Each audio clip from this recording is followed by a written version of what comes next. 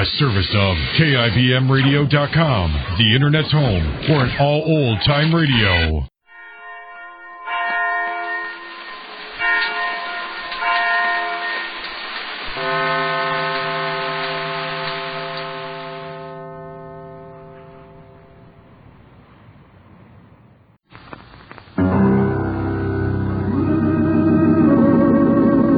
The Diary of Fate.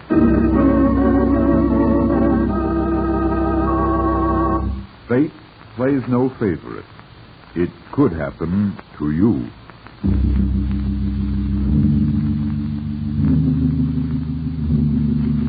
Book 41, page 106. In the Diary of Fate.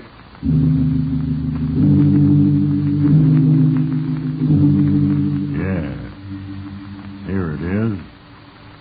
The name David Dexter. A clever man who outwitted himself. Dexter is not his real name, but in another moment, it will not matter. For the man who calls himself David Dexter will be dead. I will write his final entry in my diary. Listen well, all you who blame fate for your misfortunes. In a moment, I will read from the record of David Dexter in the Diary of Fate.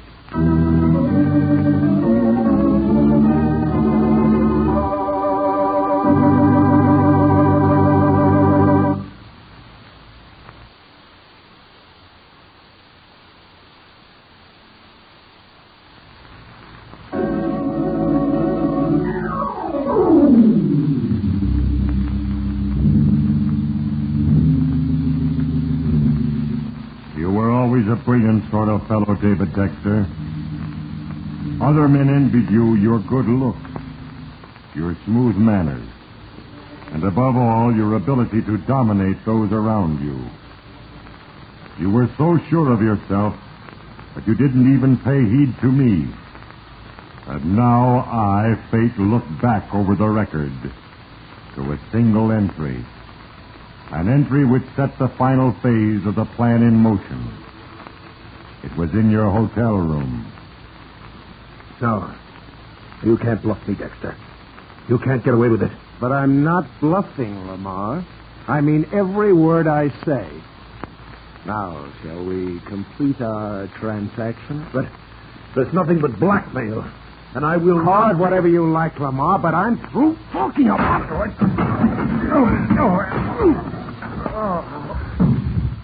There.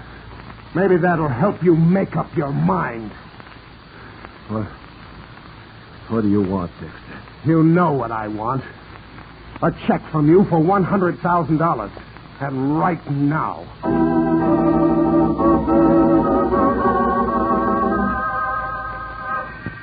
That was a mistake, David. But of course the whole affair was a mistake. Beginning with the day you arrived at the luxurious Rolling Sands Hotel, winter home of the wealthy, where you found just what you were looking for. A wealthy, attractive woman, alone and probably bored. For a generous tip, the desk clerk told you her name was Mrs. Stephen Lamar. That first evening, you arranged for a table conveniently near her at dinner. Then, an old device. A dropped napkin. A mumbled apology. And a charming smile. And soon you were chatting amiably with just the right amount of reserve in your manner and tone. Are you planning to stay in Rolling Sands for the winter, Mr. Dexter? Oh, no, probably only for a few days, Mrs. Lamar. Chicago's so blustery this time of the year, I couldn't resist a bit of sunshine. Chicago's your home? Yes, I'm in the grain brokerage business there. Oh, how interesting. My husband is a broker, too. You may have heard of him, Stephen Lamar of Lamar and Company in New York. Oh, you don't say. Why, of course I've heard of him. I'd certainly like to meet him. I imagine your chance of seeing him is even better than mine, Mr. Dexter. Oh, just what does that mean? Oh, I really shouldn't have said that. I sound just like the typical complaining wife, but Stephen is always so busy that, well... Oh, I understand, Mrs. Lamar. A situation of that sort doesn't allow for much companionship or home life, does it? No, it doesn't. That's why I decided that I'm going to buy a home here at Rolling Sands and stay permanently. If I'm to grow old alone, I might as well be comfortable. Come, Mrs. Lamar. You've years and years before you start thinking of that. Speaking of age, though, we're not too old for a dance or two in the ballroom after dinner, are we? Oh, I haven't danced. I haven't danced for a long time, Mr. Dexter. And neither have I, but I'll chance it if you will. Well, all right. Let's see.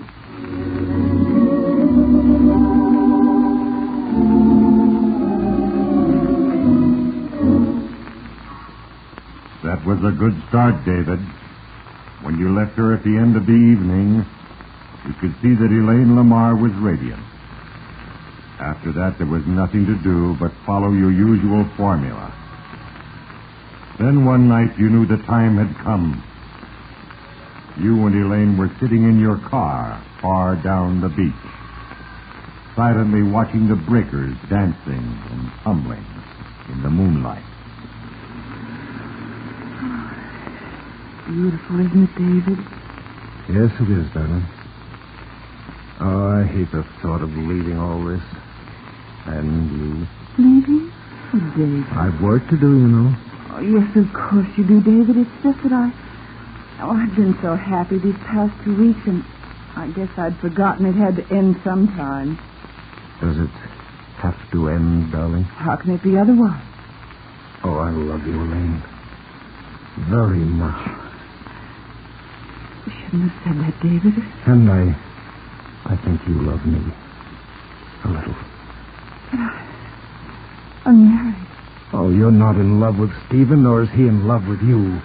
No. I can't deny that. For my part, I've been in love with only one man in my life. And I lost him. Oh, I'm sorry, dear. My first husband was killed in an accident out in Nevada 10 years ago. In Nevada? What sort of an accident? He was a mining engineer and had a syndicate with 2 other men to reclaim abandoned mines. They were just promoters. My husband did all the work. Yes? I got a letter from George saying that he didn't trust me. 2 days later, his body was found at the bottom of a mine shaft. Oh, it's terrible. What happened? The authorities called it an accident. But I always felt that he was murdered. Murdered? Yes. Every cent that I have and the fortune that Stephen has built up since we were married came from that mine. If those men thought they could get control of it by murdering George, they were mistaken. He had protected his claim thoroughly. But, maybe it was an accident. Nobody will ever convince me of that, David. Your husband, I've known a lot of mining men. What was his name? George Evans. No, I guess I never knew him. Who were those other 2 his partners? I never met either of them. But I'll never forget their names as long as I live. Henry Ballard and Lowell Garrison. Henry Ballard, Lowell Garrison, and George Evans. 3 names you had never expected to hear again. Your mind raced back 10 years to the hot, dusty afternoon when you and Henry Ballard stood at the brink of the mine shaft, straining to hear any sound that might come from below. At last, in the desert stillness, you looked at each other and nodded. You knew that George Evans was dead. You found later that killing him had been in vain, and you had parted company with Ballard. Tonight, a ghost had risen out of the past. It made you the more anxious to complete your plan and get away. So you decided to play your trump card when you met Elaine at breakfast the next morning. Oh, there you are. Good morning, darling. Good morning, David. I'm sorry I was late, dear, but I've been on the phone. I have to go back right away. But I'll only be gone about a week, and from the looks of things, I I can stay here the rest of the winter. Wonderful. Tell me all about it. Well, this is very confidential. Now, don't tell a soul. I won't. We're running a corner on the winter wheat market. We have a chance to make a fortune in the next few days. If wheat advances only 10 cents a bushel, we'll make over $500,000. Sounds fantastic. Not at all. That's how people make big money. Now, here's what I wanted to talk to you about. How much money do you have? That is, ready cash. Well, I don't have very much with me, David. Oh, but I thought you were going to buy a house here. Oh, I have some negotiable bonds here at the bank that I'm going to use for that. $50,000. Oh, good. Darling, I want to cut you in on this deal. Now, I can double, perhaps triple your money within a week. You can? Sure. But suppose something goes wrong. Oh, nothing can. But even if it does, I'll personally guarantee that you get your money back. You can't lose. Well, if you think that I know, Elaine. Believe me, dear, it's the opportunity of a lifetime. Well, all right. When are you leaving? Well, there's a plane out of here for Chicago around 3 o'clock. It's almost 11 now. If you go to the bank right after breakfast and get the bonds, I'll do a little packing and be ready to take that plane. All right, David. I'll do it. It sounds wonderful.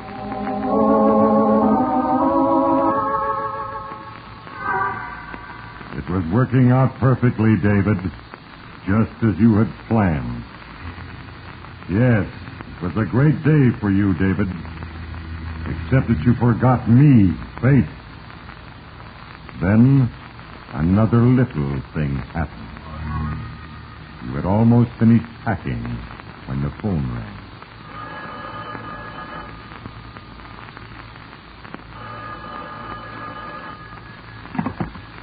Yes? David, this is Elaine. Something's happened. Happened? I've just received a telegram. Stephen's coming in on the afternoon tea. Oh. Well, that doesn't make any difference, does it? Yes, David. I want to talk this over with him before I invest the bond. Oh, but there isn't time, Elaine. I've got to go at 3 o'clock. Well, then perhaps you'd better go on, David. Stephen understands all about these things, and, well, I'll feel better if you knew about it. I could borrow you the money later. Oh, no, that won't do, Elaine. Well, then why don't you stay over until tomorrow? Have dinner with us tonight and explain it all to Stephen. Well, yes, maybe I could do that. Oh, wonderful. Meet us at our suite at 6 for cocktails, and then we'll all have dinner together. All right. Fine. Yes, I'll do that. That's sweet of you, David. Bye. Yes, goodbye. What do I do now?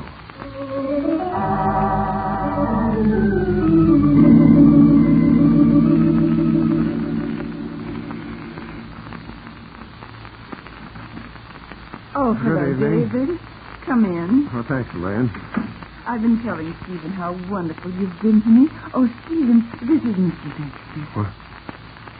Oh, how do you do? How do you do, Mr. Lamar? Now, I've mixed cocktails for you two, so suppose you drink them and get acquainted while I fix my makeup and get a wrap. Yes, we'll do that, my dear. I'll only be a moment. Shut up, you fool. So you are the great Stephen Lamar. Henry Ballard. How in the world did you ever get away with this? Garrison, stop that. She'll hear you. No, Mr. Lamar. The name is Dexter. David Dexter.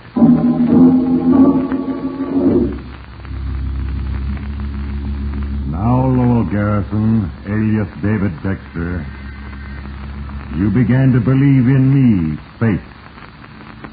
But you thought I was on your side. You were wrong. I am but the instrument of a plan. And that plan is just. Hearken well, you who listen. In a moment, I shall read further from the record of David Dexter in the Diary of Fate.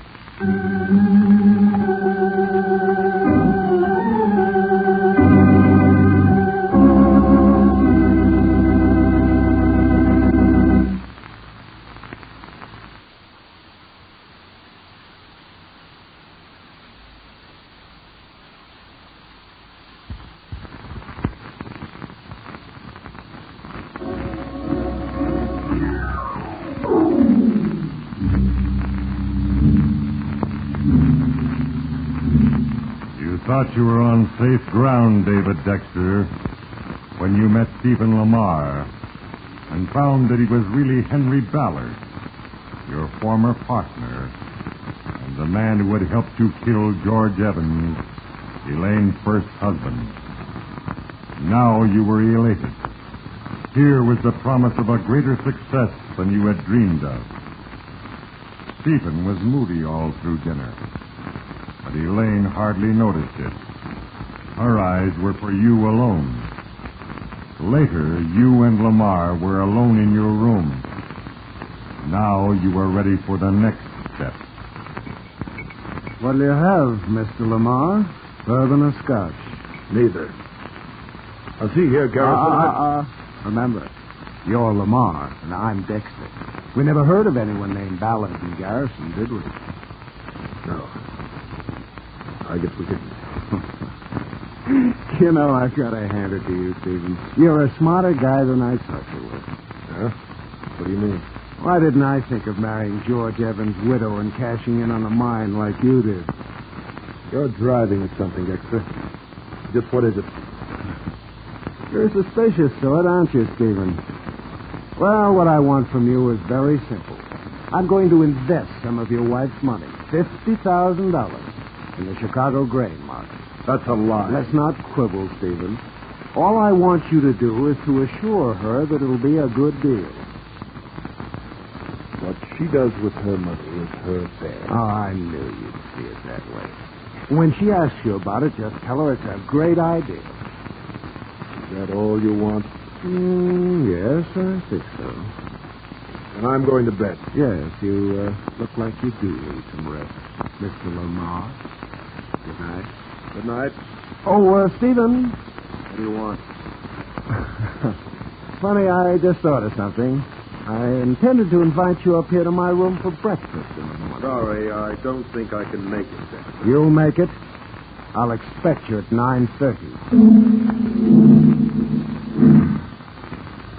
It felt good to dominate a man as prominent as Stephen Lamar. Yes, David, you always got your way with people by one means or another. You knew he would be there in your room next morning. Not eating very much, Stephen? I'm not hungry. Now, look here, Dexter, just what do you want? Well, I've been thinking, Stephen. You've made such a lot of money out of marrying Elaine, and I've made nothing. Yes. And after all, we were partners in that deal, and I know what you're driving at. Well, that'll save a lot of trouble.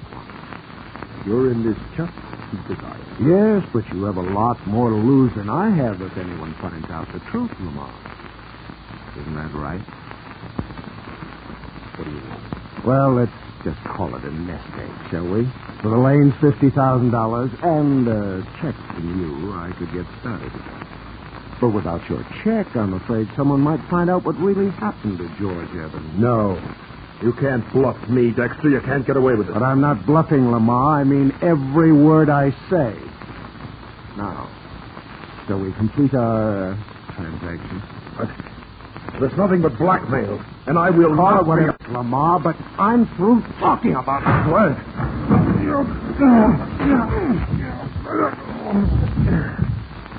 There. Maybe that'll help you make up your mind. What do you want? You know what I want. A check from you for $100,000. And right now. All right, Dexter. You don't need that gun. I'll do it. That's better. And one other thing. I want Elaine to think that everything is lovey-dovey with you and me. So we're all going to meet for lunch on the terrace at 1 o'clock sharp. Got that? Yes. And Elaine is to have those bonds with her then. I don't want any slip-up on this, you understand? You two be on the terrace at 1. Now write that check. I've got to get to the bank.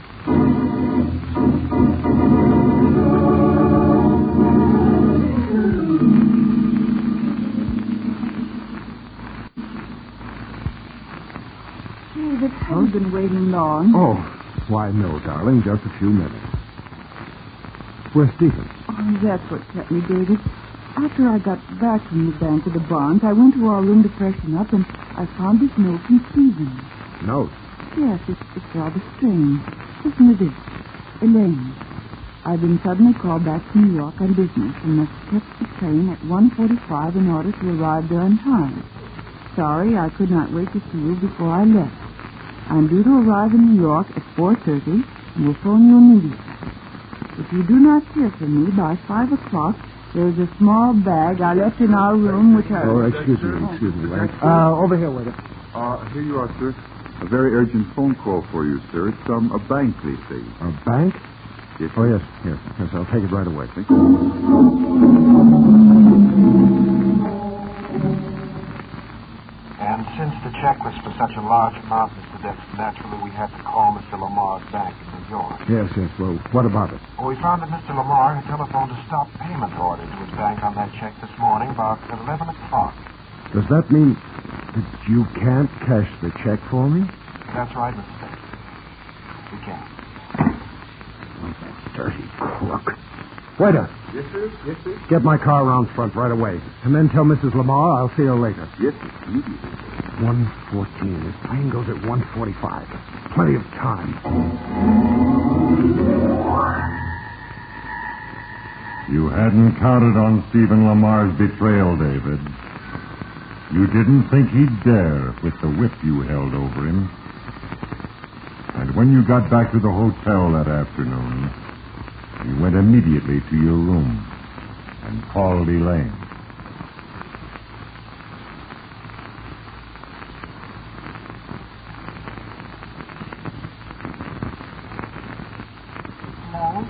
Hello? Elaine, this is David. What happened to you at lunch? Why didn't you come back? It's almost 3:30. I know, darling, but, well, I had to go to the bank, and I had a flat tire on the way back. Took quite a while to fix. I understand, David. Have you made your plane reservation yet? Yes, I'm to leave at 6:30. Do you have the bonds, dear? They're in the hotel safe, but I'll get them out. You sound awfully tired, David. I am. Then why don't you lie down for a while a minute? I'll wait for you plenty of time to talk. And perhaps we can have a cocktail together before you go to the airport. Oh, will you do that for me, Elaine? Why, of course. Darling, Oh, you're a wonderful girl. I am not subject to flattery.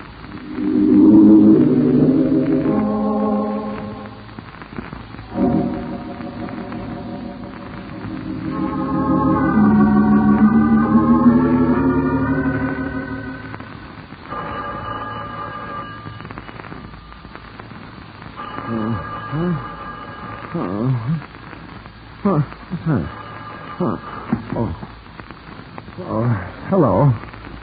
David. Oh, Elaine. Yes. It's Elaine. Time for me to get up, darling. Yes, it is. 10 minutes after 5. Oh, good. I've lots of time. Yes. You have lots of time. Did you get the bonds out of the safe? I think you'd better come to my room as soon as you can. Well, I thought we were going to have a cocktail and you'd give them to me then. I don't feel like a cocktail. Okay. I'll see you right there. As soon as I'm dressed.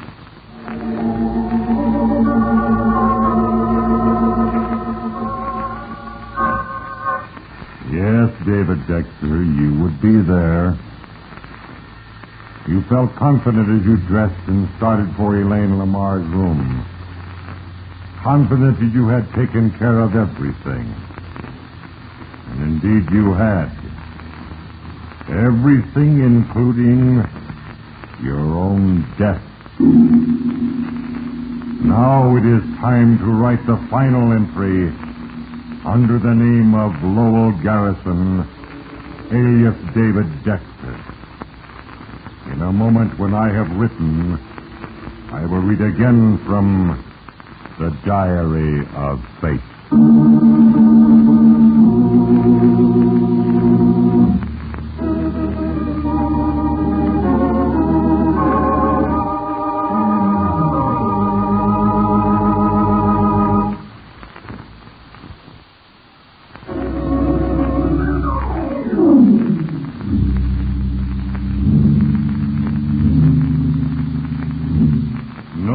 mortal can long escape the reaping of his sowing.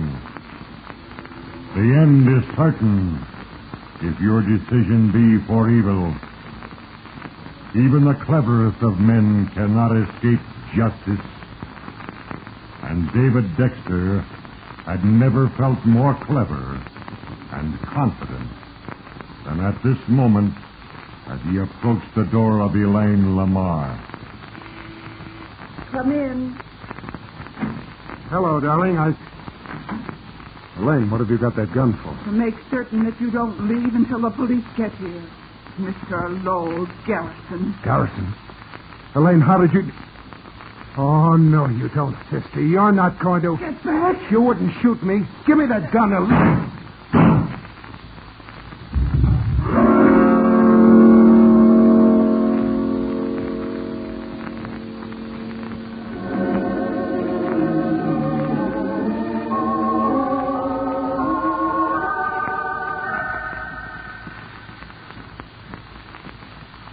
My husband, Mr. Lamar, left instructions in his note for me to open the bag. And just what it was that you wrote, Mrs. Lamar. I mean the instructions. Here it is, Inspector. If you do not hear from me by 5 o'clock, there is a small bag I left in our room which you are to open. The contents will be self-explanatory. If I do call you by 5 o'clock, I will tell you what other disposition to make of it. So you opened the bag, eh? Yes. I delayed waking Mr. Dexter until after 5 o'clock so that my telephone line would be open in case Mr. Lamar called. Hmm? When 5 o'clock came, there was no call. I opened the bag. Yeah, naturally. And I found this. If it is necessary for you to read this, I will be dead. You'll know that Dexter caught me. Before I die, I owe you an explanation. A confession. Dexter is Lowell Garrison, and I am Henry Ballard. You know the rest. I am leaving you this gun in case you need it. I'm Stephen. And what do you know? You wrote a confession before Dexter killed him. Dexter did kill him? Yeah. We found Mr. Lamar's body in the grass an hour ago, ma'am. And this note tells us that Dexter was the murderer.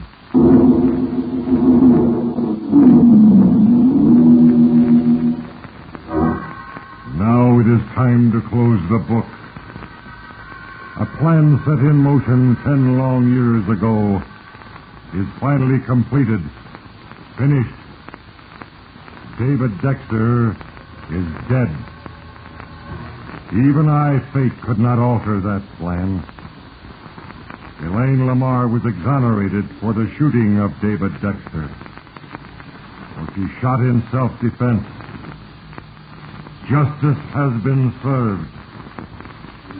Ponder well the moral, you who listen, and remember, there is a page for you in the Diary of Fate.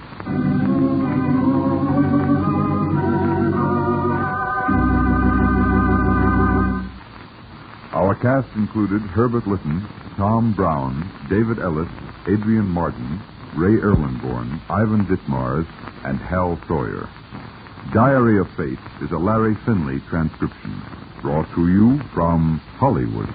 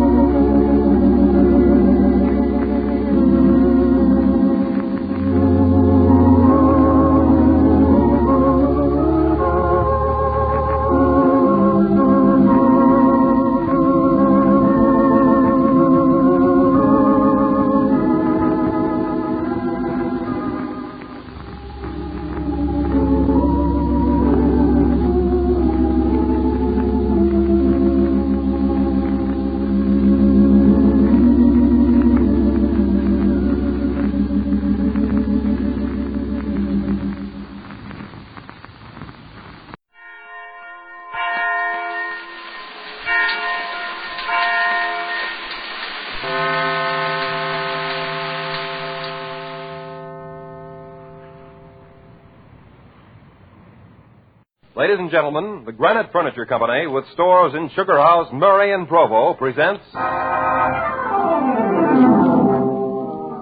Hall of Fantasy.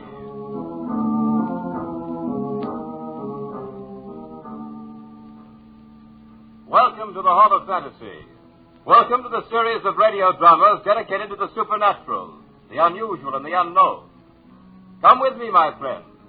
We shall descend to the world of the unknown and forbidden, down to the depths where the veil of time is lifted, and the supernatural reigns as king. Come with me and listen to the tale of The Perfect Script.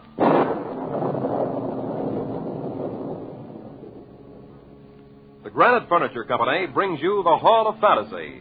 Listen now to original tales of the imagination and some of the classics of the supernatural as we take you down the corridors of the Hall of Fantasy to the mysterious realms of the unknown. These are stories of eerie and fantastic thrills brought to you by your friends at the Granite Furniture Stores.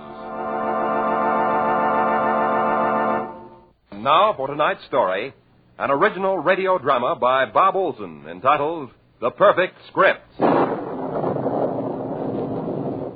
It's inspiration, gentlemen. With a proper inspiration, anyone can write a perfect script. In this case, the inspiration is horror.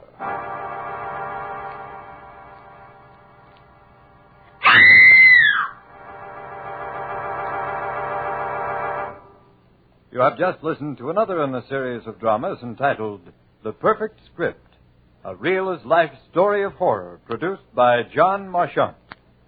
Be sure to listen again next week for another premiere of another Perfect Script.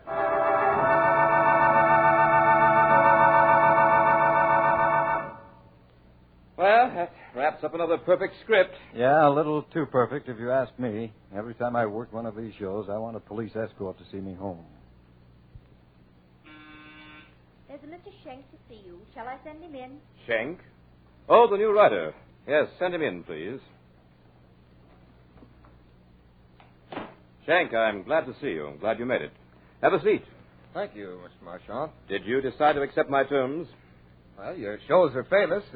Sounds like I'm starting at the top. You are. You realize, of course, that this is a one-time shot. Yeah, so I understand. No one ever writes two perfect scripts, but why? Once you've written one, you'll know the answer to that. It's a queer setup, but it's too good a chance to miss. When do I start? Immediately. I'll drive you out there myself. Out where? In the coast, a few miles to my beach house. You will find it perfect for writing your type of script. Sounds okay to me. Fine. I'll order the car. Mr. Maine, call the garage and tell them to have my car ready in 5 minutes. I'll be up at my beach house. I'm taking the new writer. Just call the garage. I won't be back today. Now, shall we go? Sooner the better.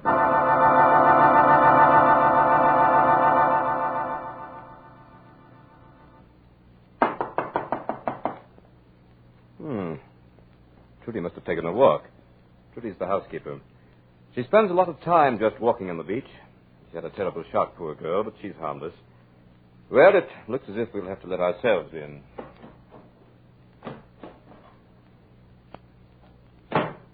Trudy? Trudy, are you here? Here I am, Mr. Marchant. I knocked. Where were you? I was down. I was asleep. Well, no matter. This is Mr. Schenk. He'll be with us for a little while. I thought you were taking one of your walks at first. Tonight? She's looking for her husband, Pete. He was a pilot and crashed in the sea close to here. Trudy thinks he'll show up. Oh, he will. Don't you think he will, Mr. Schenk? Well, that's enough, Trudy. Show Mr. Schenk to his room. Same room the others have? Of course. Now, hurry. Mr. Schenk probably wants to clean up a bit. He's going to start writing, so take some cold milk and sandwiches to him. Or would you rather have coffee? No, milk would be fine. Show him where to find the writing materials, too. He has a big night ahead of him.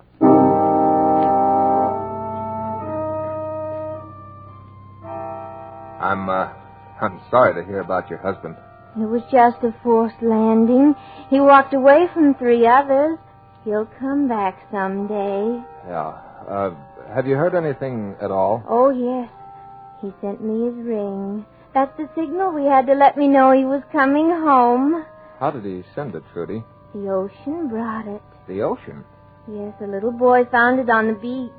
You mean a ring was washed up on the beach? Some poor man was washed ashore. He had it on his hand. Probably a friend of Jack's. Many flyers were killed during the war, you know. Yeah, I know. So, this flyer was washed ashore. Didn't they identify him? No, he was in the sea too long. Well, did you see the body?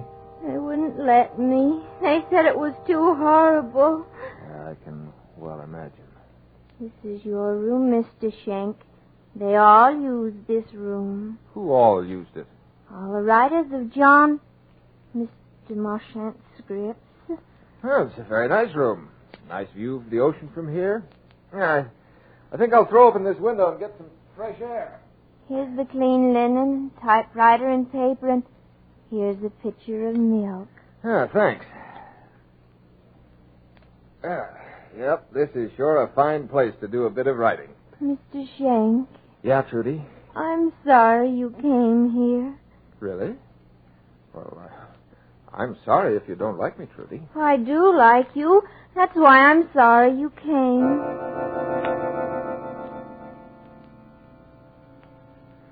Yeah, nice folks. Well, if I can't write a script here, I can't write it anywhere. What more can a man ask? A little more of that Trudy, and I wouldn't be able to write the date.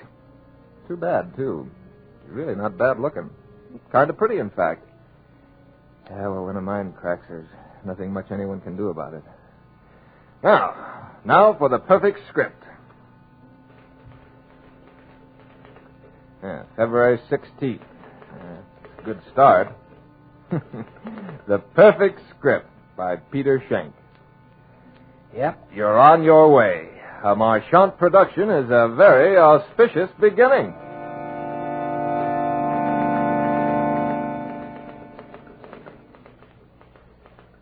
First inkling I had of any plot was when the deluded housekeeper told me that she wished I hadn't come. What has happened to the writers of the other perfect scripts, I wonder? If I had any sense, I'd scram out of here. Jack! That's Trudy. She's running down the beach, looking for her dead husband. I think I'll just follow her and see what happens.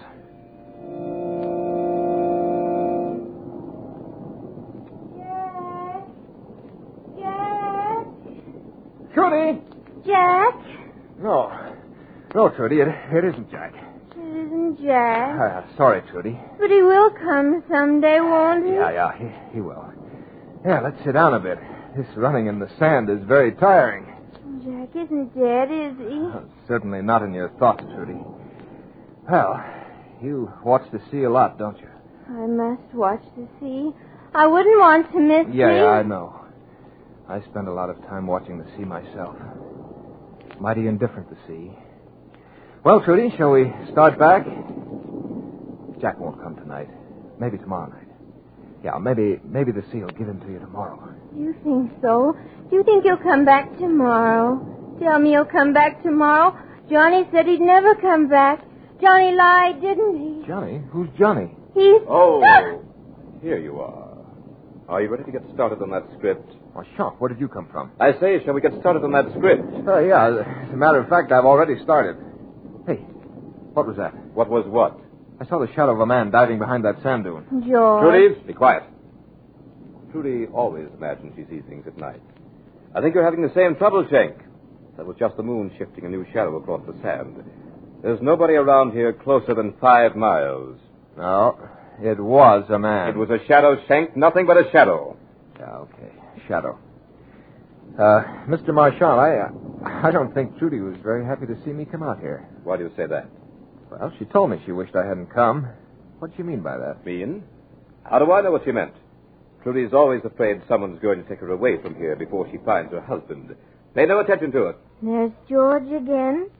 Oh, you hurt me. I think we'd better get back to that script, Schenk. Are you ready? You know, on second thought, Mr. Marchant, maybe I can't cut it.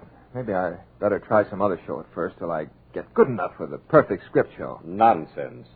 You'll never be any more ready than you are right now. Yeah, I know, but... The script, Mr. Schenk, will be perfect. And you'll write it.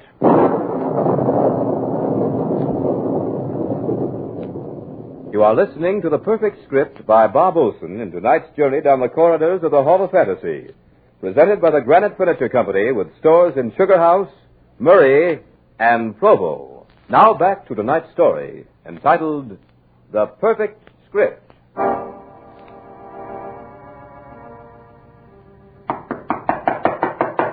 Come in. Now, for that script. Yeah, better get started, huh? I thought you told me you'd already started it. Well, not perfect enough. I tore it up. You shouldn't have done that. I wanted to see it. Maybe I could have offered you some suggestions. No, it wasn't any good. Just a false start. I see. By the way, I noticed you were taking in the view from your window. Yeah, I was fascinated by the way the moonlight topped those whitecaps. Very pretty. I should think you'd have gotten enough of watching the ocean in 29 months. Just a habit, Mr. Marchand, just a habit. Tell me, what else did you see? See? Nothing. You lie. I do. Never mind. It's of no consequence now. Let's get busy with that script. Before we do, Mr. Marchand, I have a question to ask you. Well, what is it? Whatever happened to your other writers? Why do you ask that? Well, frankly, I've been thinking of my future. Very practical, Shank. And what did happen to them? I found a place for them. A place? What sort of a place? A very satisfactory place, Mr. Shank. And you intend to find such a place for me? Indeed I do. Fear not, my young friend. You shall have just such a place.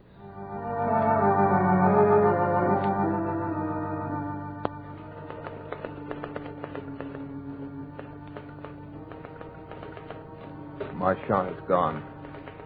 Cards are on the table. Yeah, he's even bolted the doors.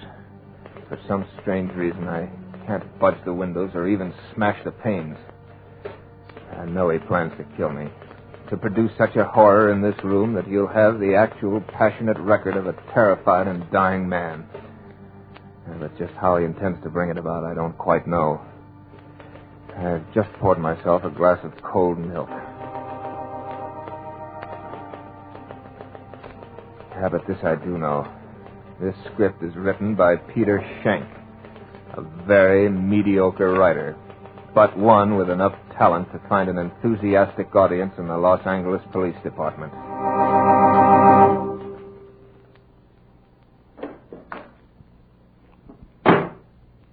Now, Mr. Schenck, you will begin your script in earnest. And you seem to be collaborating in earnest. What's that in your hand, an Army 45? I am not a ballistics expert, Mr. Schenck. I must confess my ignorance. All I know about this weapon is that it's very deadly. Yeah, it's an Army 45. Very deadly piece of merchandise. You find something amusing? Yeah, I was just thinking, Mr. Marchand, what a dirty trick it'd be if I should let you kill me and make you write your own perfect script. Oh, I don't intend to kill you, Mr. Schenck. You don't? Then why the gun? This gun will keep you here until I'm through with you. I've no fear of anything I can live through, Mr. Marchand. Death is sometimes preferable. I have enough skill with this Army 45, as you call it, to make any movement on your part an extremely painful one. From there on, I have someone who might inspire the fear you spoke of. You mean our shifting shadow, George? Exactly. George has a cozy little apartment below ground. I hope he doesn't disturb you. Oh, so George is the inspiration for the horror you spoke of. Mm-hmm. George is very helpful. You know, Marchand, you strike me as being rather stupid. I'm sorry you think so. Yeah, you want a script written, a perfect script. You engage me to write that script in the face of a torture and death from which you give me no chance to escape. You know, you ought to put a bonus on this thing. Give me a little incentive. That will not be necessary. I'm quite certain that in approximately 5 minutes you'll need no incentive. 5 minutes? What's that got to do with it? You were observed pouring and drinking a glass of milk a few minutes ago. True? Yeah, I guess that's right. Wait, you mean that you... Poison? No, Mr. Schenck. Just a little potion to deaden the willpower. In exactly 4.5 minutes, you will act only on the power of suggestion. Does that strike you as stupid, Mr. Schenck? You're lying. Wait and see, or have you something better to do? I have, you filthy maniac. Why, in 2 minutes I could kill you. Yes, and by heaven I intend... Stand back! You wouldn't get 2 feet. This is no cat gun. Go ahead. As long as you're alive, you have a chance. Go ahead, commit suicide. See how much good it does. Hey, you're lying, I tell you. Besides, I didn't have any of that milk. Now, Schenck, you know differently. Just relax. This isn't so bad. You'll even get a thrill out of it. Believe me, don't fight it. You only hurt yourself when you do. I hope you... you're the craziest of the lot, Marchand. Your sister at least has some trace of feeling. You're just plain mad. My sister? Who mentioned it to you? Trudy did, Marchand. Or, Johnny, if you prefer. You're more shrewd than I thought. Yeah, you're just careless. You depend too much on the discretion of the insane. They prattle without thinking, Marchand. It doesn't matter. Think me insane if you like. Maybe I am. You'd be, too, if you had to hide someone like George from the world. But it doesn't matter. As for Trudy, she's mad from heartbreak and shock. She could have been saved if... Yeah, if you'd let her. Yeah, but it serves your plans better if she isn't too bright. She's bright enough. She likes milk, too. You don't mean to tell me that you deliberately keep her doped No, out? she's insane, all right. But every once in a while, I can't depend on it. You hold a person's life at little value, don't you? She's the only one who can handle George. She wouldn't do it of her own free will, so I just help her to make up her mind. But your time is up, Mr. Schenk. How do you feel? Your eyes are quite glassy. Soon you won't even be able to talk. Very effective. Very effective. Yeah, very effective. And now, Mr. Schenk, shall we start the script? The script? Oh, yeah. The perfect script. Write it yourself, Marchand. The typewriter, Mr. Schenk. You're just about to write the finest script radio ever knew. Yeah, that's right. I want to write, but what'll I write about? Write just what you see. Explain it in detail. Everything you see and everything you think. Yeah, but I don't see anything. Don't you, Mr. Schenk? Then turn around. Trudy. And George, Mr. Schenk. George is going to help us with this script. He's quite talented. What's he going to do? A beautiful job of murder. Trudy, come with me.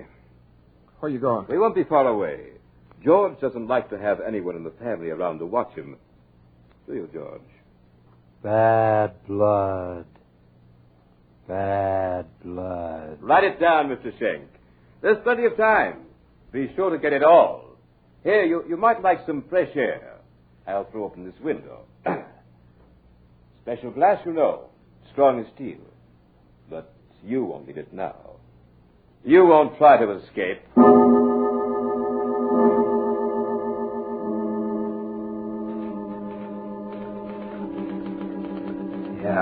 Yeah, I'm in the room with this monster. Marchand did open the window. Easy escape, yet I can't move. I can't leave this chair. I can't even cry out. Write it down. Write it all down. How my brain works like a trip hammer and my body does the bidding of a madman. Yeah, it can't be happening. This is like a dream where you want to run and your legs won't move. George is just staring at me and muttering about bad blood. Yeah, he's staring with those wild eyes as if he were waiting for a signal. Now he sees it. It's Trudy at the window, holding a knife with a blade that looks razor sharp. It's meant for me. I have no will for anything but to stay here and write this cursed script. Yeah, of course it's perfect. Why shouldn't it be? It's a diary of a monstrous murder. I'll never get out of this chair. Will I experience pain? I don't know. The script couldn't be perfect if I didn't. I hope I do. I want to experience something that hasn't been willed on me by that insane Marchand. Trudy is handing the knife to George. Now she's pointing to me. George turns and faces me. He's walking toward me. Oh, why can't I do something to protect myself? Bad blood. George have bad blood. Everybody says George have bad blood. George need good blood. Then he be fine. No more bad blood.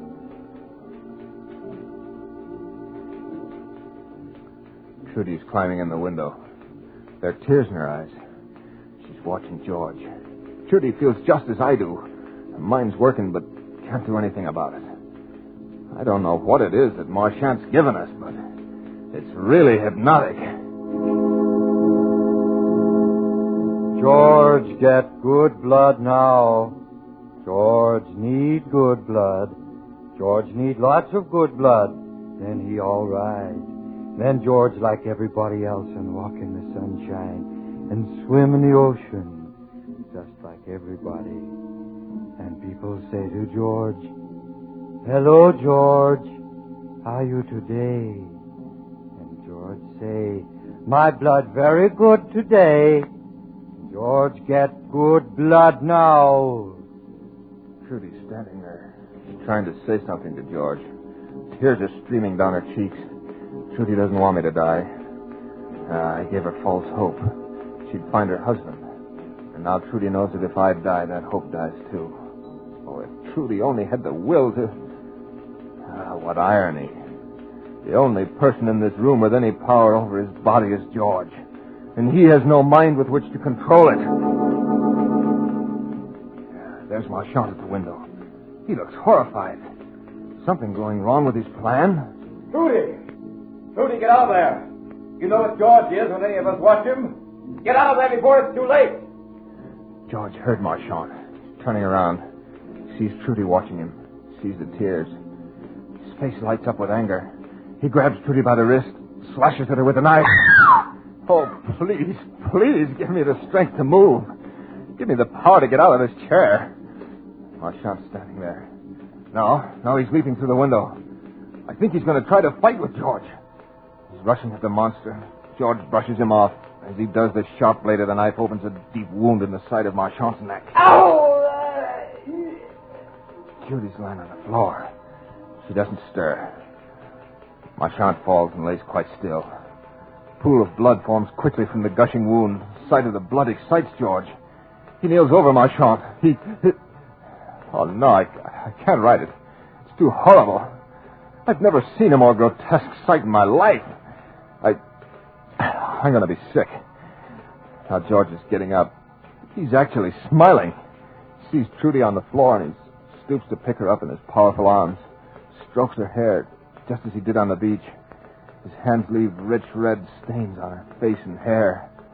Now he's setting Trudy down tenderly. He turns towards me. Now George got good blood. George got Johnny blood. Johnny blood, good blood. Now George like everybody else. George blood very good today. I tried to say something, but didn't have the power. Perhaps that's what saved my life this time. George had forgotten about me in his exhilaration over getting Marchand's good blood. Yeah, Trudy's dead. No doubt about that. The knife had slashed her from just above the ear to the corner of her mouth. Trudy's dead. I can't help but think that now she'd find Jack at last. C isn't so indifferent after all. Oh, this night is interminable. The script soon will be finished. But Marchand will never produce it. Yeah, I had written it well. Couldn't help myself. Had to do it. Be Marchand's final triumph. The worst of all is the quiet description of this room after George had gone, telling about the two bodies going cold. My great fear is that George will come back before this potion wears off. I sat staring at the window, now letting in a chill breeze. Just about convinced myself that George wouldn't be back when... There he was! The thing I feared was happening. George did remember at last that Trudy had told him to kill me, and I am still powerless to help myself. This was the story that Marchand had designed for the script. Now he's about to get it. Get it too late to bring him any more of his precious fame. George do bad things. George forget, Trudy. George forget. George do bad things. Once more I tried to move but couldn't. All I can do is write. I'd at least leave a record of this thing, so that all the world would know what a half hour of a perfect script had cost the lives of so many people. George is standing over me now. He's raising his arm. The knife blade catches a glint of light, and my eyes are blinded momentarily by the brilliance. George shifts his weight a little to plunge the knife. He pauses and... You know, suddenly, for no reason at all, I think of a road. A road that I walked along in Arizona just a week ago. Free, happy, glad to be alive. And then...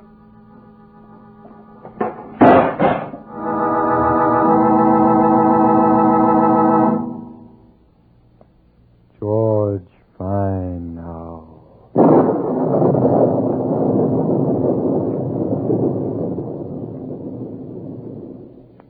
So runs the tale of The Perfect Script. But remember to join us next week at the same time for another journey down the corridors of the Hall of Fantasy to hear the tale of The Cask of Amontillado.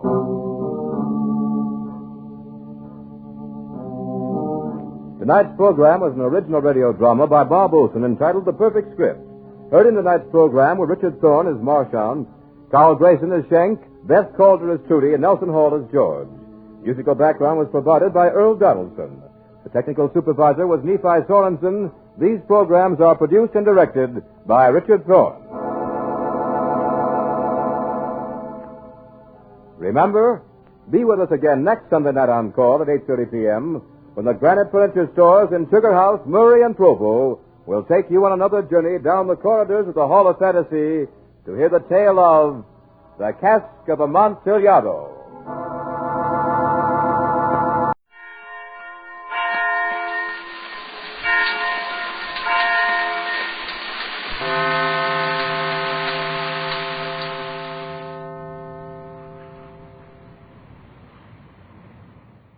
The Mummers in the Little Theater of the Air.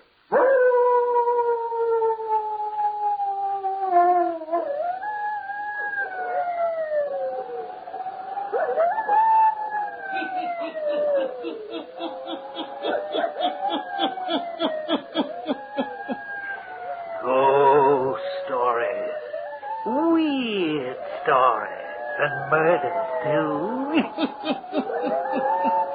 The hermit knows of them all. Turn out your lights. Turn them out. Have you heard the story? The author of murder, eh? Then listen while the hermit tells you the story.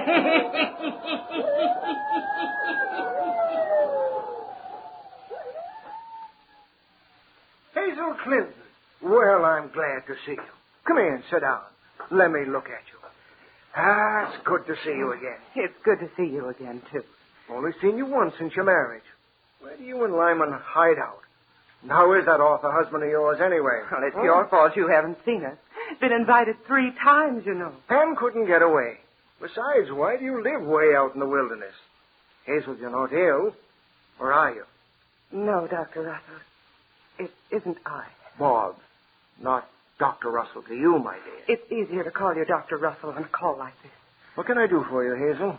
Here. Want to smoke? Have a cigarette. Thanks. There now.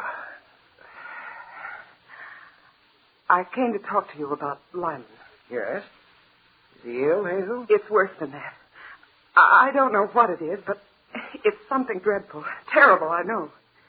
You tell me the best you can. Well, at first, when we moved out in the country, he seemed so happy.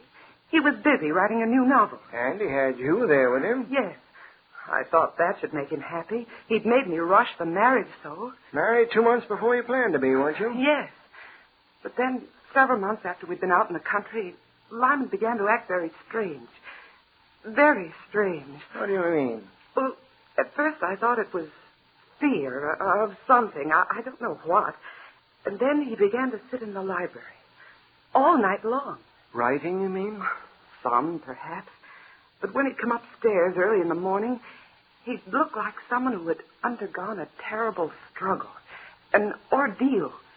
His face would be white and chalky. His eyes would jerk and his lips tremble. How long has this been going on? For a month now. Oh, it's terrible. Something's driving him mad. Whatever it is, it'll kill him. Hazel, I don't know what to say. I can't say anything right offhand. But you know, my dear, writers... Well, anyway, Lyman has always been rather a peculiar chap. Normal, of course. Normal as any other. He's not normal now. He's changed. He's not the same. Oh, you've got to do something. Can you get him to come and see me? No, that's the trouble. I can't. He won't leave the house for a day. I've begged him to get out, but he won't. Tell him you were coming to see me? Oh, mercy, no. Just in town shopping. And you want me to come to him. Is that it? Exactly. Without his knowing, I'm making a professional call. Yes. I want you to come for the weekend, and while there, see if you can do anything for him. I'm not a psychiatrist, honey. I may advise pills when he needs a change of air. Oh, I know you. You'll do the right thing. When can you come? Well, want me this weekend? Tomorrow? Indeed, I do. I think I can get away this weekend. I will. I'll be there. Oh, fine. I feel better already. About Lyman, I mean. I know you can help him if anyone can. Now, don't put too much faith in a doddering old surgeon, my dear. Oh, you're the best physician in the world, because I have faith in you. I'll be expecting you for dinner tomorrow. Hazel, this has been a splendid dinner. I've really eaten more than I ought. Oh, it's nice to see a man relish a meal. Lyman rarely eats. I was going to tell you, Bob, that I have no appetite. But it isn't true. Lyman, you know it is. Why, night after night, he leaves the table scarcely touching his plate. It isn't true, I tell you. Well, perhaps Lyman is more sensible than I am. Now, I know too hearty a meal isn't good for me, particularly at night. I don't recommend it to my patients, but like all who preach, I don't practice my own teachings. Like the shoemaker's children who go without shoes? Something like that. Well, if you finished your coffee, shall we go to the drawing room? Fine. Now, Lyman, how about telling me about your new novel? What's the theme? I haven't been writing lately. But he has to soon. He's promised his publishers it'd be ready in a month. Don't remind me what I have to do. I'll have it ready. Sure you will. With Hazel here for inspiration, it ought to go fast. Shall we go to the drawing room, then? Yes. This way, though. Oh, beautiful here. Beautiful, eh? Hazel, this is a lovely home you have out here in the country. I'm glad you like it. Quiet and peaceful, too. Ought to be a writer's paradise. Oh, here, Bob. Sit in this chair. I'm sure you'll find it comfortable. Thank you. Where are you going to sit, Lyman? If you'll excuse me, I think I'll go to the library.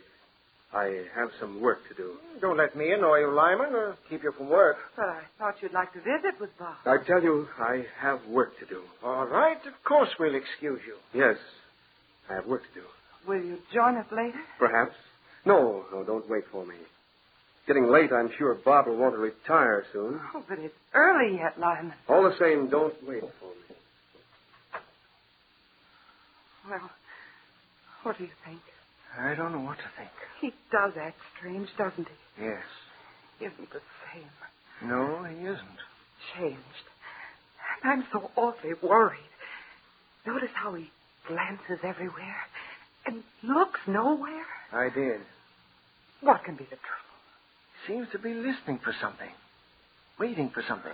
Yes, that's it. Of course, Lyman's never been very loquacious. No, that's right. He dislikes small talk.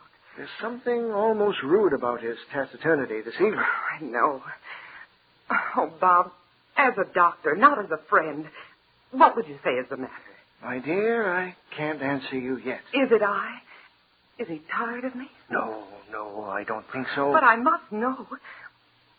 Notice how white and drawn his face is. He's under some strain, all right. What do you propose to do? As soon as you go upstairs to bed, I'm going to the library and sit with him. Oh, but he won't let you. I'm accustomed to giving orders, not taking them. I know, but you don't He'll know let how... me stay. Did you notice how he kept looking towards the library and yet tried to hide it from us? Why, yes. Now that you mention it, I do. I have a feeling that whatever it is that's bothering Lyman, the library has something to do with it. I'll do my best tonight to find out what it is.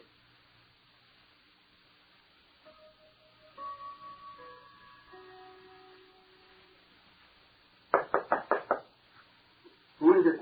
It's I, Bob. What do you want? Let me in, won't you? Sorry, I'm busy. Why lock the door, Lyman? Never mind. Go away. Lyman, I'll call one of the servants to open it for me. I'll rouse the whole house. You can't come in. All right, all right.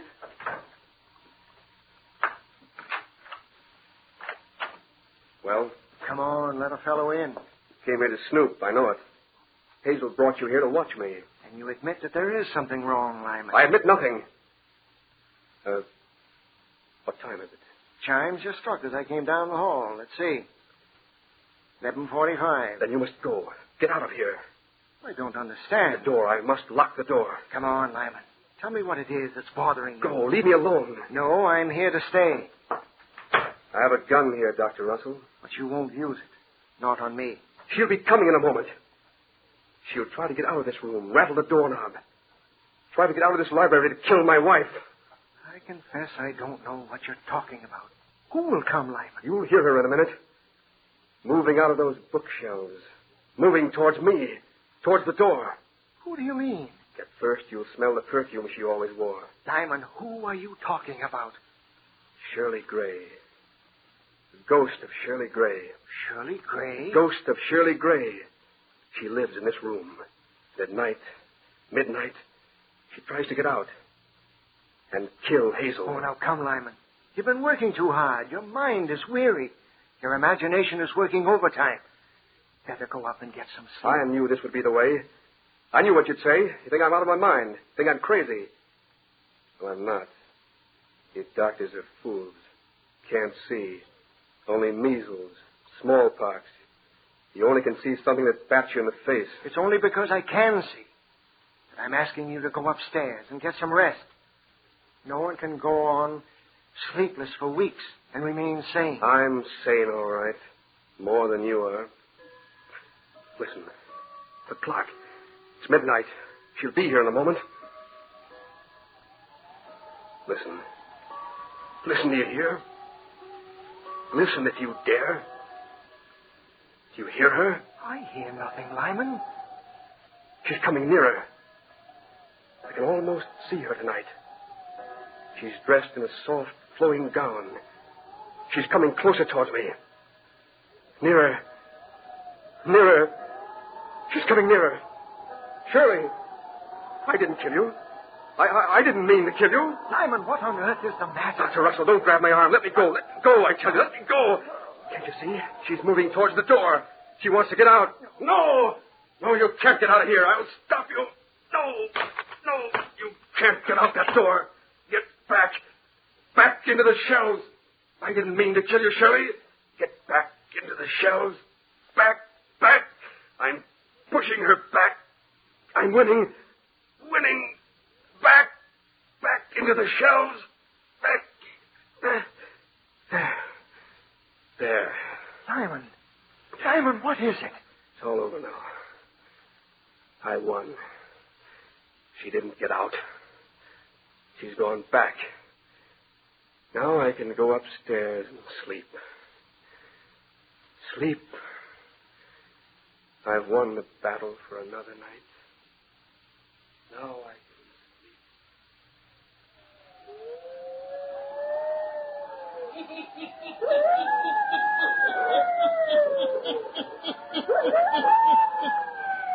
Who is Shirley, who comes out of the bookcase at midnight?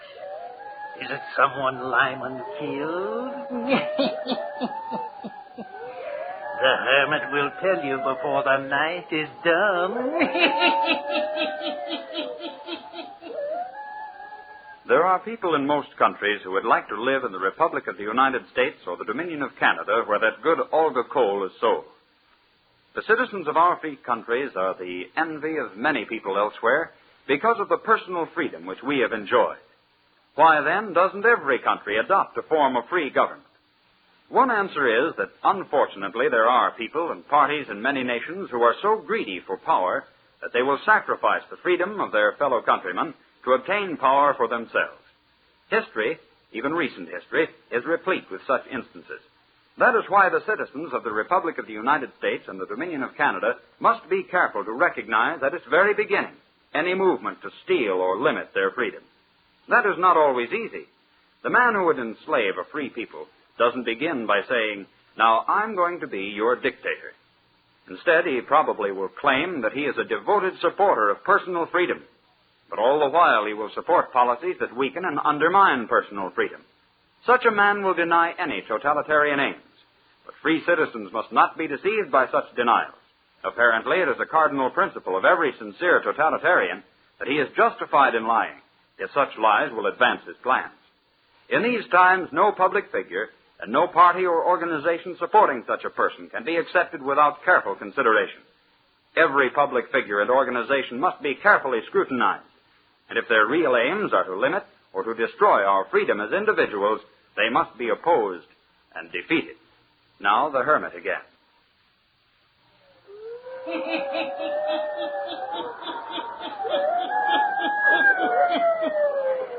The next morning, Dr. Russell talks to Lyman about the mysterious Shirley. Is the doctor talking to a murderer, eh?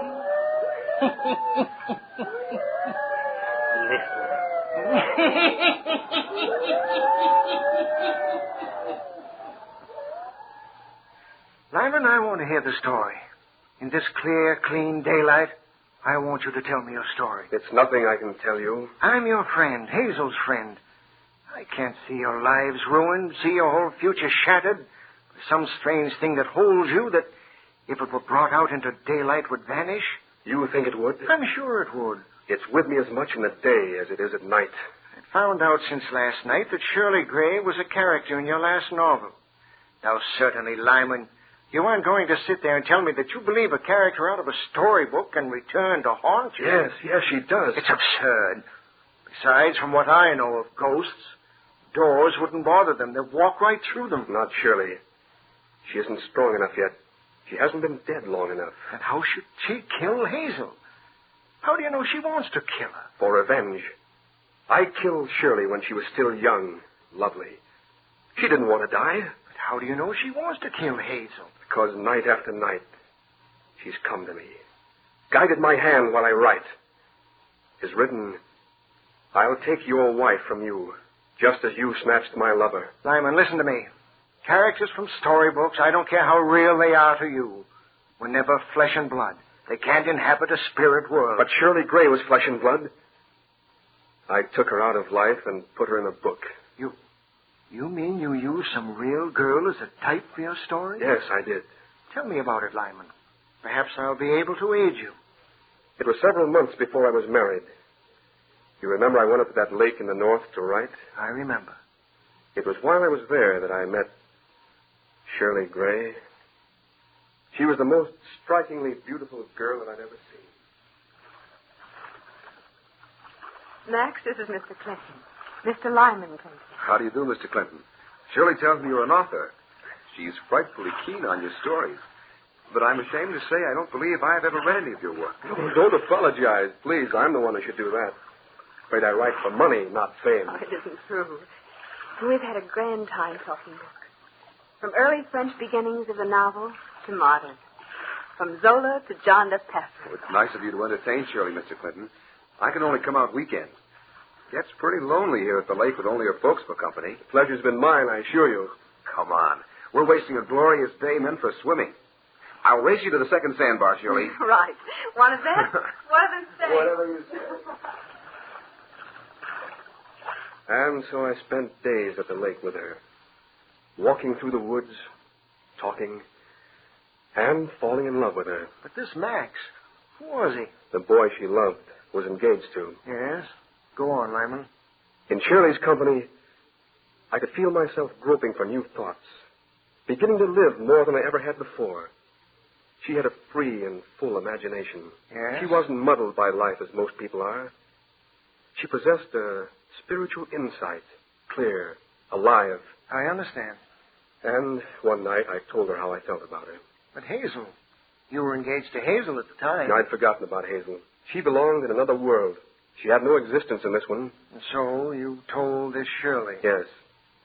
We'd climbed one of the high sand dunes that afternoon, had returned. It was dusk.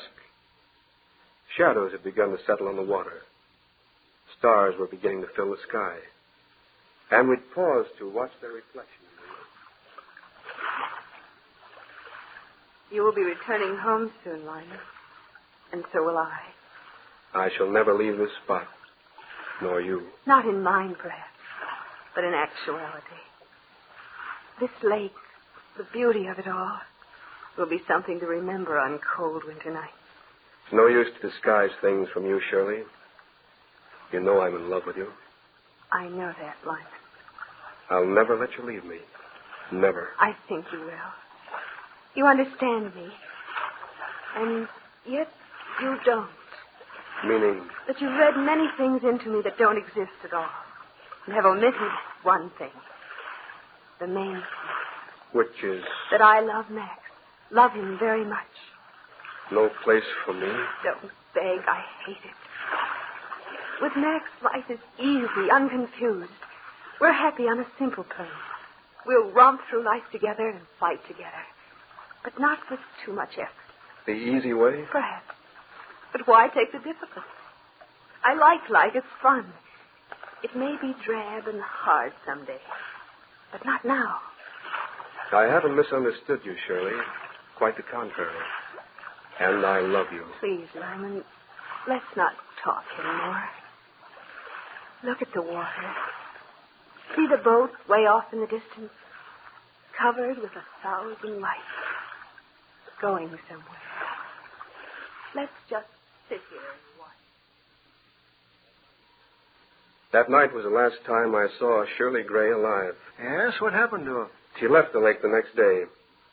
2 days after, I returned home. And asked Hazel to hasten your marriage? Yes, because I wanted to forget this girl as soon as I could.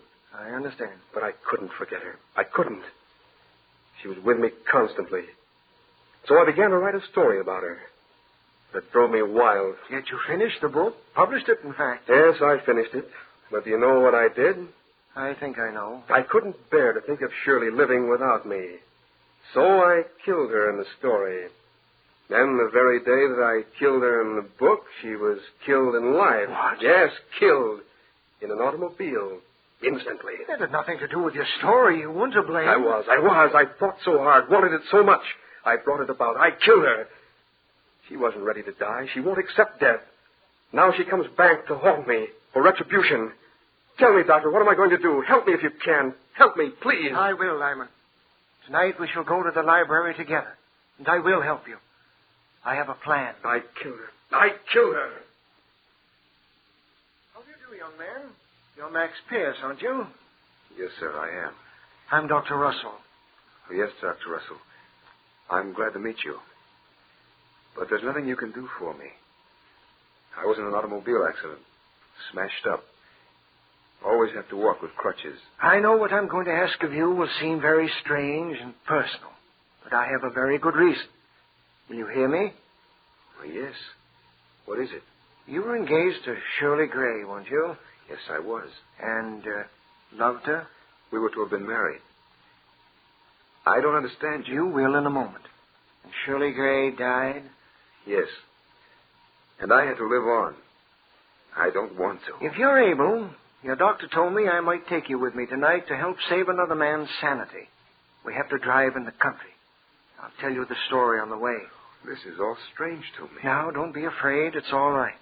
Will you come? Yes, I'll come. To my car, then. I'll tell you the story as we drive to our destination.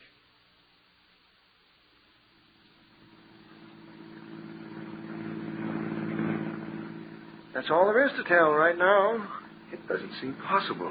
I'm sane and considered to be a level-headed man. I've never believed in ghosts. Never. Nor I. But I'm compelled to believe this time. But why doesn't she come to me? Perhaps she will. Tonight. Here we are. It's 11:30. You'll find him in the library waiting.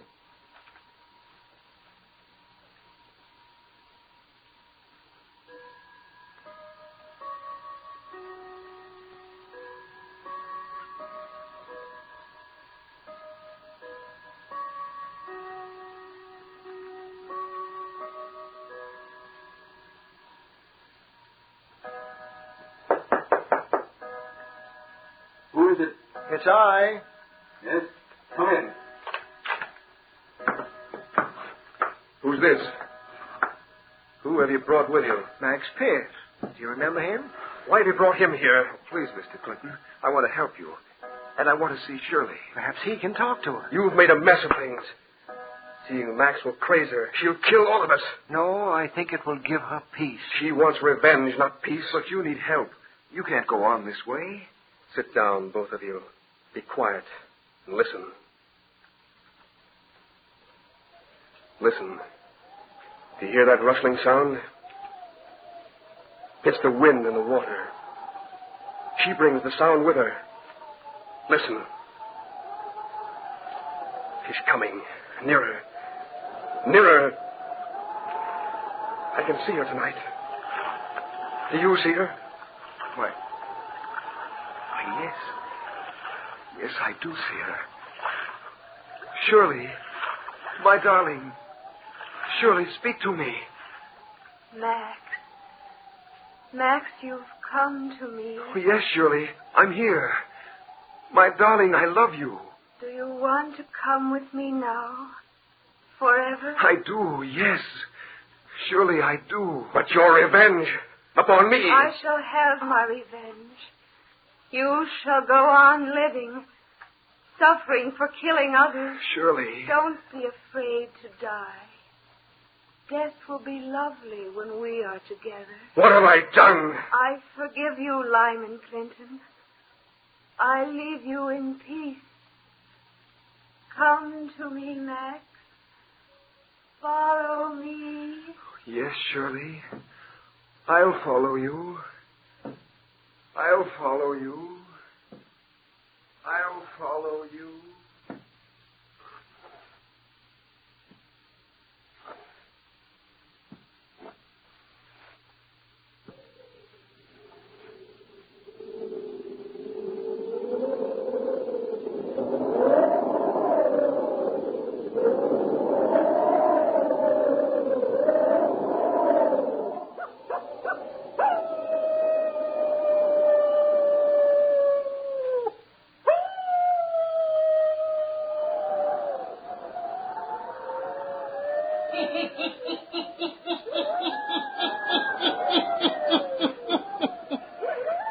Could Lyman's story actually have caused the death of Shirley Gray? Her spirit returned and took Max Pierce to her, leaving Lyman to ponder and suffer the rest of his life. Turn on your lights. Turn them on.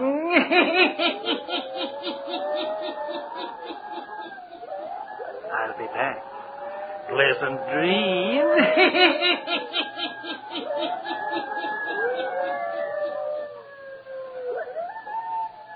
All characters, places, and occurrences mentioned in the Hermit's Cave are fictitious, and similarity to persons, places, or occurrences is purely accidental.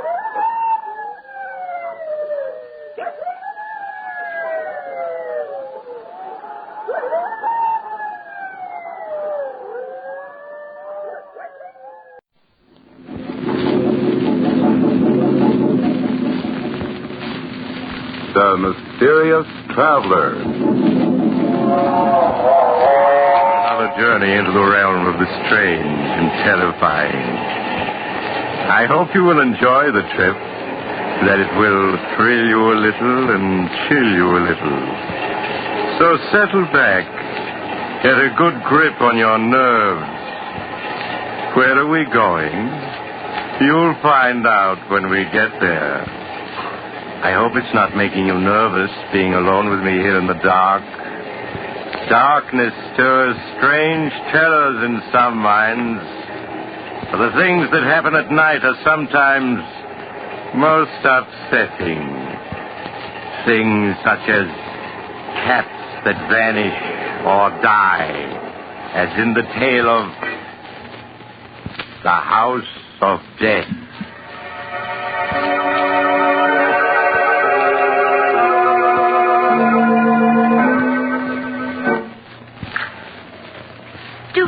Living out in the country this way, Louise. We're so isolated from everyone. Yes, Martha. It was much nicer when we lived in our own house in the village. Even if Roger and Hester are our nephew and niece, we should never have let them persuade us to move out here with them. Oh, doesn't that wind ever stop blowing? Oh, Martha, Roger and Hester are coming. I just saw the car turn into the drive. hope they've brought a maid.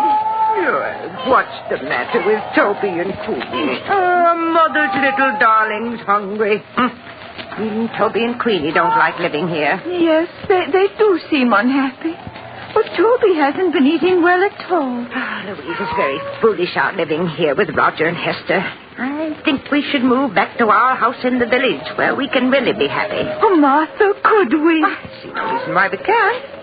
So much nonsense about our being invalids and too old to live alone. Hello, Aunt Martha. Aunt Louise. Oh, Roger, were you able to get a maid for us? Oh, I'm sorry about that, Aunt Louise. I tried, but it's just impossible to get a maid these days. But, Roger, you know we need someone to push Louise around in her wheelchair. It's too much for me. Well, I'm sure Hester will do anything you ask. How are you, Aunt Louise? Aunt Martha? I brought you some good hot tea and some biscuits. Thank you, dear. Roger, Louise and I have been talking things over. Now, it is very kind of Hester and you to invite us to live with you, but we were much happier living in the village and would like to go back to our house. What? But, Aunt Martha, it's much better for you here. Why, of course. You're homesick, that's all. Why, certainly. In time, you'll come to love this place as we do. Now, we don't want to hear another word about your leaving us. We couldn't be happy thinking of the two of you living alone in that house in the village. Come along, Roger. Let them drink their tea. Yes, Hester. Well, see you both later. They're really so good to us, Martha. But I do wish they'd let us return to our own house. Tea tastes strange. You tried it yet, Louise? No. Well, yes, you're right. It does taste funny. Probably the water they use. Nothing out here seems as good as it was home. You better not drink any more of it. Oh, do you remember the little teas we used to give when we lived in the village? Mary Thompson came over every afternoon. It was so nice. There's no reason why we can't move back to our house and have those teas again. But you heard what Roger and Hester said. Our health isn't so good, and we need someone to look after us. Well, what of it? All that money Father left us, we can afford a dozen servants. Yes, Louise, I think we'd better plan to return home.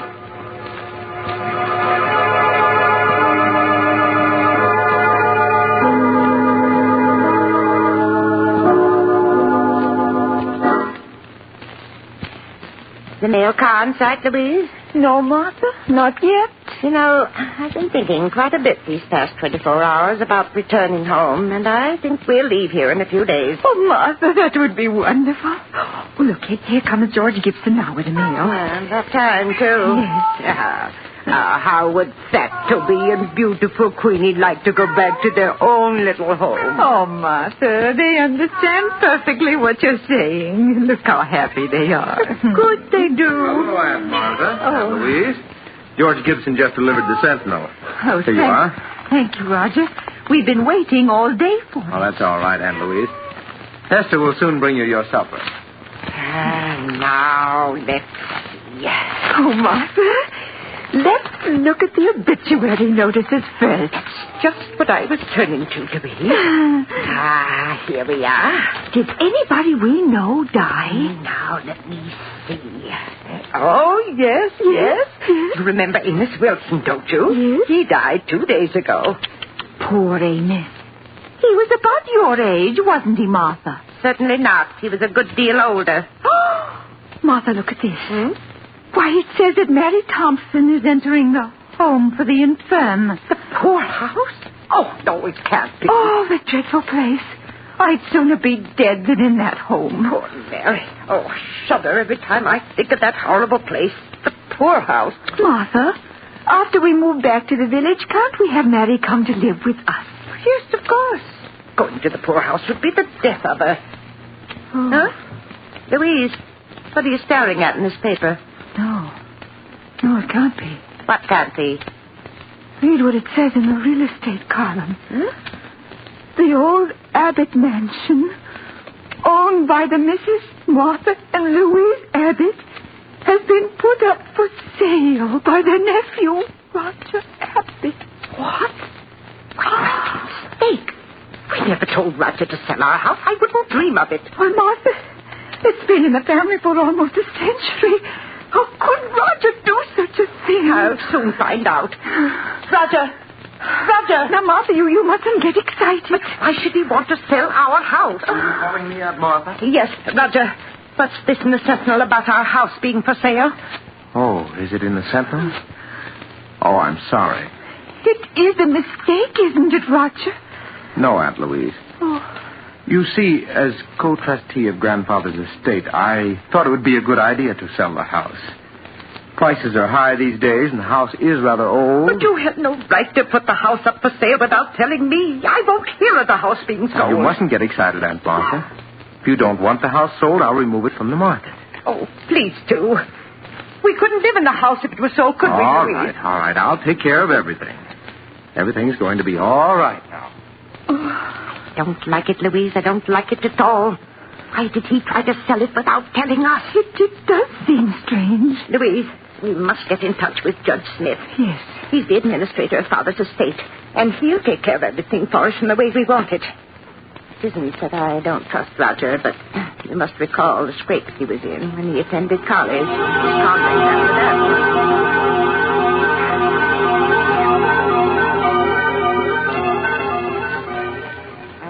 Then there was the matter of that bad check Roger gave. If it hadn't been for his dear father, he would... Someone's coming, Martha. I have your suppers for you. Now, please eat them before they get cold. Yes, Esther. There you are. Just call me if there's anything else you want. Yes, does Mother's beautiful Queenie want something to eat? I don't see Toby any place around. Well, he's probably in the kitchen. Now, say pretty please, Queenie, and Mother give you this nice piece of meat. That's Mother's darling. Here you are. Oh, isn't she lovely, Louise? Oh, yes. Queenie has such wonderful manners. We'd better eat our soup before it gets cold, Martha. Yes. And as I was saying, Louise, I don't care for Roger's attitude at all. Ask me, he's been behaving very strangely. Yes, Martha. Martha.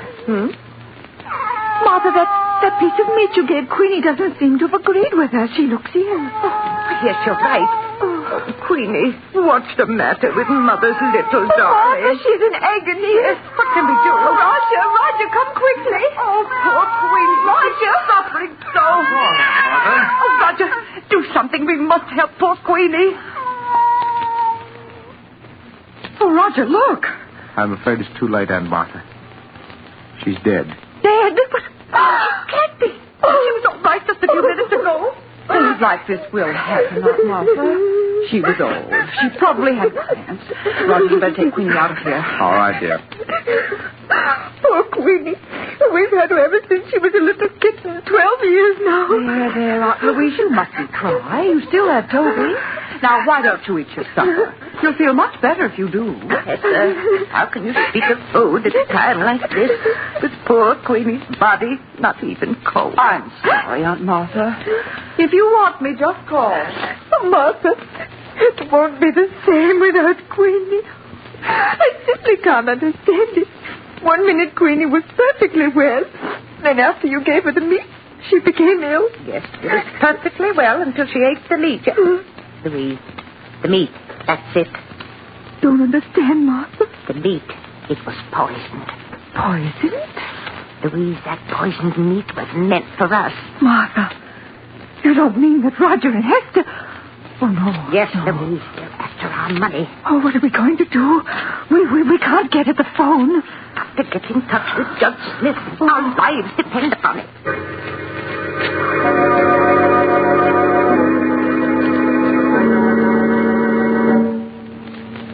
The two old ladies stared at each other, terror in their eyes. The minutes dragged into hours, and each hour was a nightmare, as they waited for the time to come when they could make the one contact between themselves and the outside world. Do you see George Gibson's car yet, Martha? No, Louise, but he should be in sight any minute now. Oh, what if Hester or Roger come home before he gets here?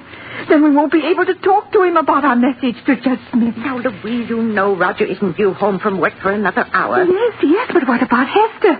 She's over at the miller's farm, and she's liable to return any minute. Louise, I see George Gibson's car. Oh, he's just turning into Hurry, Martha, hurry. All right, hurry. The window. Martha, call to him quick before he gets away. George Gibson. George. It's Martha Abbott. I want to see you. Oh, it's you, Martha. Howdy, I'm coming. He's coming, Louise. You hear? Now we'll be able to get in touch with Judge Smith.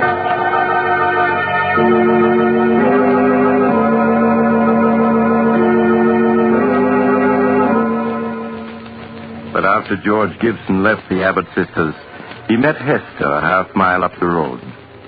The two conversed for a minute. Then George Gibson continued on his way.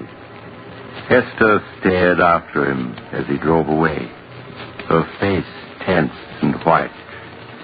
Then, as if suddenly understanding the implication of his words, she turned and ran towards her home, her heart pounding with fear. Roger, I just met George Gibson, and he told me that when he delivered the mail here, Aunt Martha and Aunt Louise called him into the house. Called him into the house? Yes. They asked him to get Judge Smith for them at once. I told you it wasn't safe to leave them alone, even with the phone locked in our room. All our plans may have been for nothing. Oh, Roger, do you think they suspect? I don't know. I do know it was a mistake letting them talk to George Gibson. After all our careful work, we can't let everything be spoiled now.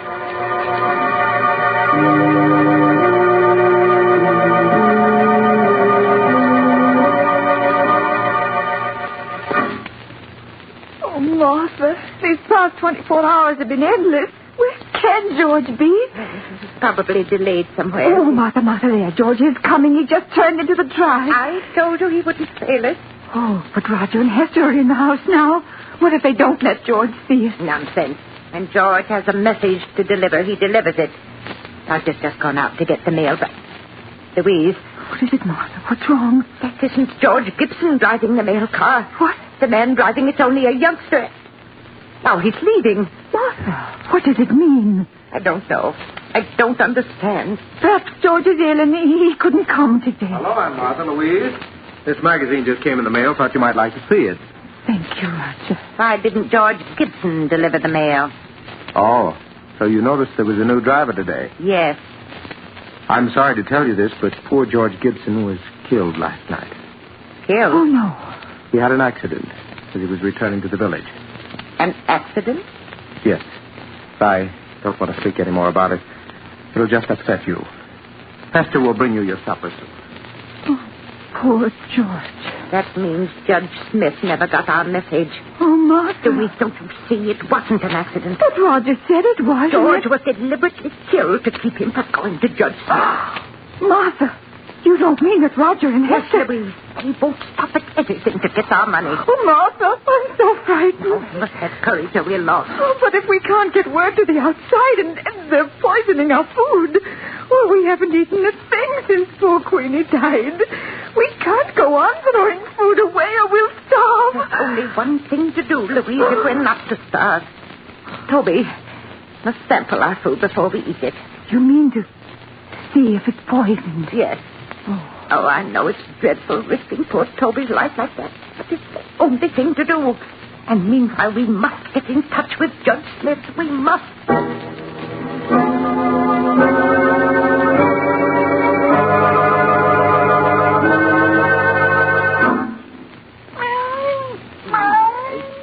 You are, Toby, a nice piece of meat for Mother's little darling. Martha? Why are you feeding Toby? He gets plenty to eat in the kitchen. Of course. I've always fed Toby from my own plate. He expects it. But, Aunt Martha, if you feed that meat to the cat, there won't be enough for you. Yes. If you're to get well, you need all that food. Now, I don't want you feeding Toby any more of it. Here, Toby. Come along, boy. Come on out to the kitchen while Aunt Martha and Louise eat their supper.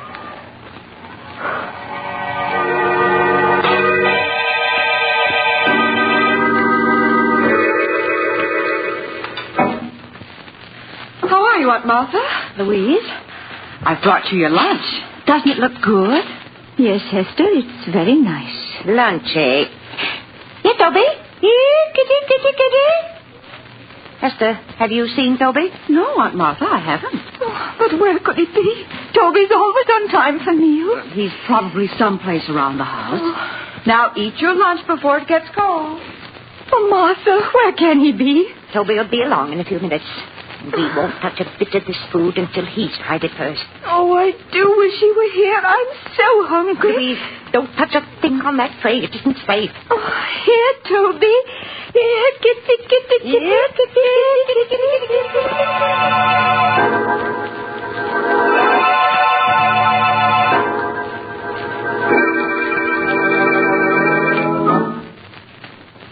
Good evening, Aunt Martha. Louise, how are you? Good evening, Roger. I have your supper here for you, too. Aunt Martha, neither of you ate your lunch. What's wrong? We weren't hungry, Hester. Have you found Toby yet? No. I've looked everywhere for him, but he seems to have disappeared. Oh, no. Now, you mustn't worry. I'm sure he'll turn up. Oh, Aunt Martha, you and Louise can't afford to miss meals in your state of health. Why, certainly not. Now, we want you to eat everything that Hester has brought you. Yes, you'll make us very unhappy if you don't. Now, eat it while it's hot. Come along, Roger. I'll get you your supper. All right, dear. Did you hear what she said about Toby, Louise? Yes, he's vanished. Nonsense. They've killed him. You saw how angry they were last night when we fed Toby from our plates. They've killed him so he won't spoil their plans. Oh, Martha, what are we going to do? I'm so hungry. Got to get word to Judge Smith before it's too late. But how? Tomorrow, I'm going to go out to the road and try to get to the village. But, Martha, it's 2 miles to the village, and you know you can't walk more than a few yards. You're not strong enough. Louise, with either starvation or poisoning staring us in the face, we haven't any choice. I must try to reach the village.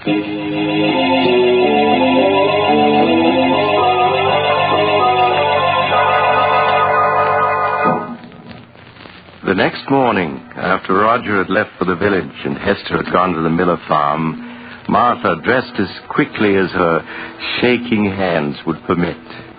Louise watched nervously as her sister quietly opened the door and started on her long, painful way to the village. Hello, Aunt Louise. Oh, why, where's Aunt Martha? Aunt Martha? She's someplace around the house. But I've just been through the house. Fire closet is open, and her hat and coat are missing.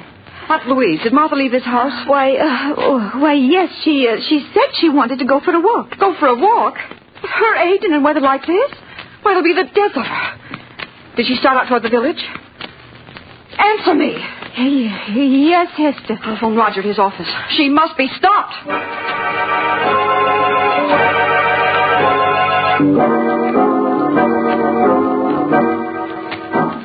20 minutes later, as Roger drove along the road leading to his home, he saw a small figure in the distance.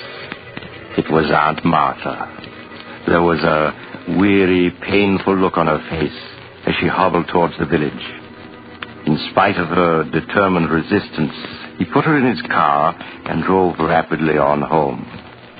One thought was uppermost in his mind. He must make sure that this could never be repeated. Oh, Martha, I'm so hungry. Yes, Louise, I know. So am I. We've gone 3 days now without eating.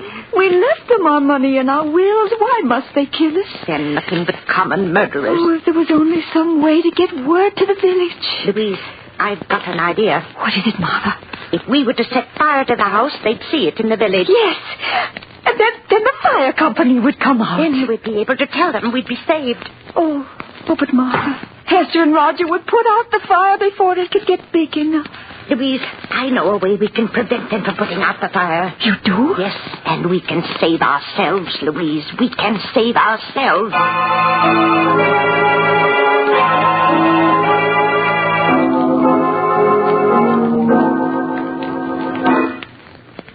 Here, Toby. Here, kitty. Aunt Martha. Why are you looking down the cellar? You should be in your room. Yes, it's drafty out here in the hall. Now, come on, close the cellar door and go back to your room. But I heard Toby crying. He's down in the cellar, and I won't go to my room until I get But him. Aunt Martha, Roger, just to put Aunt Martha's mind at ease, why don't you go down to the cellar and see if Toby is there? Oh, all right. If you ask me, it's just a waste of time. Oh, please help him look for Toby, Hester. You'll find him so much quicker if you both look for him. Oh, very well. But you go back to your room so you won't catch cold. Roger, you see him? He doesn't seem to be any place here in the cellar. Now we'll see just how smart you are, trying to poison us. There. You won't stop us from escaping now. I must get Louise. Louise! Louise! Yes, Mom? Oh, Louise, it worked. Martha, you mean you were able to lock them in the cellar? Yes, and with the door locked, they can't get out.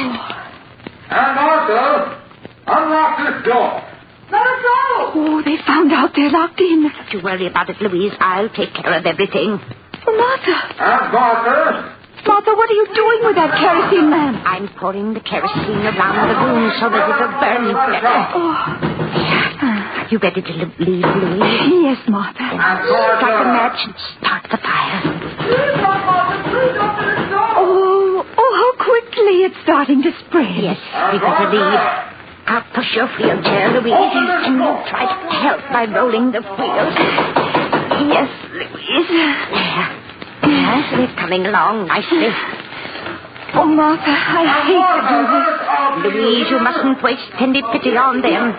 Even if they are our niece and nephew, they're nothing but common murderers. Yes, I suppose you're right. Now I'll just open the front door and we'll be free. Roll the wheels a bit, Louise. Yes, I am. Just a few feet more and we'll be safe. There. Far enough away from the house to be perfectly safe. Oh, my. The whole house is on fire now. Yes, lovely fire, isn't it? I don't feel cold at all. Oh, do you think they can see it in the village by now, Martha? I'm sure they do. Remember, Louise, when the fire company gets here, we don't know what happened to Roger and Hester. We just managed to get out ourselves. Yes, Martha. If we told them what we were forced to do to escape, we'd have to reveal that our own niece and nephew were poisoners, murderers. We don't want to disgrace the family name, Louise. Oh, no, Martha. Of course not. Oh, look, Martha, look. The roof is beginning to go.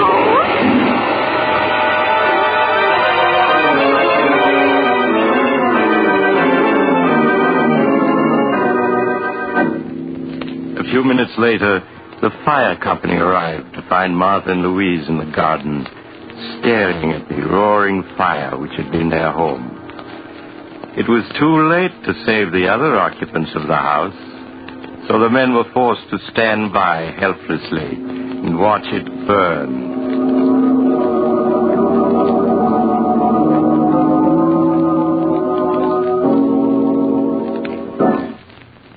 Good morning, Judge Smith.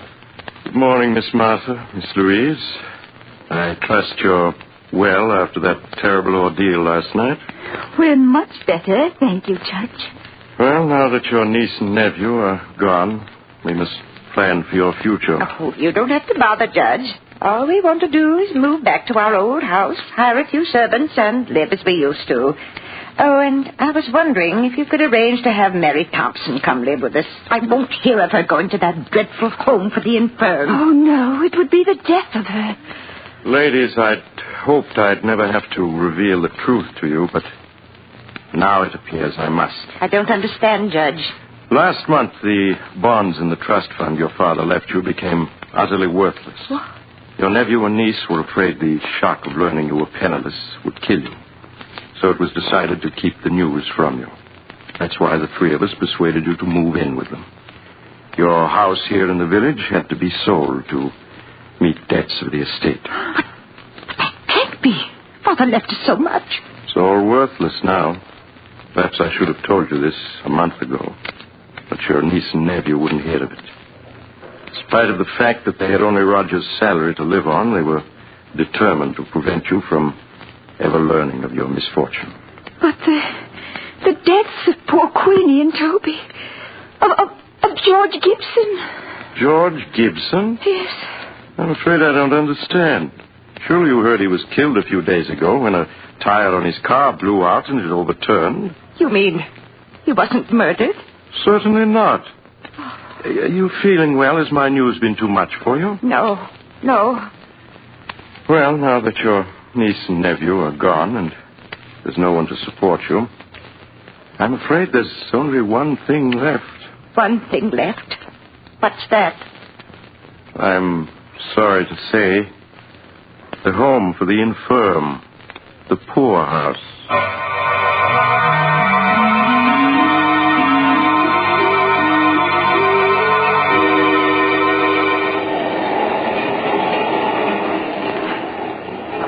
This is the mysterious traveler again. Have you enjoyed our little trip? Too bad about the Abbott sisters. Such nice old ladies. But then, how were they to know that poor Queenie died of cramps, not poison? After all, you can't be too careful, can you? Would you care for a sandwich? They're very delicious. I make them myself. Oh, you're getting off at the next stop. I'm sorry. Perhaps you'll join me again soon. I take this same train every week.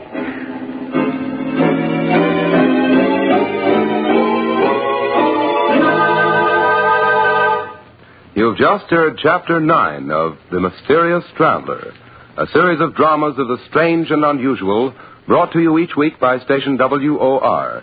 In tonight's program, The House of Death, Irene Hubbard played Martha Abbott and Elizabeth Morgan played Louise Abbott. The Mysterious Traveler, written by Robert Arthur and David Cogan, is directed by Jock McGregor. Original music was played by Doc Whipple.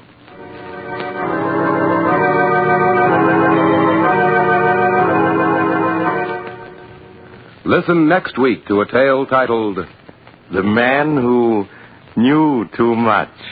Another tale of the Mysterious Traveler.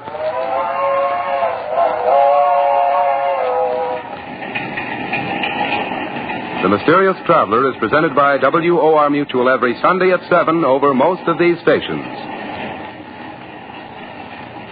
This is Mutual.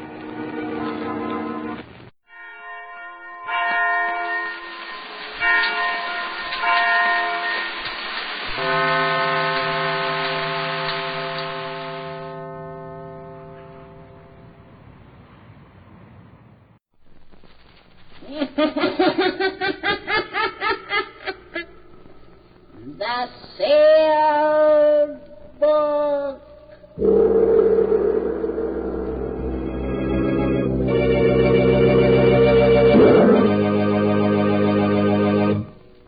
Once again, the keeper of the book is ready to unlock the ponderous volume in which is recorded all the secrets and mysteries of mankind through the ages, all the lore and learning of the ancients, all the strange and mystifying stories of the past, the present, and the future.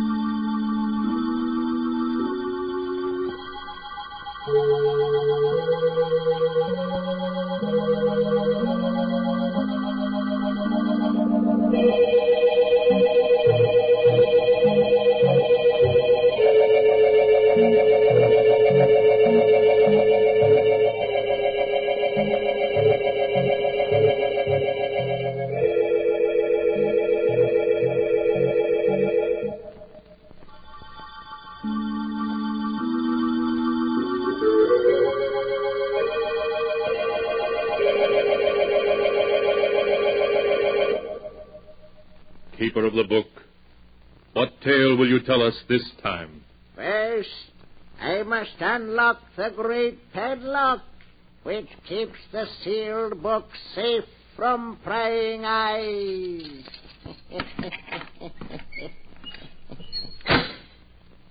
Now, what story shall I tell you? I have here tales of every kind. Tales of murder, of madness, of dark deeds, and of events strange beyond all belief. There. Now let me see. Yes. Here's a tale for you. A dark story of two brothers. One of them killed because he could not help himself. The other one was interested in murder too, but in a very different way. The title of the tale is The Hands of Death. Here is the tale as it is written in the sealed book. It began in San Francisco on a night of thick, suffocating fog. A young man hurrying homeward turns a corner and bumps abruptly into a huge figure striding toward him. Oh, excuse me. Fog is so thick I didn't see you. It's all right. Tell me, do you live here? Here in San Francisco? Why, yes, I do. Do you know where Edward Morlock lives now? Why, no, I never heard of him. Now, if you'll excuse me. Wait. But I've really got to get home. I just want a light from your cigarette. Oh, of course. Here, I'll hold it for you. Just hold it like that. What is it? What's the matter? Nothing. It's nothing. It's my hands, isn't it? They frightened you. No, it's nothing. My hands, they disgusted you. No, of course not. They frightened you because they're not like other people's hands. No, let go of me. Are you sure you're You thought I was a freak? Let go of me. You're crazy. I'm not crazy, do you hear? I'll show you. No. I'll show you.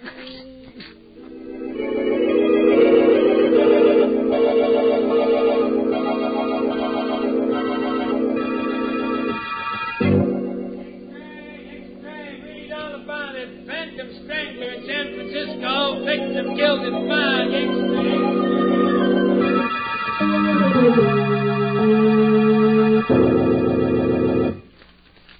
So, the Phantom Strangler is at work in San Francisco. Jennings will be interested in that. I beg your pardon, Mr. Morlock. Huh? Oh, yes, Jennings? The postman just brought this package, sir. Oh, package, eh? Give it to me. Yes, sir.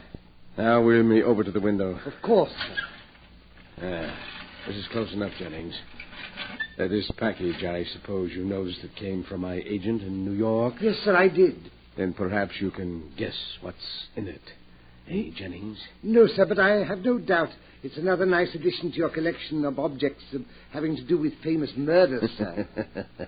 Yes, indeed, a nice addition. But speaking of murders, have you seen this morning's San Francisco paper yet? No, sir. Well, look at these headlines. Read them out loud. Playboy murdered in fog. Phantom strangler breaks victim's neck. Then he's back. Your brother Kane is back. Yes, back in San Francisco, looking for me. And he'll keep looking for you.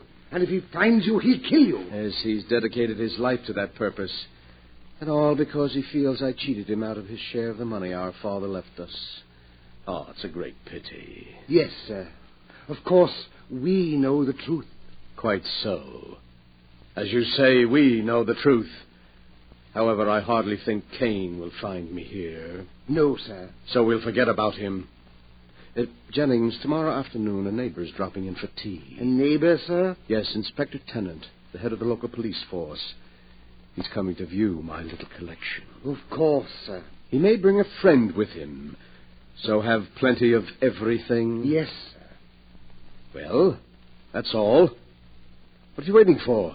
Excuse me, sir. I wanted to speak to you about this check you gave me yesterday for my month's salary. Well, what about it? It's for the usual $500, isn't it? Yes, sir, but you see, Mr. Morlock, I've been thinking in these times I ought to have more. More? Just how much do you consider your services worth, Jennings? Shall we say 1,000 a month? 1,000 a month? It's quite reasonable, I think.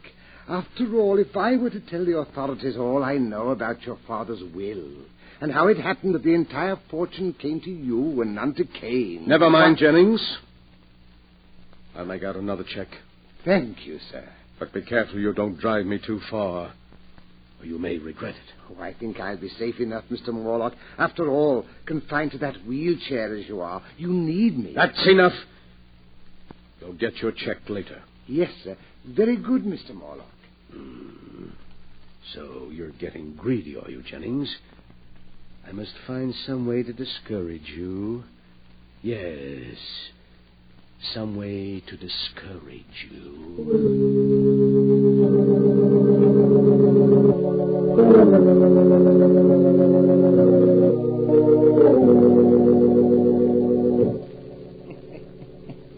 The next afternoon, Edward Morlock, the strange, crippled collector of murder relics, enjoyed himself thoroughly playing host to Police Inspector Tennant and Mr. Norman Smith, a criminologist friend of his. He began by showing them his latest acquisition, the one that had come by mail just the day before. And now, gentlemen, look. Cashmere shawl. Yes, but no ordinary cashmere shawl. Until last month, it was owned by two very old sisters who lived in a dingy house in Baltimore. In Baltimore? Yes. You mean that's the shawl? Exactly, gentlemen. That's the shawl with which the two old ladies were strangled by a sneak thief. Well, I'll be darned. It's a prize worthy even of my collection, which is, I flatter myself, the most complete of its kind ever assembled. Funny hobby, I'd call it. Every man to his taste, Inspector. Murder is your business, but it's my hobby. Now, if you just pull back those curtains there, the rest of my collection is on the shelves behind them. These curtains? That's right. Well, I'll be jiggered. This is most interesting, Mr. Morlock. Yes, I knew you'd think so. Look there on the wall. An authentic headsman's axe. It was used in the brutal murder of the Baron de Morlaix, an ancestor of mine in the 15th century. And right there below it is the blood-stained dress worn by one of the victims of Jack the Ripper. And on the next shelf,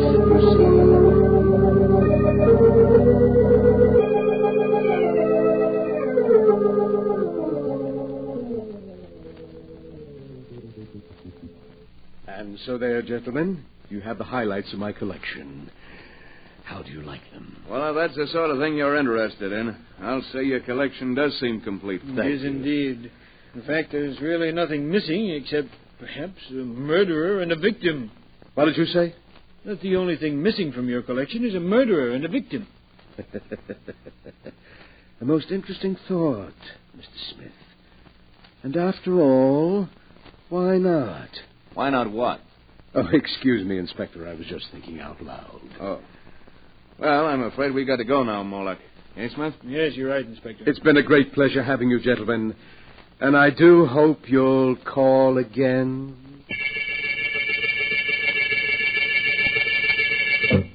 Yes, Mr. Morlock, you rang. Yes, Jennings. Before you help me to bed, I want you to mail these letters. Yes, sir. They're to major newspapers in San Francisco and contain a message to be inserted in their personal columns. A message? Yes, to my brother Cain. We used to communicate this way in the past. But, what? Here is a copy of the message. You may read it. If the gentleman with the unusual hands will visit his brother in Santa Villa, he will learn something to his advantage. You're inviting him here? Exactly. You've decided to play safe, to trap him, and turn him over to the police? Oh, that's clever of you, Jennings. Yes, very clever. But you've already proved you're clever, haven't you? Now just take these letters out and mail them, and soon, quite soon, I think, we shall be seeing my dear brother Cain again.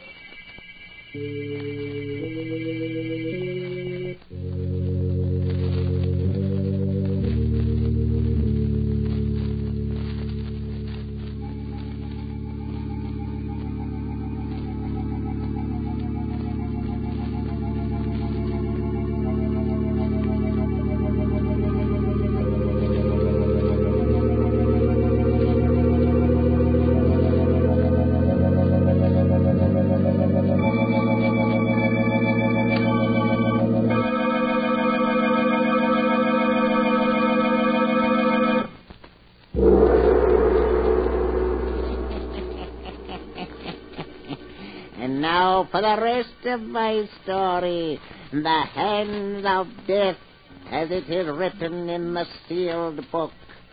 After Edward Morlock had put into effect his plan to bring his brother Cain to him, he sat in his wheelchair and waited, seeming much amused at some secret thought of his own. One day passed, then 2, then 3, and then the newspapers carried strange new headlines. Extra, read all about it. Phantom Strangler in Los Angeles. Extra, read all about it. So Brother Cain was in Los Angeles last night, Jennings. He's getting closer. I shouldn't be surprised if he arrived here tonight. I don't like it. Oh, nonsense, Jennings. You know you've got nothing to fear from Cain. Unless, of course, you're so careless as to make some remark about his hands. I know, but he intends to kill you. I think I'll be able to control him. I want you to bring me a glass of milk. Cain is very fond of milk. Glass of milk? With a triple dose of sleeping powder in it. But I don't understand. Never mind. Just do as I say. What's that? I imagine that's Cain now. Cain? Here, already? Quick. I'll let him in. You get that glass of milk ready. And bring it in when I ring. Yes, sir. When you ring, sir. Oh, come in, Cain. I've unlocked the window. Yes, I'll come in, Edward. Now that I've found you at last. Well, I'd hardly say you found me, Cain. I sent for you. It's the same thing. Now I'm where I can put my hands around your throat at last. I'm going to kill you. Do you hear? Kill you. Cain, sit down. What? Sit down. I want to talk to you. All right, I'll sit down, but you can't change my mind. Tell me, Cain, how many people have you killed since you got out of the penitentiary? 7. 7 murders? They looked at my hands. They were disgusted. I didn't kill them. My hands did. You hear? I didn't want to kill them, but my hands killed them anyway. Why, of course, I understand. Your hands.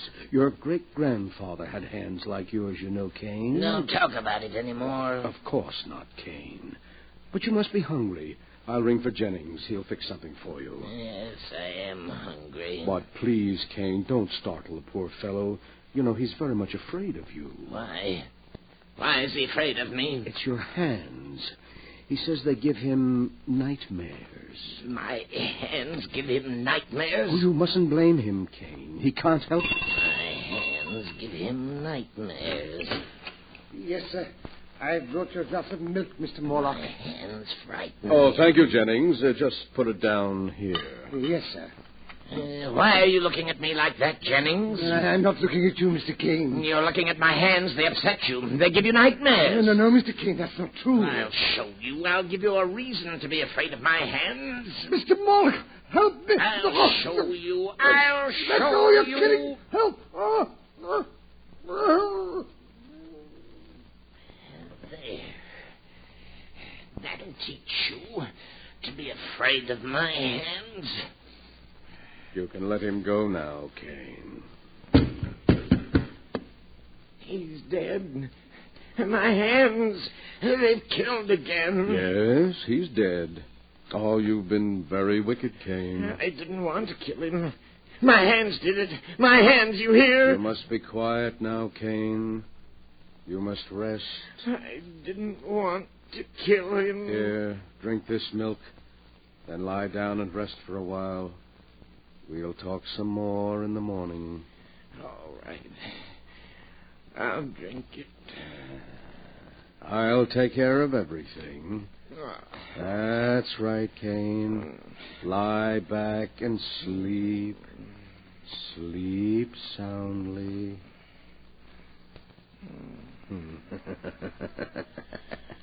So you would blackmail me, would you, Jennings?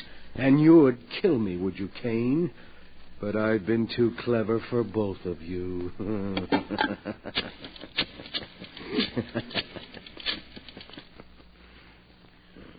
Hello. Hello, police headquarters. Connect me with Inspector Tennant, please. I want to report a murder.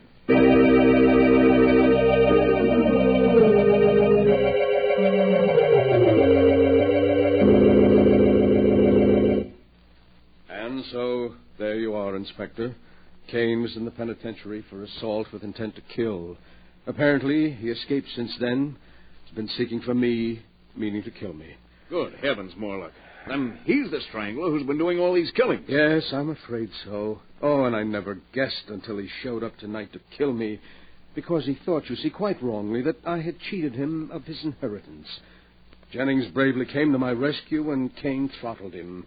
Then I tricked Kane into drinking some drugged milk, and, well, there you are. But why, man? Why? Why did he kill all these people? Because of his hands. His hands? Well, you saw his hands. Tremendously strong. Not hands at all, really, but more like demon's claws. Kane is morbidly sensitive about his deformity. When he feels someone is frightened by his hands, he kills them. Just like that. God, it's a good thing we got him at last. You can take him along now quite safely, but be sure to keep him well locked up, Inspector, and don't let anyone get within reach of his hands.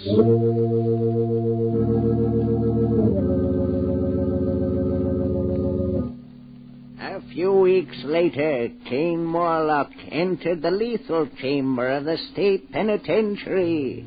Edward Morlock, the condemned man's invalid brother, was one of the few spectators. Kane Morlock, with his last breath, cursed his brother and swore that someday he would be avenged. Then he died. The following day, Inspector Tennant and his friend Norman Smith paid Edward Morlock another visit. Oh, good evening, Inspector and Mr. Smith. It's very kind of you to stop by tonight. We dropped in to see how you were making out, Mr. Morlock. Thought maybe, what with your trip yesterday and the shark, that perhaps... Oh, no, I'm quite all right, thank you. What must be, must be. You see, I'm a philosopher. You have somebody looking after you? Yes, Philippe, a Filipino boy, is taking poor Jennings' place. Oh, and, gentlemen, that reminds me. I have something here that will interest you. Mm-hmm. Something that'll interest us? Yes, here on the table beside me. This jar. Oh, a burial urn, isn't it, Mr. Morlock? Exactly. And in this burial urn are the ashes of poor murdered Jennings. Jennings' ashes? Yes. You mean you're going to keep them with you? But of course, gentlemen. I was very fond of Jennings, very fond. What more fitting than that I should keep his ashes to remind me of his years of faithful service? Besides, well, I can always look upon them as part of my little collection. Your collection? Yes, Inspector. It was Mr. Smith here who pointed out that, complete as it was, it lacked both a murderer and his victim. Well, here are the ashes of the victim. Great heavens. That's rather a unique item, Mr. Morlock. Yes, indeed, an item any collector would be proud of. But the really choice addition to my collection is here in this box, which just arrived. Would you care to look at it, gentlemen? What in the world? Now, you needn't guess. I'll lift the lid and, see. Merciful heavens. A pair of hands. The hands of your brother Cain. Exactly. I can't believe it. But what is so strange about it, gentlemen? There are the ashes of a murder victim. Here are the unique and terrible hands that throttled him. Where in all the world will you find a collector who can boast such items as these? You must be mad. Morlock, did you plan all this from beginning to end? Plan it? Mr. Smith, but how could I? You're quite mad. We could never prove it. You could prove nothing. Nothing. Inspector, I think we'd better go. Yes. Come on, let's get out of here before I do something I'd regret. Call again any time, gentlemen. Easily upset, weren't they, Cain? Upset by your hands. Your great, strong hands that are going to become the prize items of my little collection. The distorted hands of a murderer. Ooh, how cold they are. And yet I can almost feel the murderous strength in them still. You wanted so bad that you'd close your hands about my throat, didn't you, Cain? But it's too late now. You're dead. And your hands are dead, too. Lifeless. Would you like to see how your hands look at my throat here? I'll place them there for you. See how nicely they fit around my neck. Just as if they... No! No! No! Let go of me! Your hands! They're choking me! I can't breathe! Morlock, what is it? Where are you? Inspector, look. They're on the floor. Good Lord. It's Morlock. And... No, it can't be. His brother's hands are clutched around his throat. They've strangled him.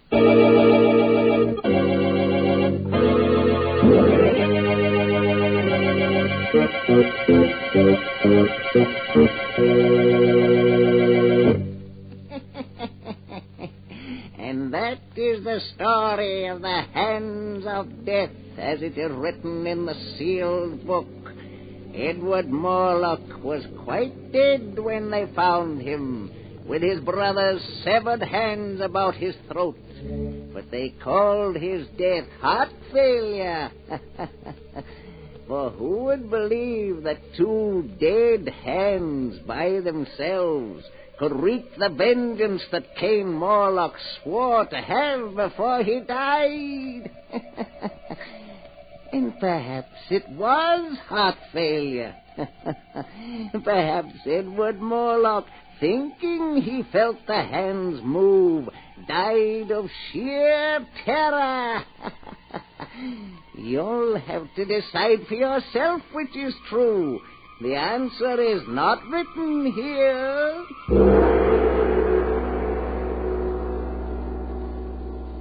But the sound of the great gong tells me I must lock the book once again. One moment, Keeper of the Book.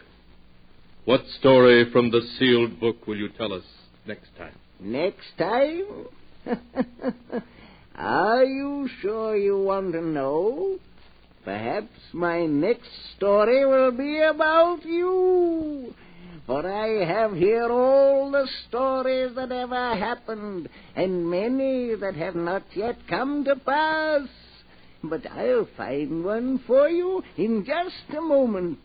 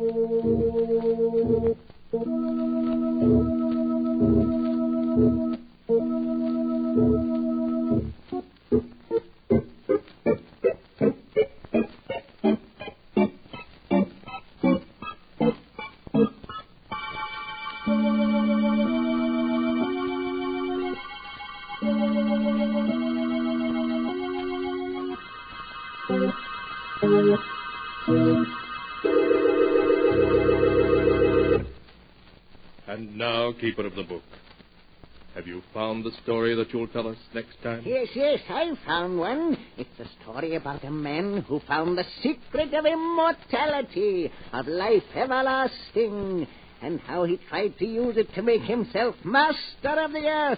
The title of the tale is The King of the World. Be sure to be with us again next time, when the great gong heralds another strange and exciting story from... The Sealed Book. The Sealed Book, written by Bob Arthur and David Cogan, is produced and directed by Jock McGregor.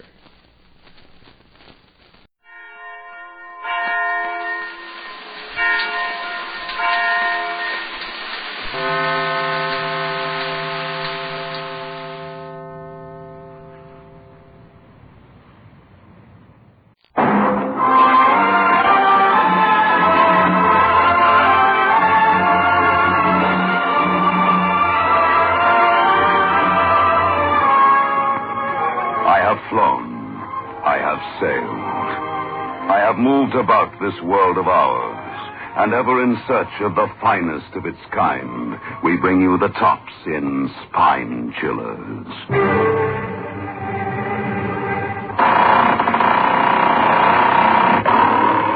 The Creaking Door.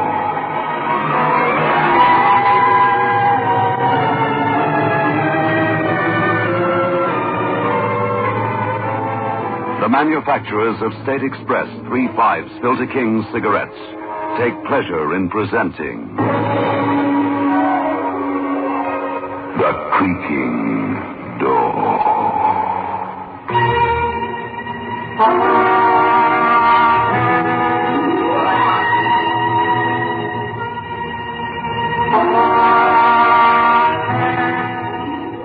Good evening, friends of the Creaking Door. The Creaking Door is open, so do come in. Feeling the chill of these winter's evenings? Wait until you've been with us a little while. You'll freeze with fear.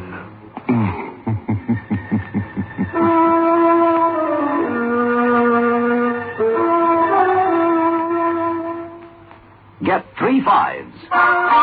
Get the taste. 3/5s by State Express. Get the taste of international success. The taste that's uniquely 3/5s. Only when no expense is spared in its making can a cigarette taste so right, so smooth, so satisfying. 3/5s. Get the taste. The taste that State Express created for you. The taste that has made 3/5s the king-size cigarette of international success. Get 3/5s. Get the taste.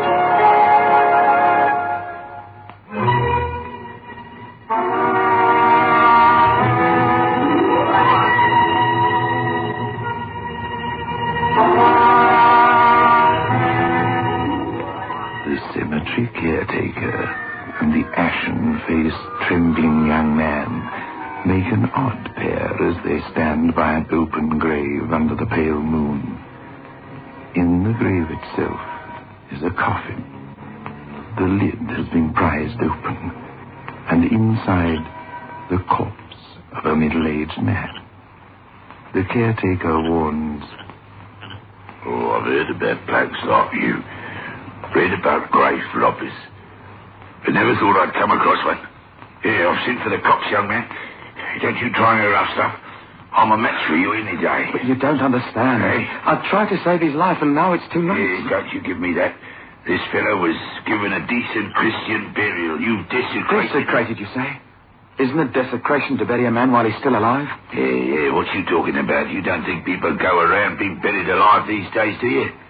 I don't know what to make of you. I watched you this afternoon. I thought you looked a bit peculiar. Wondering what you was doing at a pauper's burial. You shouldn't have had a pauper's burial. You shouldn't have been buried at all. I could have saved him. You'd better think up a good story. Something told me that you was up to no good. No, don't you try no rough stuff. I've already warned you. I watched you. The police are on their way. Breaking open a coffin like that. Yes, I knew you was up to something, but I never thought... It's because I let him get buried alive and I was ashamed. Let him get buried alive for a measly £50. Now he's dead. Hey, you come out of a loony bin or something. Now that I've had a better look at you, you don't look like no grave robber. I'm not... Listen. What's he to you, this fellow we buried today, eh? Nothing. Except I'm responsible for his death. I touched him. He's cold. Cold as... Death. He's only been in the ground a few hours. They don't stay cold like that. Sometimes we get an exhumation order. We have to dig him up, see? You'll be surprised how warm they get. He is dead, isn't he? I mean, I brought this piece of mirror with me. There's no breath. Look. I don't have to look. He's been in the municipal morgue for 2 days. He's given a pauper's burial.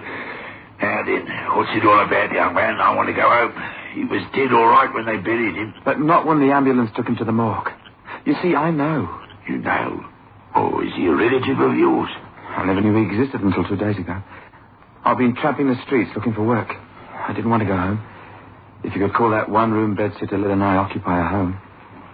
It was still ringing in my ears, the things she shouted at me as I left her. I've come to the end of my tether. I've pawned everything. Look, even the wedding ring you slipped on my finger in the church. What did he say? And all thy worldly goods. Huh. That's a laugh. You were going to share all your worldly goods, were you? Well, if you don't get some money or a job, I'm walking out on you, do you hear? I'm walking out on you, and I'll go and live with my sister. At least I'll get some warmth and 3 square meals a day. Oh, don't say that, Lil. Was it my fault that I fell sick? That I'm not allowed to work in the factory anymore? I've tried, Lil, I really have. Everywhere I go, they look at me and say, no vacancies. Not my fault either. I warn you, Joe Harris. I can't take much more of this. I know, honey, I know. I'll get something today. Really, I will. I promise.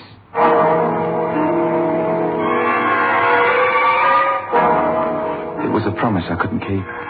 Pounding the pavement, watching the dislike and fear in the eyes of the well-fed as they said, no, thank you.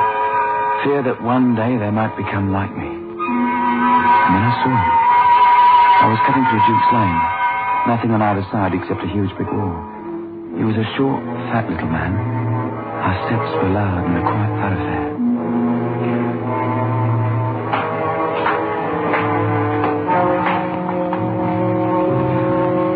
What is he stopping for? Does he think I might crush him? That I'm a gangster or something? I suppose I look like something that crawled out of a piece of cheese. Governor, you all right? It can't be. He's gone mad. Don't seem to be any breathing. I wonder who he is. Let's see him. He must have something in his pocket. Wally. Blimey. All his money, but must be 50 quid here at least. Poor swine. What good is his money now? I better call a cop. If you don't get some money or a job, I'm walking out on you, do you hear? I'm walking out. There's nothing anybody can do for this poor swine. I'll find him soon enough. What does the guy do in a case like this? Beat it, you fool. Beat it with the first decent money you've had in months. Somebody will find him. Run.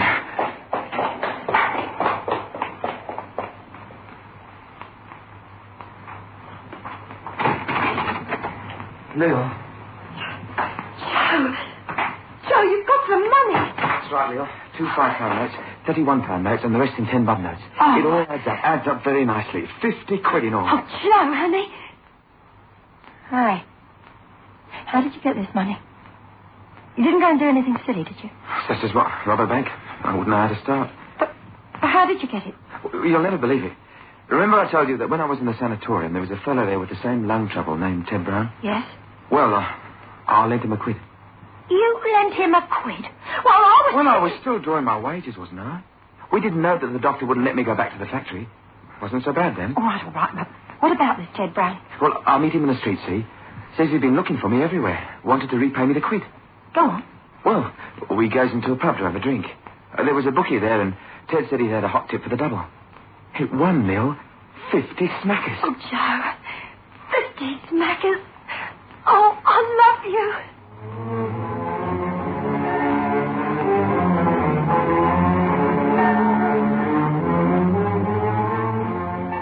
Lil went to get some groceries and a couple of bottles of beer.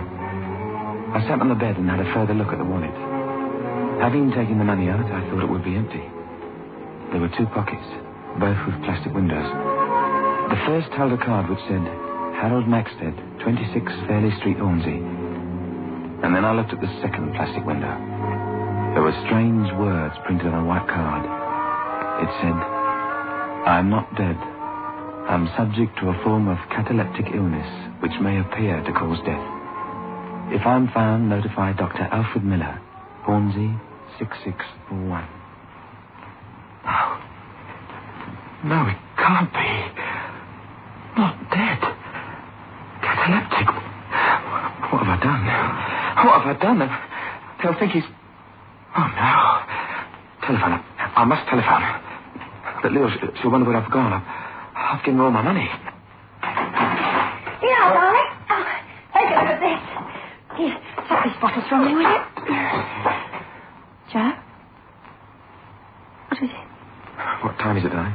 I don't know. The pub was just opening, just after 6, I should say. Why? Give me 10 bob. Do you get any change? I need some silver. I have to telephone. I won't be long enough. What is it? Well, I've just got to telephone someone. You're not going gambling, are you? You haven't got the bug. You're not betting on tomorrow's races or anything like that, are you, Joe? There are all those bills to be paid. I know, love, I know. No, I'm not gambling, but I need it, please. I'll be back in a little while. It's just that... Please, Lil. All right. Here you are. Joe? It's all right, love.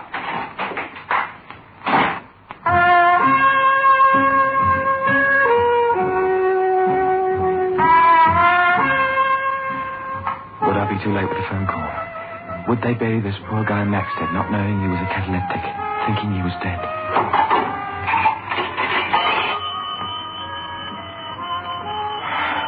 This would be the number of the doctor's consulting room where he's pointed out.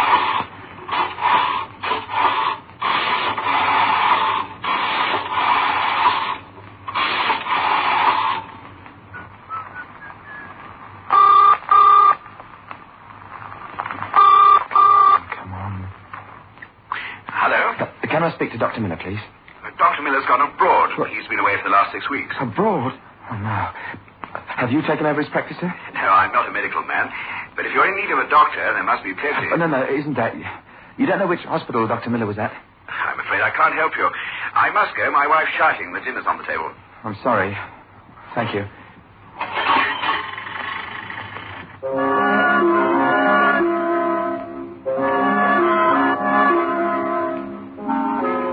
And then another thought seared my brain. A hole in the ground. A long wooden box and a man being buried. Being buried alive. And a shovel. Heaping earth on the wooden boards. There must be a Maxted and a telephone directory.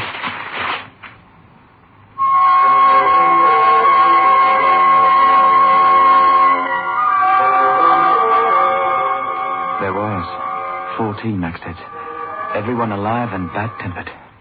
No, I have no relatives who suffer from a cataleptic illness.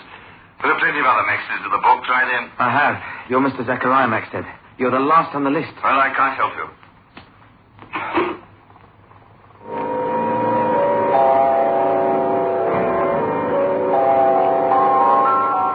What now? Do I go along to the police and say, look, I stole a man's wallet. Somebody might be shoving him in 6 foot of earth. What do I do? I decided to sleep on it. Sleep. That's a laugh. Oh, that's buried alive. Love you, Lil. Love you. Please. Pinching white. They're putting me in a wooden box. And it's your fault, Joe Harris. I'm struggling for breath. They're going to bury me. Bury me deep. But not deep enough, Joe. Get me out of this or I'll make you suffer here on earth and in the beyond.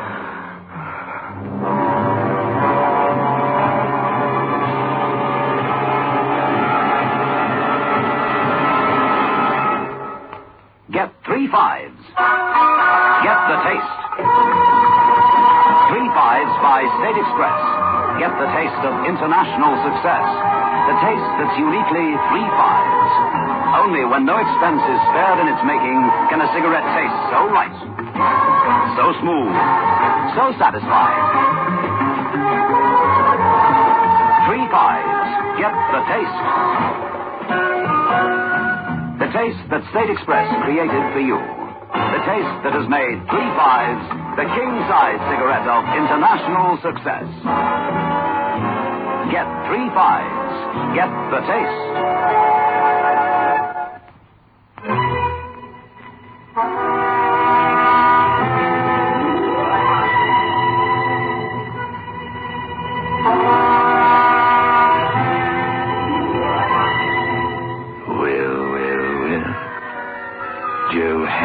Had better do something about it pretty soon. Otherwise, the poor, unfortunate cataleptic gentleman will be stiff with cold. But let us see what he does do.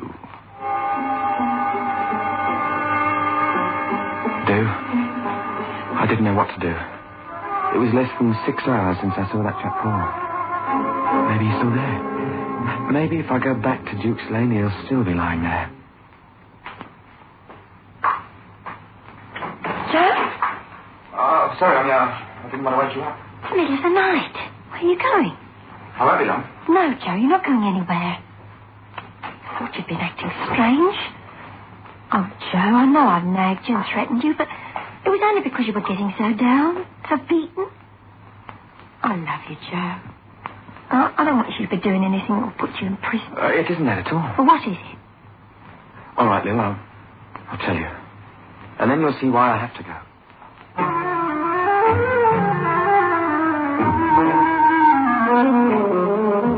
And so I told her. Told her the whole story of how I robbed a man I thought was dead. A corpse that had no use for the 50 quid in his wallet. So you see, I've got to find him. Or find out where they've taken him. They'll think he's dead, Lou. Joe, somebody will have found him by now. He's probably lying in bed fast asleep. People who have these sort of fits soon recover. No, they don't. After I found all the Maxters I could, I went into the Hornsby Library and I looked it up. Unless they get assistance, they can stay that way for days. By then, they'll bury him. And you know what that makes me? A murderer. I'm letting a man die for 50 quid. Oh, no, Joe. Why don't you phone the police station? Why don't you phone the Hornsby police station? Tell them that... Oh, no, Joe, no, you can't do that. They'll call you a thief and put you away. Look, I'm getting dressed. I'm coming with you. Where did you say it was? Duke's Lane. Joe, let's pray he's still there. Well, that might be worse. He might have died for lack of attention.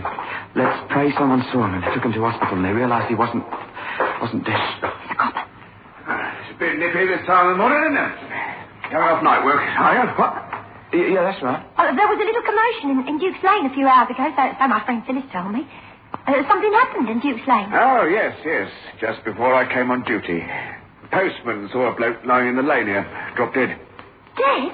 They sure he's dead? So the police surgeon said. Why? Know anything about it? No, we don't know anything about it. It was just that... Well, we wondered if it was anybody we knew, that's all. Oh.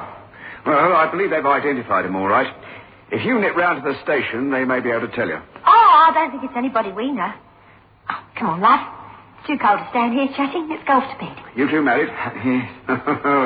You should have been in bed ages ago. Good night. Or rather, good morning. Let's go to the police station. No, Joe, no. You'll have to explain about the wallet. Besides, this policeman doesn't really know. Please come home. But, Lil... It's no good, Joe. We're going home. Come on.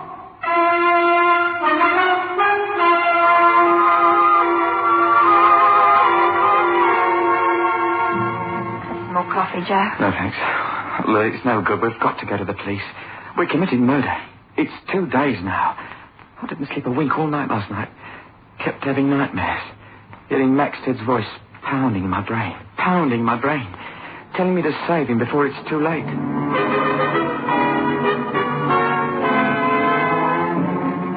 You're the only one that can save me, Alice. They're burying me this afternoon. They're putting me in a coffin and they're going to cover me with earth.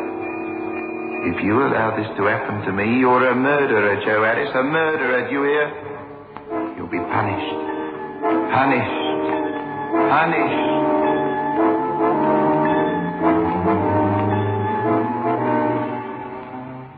He kept saying I'd be punished. As you said yourself, it's only a nightmare. All right, don't you go, I will. I'll say that I know... What was his name? Maxted. Harold Maxted. I'll say I know him and he's a cataleptic. That's it. I'll go there right away. Excuse me? Hello. Aren't you the young lady I saw down Duke's Lane the other night? Yes, that's right. Oh, I'm so glad you're here. You know we were talking about someone who dropped dead that afternoon. Well, were you able to identify him? Yes, we were able to identify him all right. Why? He's a cataleptic. He's not really dead, you know. Oh, don't be funny. Got the card here. They're burying him this afternoon. He's in the Ornsey mortuary. Cardiac failure. This is the release for the body for him to be buried, signed by the police surgeon, Dr. Herbert Spencer. He may have been a cataleptic, I don't know about that, but he died of heart failure. Being buried in a pauper's grave at Hornsey Cemetery, 3 o'clock this afternoon. Didn't die of heart failure, indeed. Not dead. Oh, well, maybe I'm being a bit silly. Thank you, Constable. Good night. Sure, he said the death certificate was signed by the police surgeon. Oh, what did that copper know about cataleptics? Had the doctor known he was a cataleptic? I'm going to stop the burial. You can't, Joe, you can't. Won't you tell the police about that wallet? Where are you going, Joe? I don't know. Get drunk. I don't know anything anymore.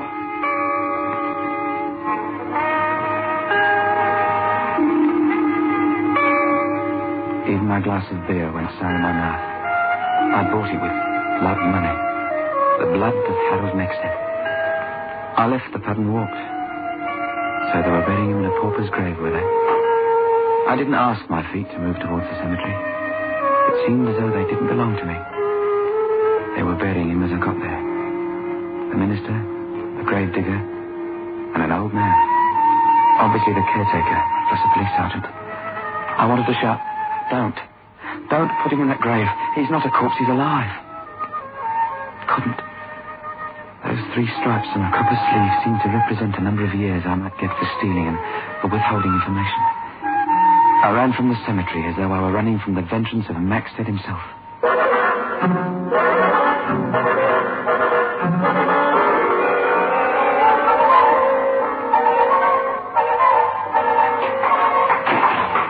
Hello, Joe. They buried him, Miller. I saw them do it. A cheap wooden coffin. Or maybe it's a good thing the coffin was a cheap one. Maybe the death watch beetle got it in. Maybe there are holes in it. Maybe the poor swine will be able to breathe. 50 measly nicker, 50 rotten pounds, and I've turned myself into a murderer. But you, Lil, they'll nab you too. They'll say you were part of the conspiracy. What have I done to you? What have I done to us? Nothing, Joe. All right, so you pinched his wallet when we were both starving. No one can have you up for murder. Well, it's beside the point now, isn't it, Lil? He's down there struggling for breath, isn't he? He won't be struggling for long. I don't know anything about cataleptics, but you can't be nailed inside a coffin underneath 6 foot of earth for long. Look out the window, Lil. It's got dark already. It's winter, Joe. I know the grave, Lil. I'm going back. But Joe... You're not going to stop me, Lil. I'm going back and I'm going to get him out of that grave. Please, Lil, I've got to. All right, Joe. I'll come with you. Oh, no, I couldn't bear that. I've got to do this on my own. Suppose he's too heavy for you. You're not strong, Joe. It's a pauper's grave, Lil. They didn't take much trouble with him. But why a pauper? With all that money in his wallet. That makes it worse, doesn't it? Maybe they couldn't raise his relatives. What with his doctor gone away and everything. Here, Lil, get me that hammer out of the drawer. It's got that thing at the end for taking nails out, and that piece of mirror. All right.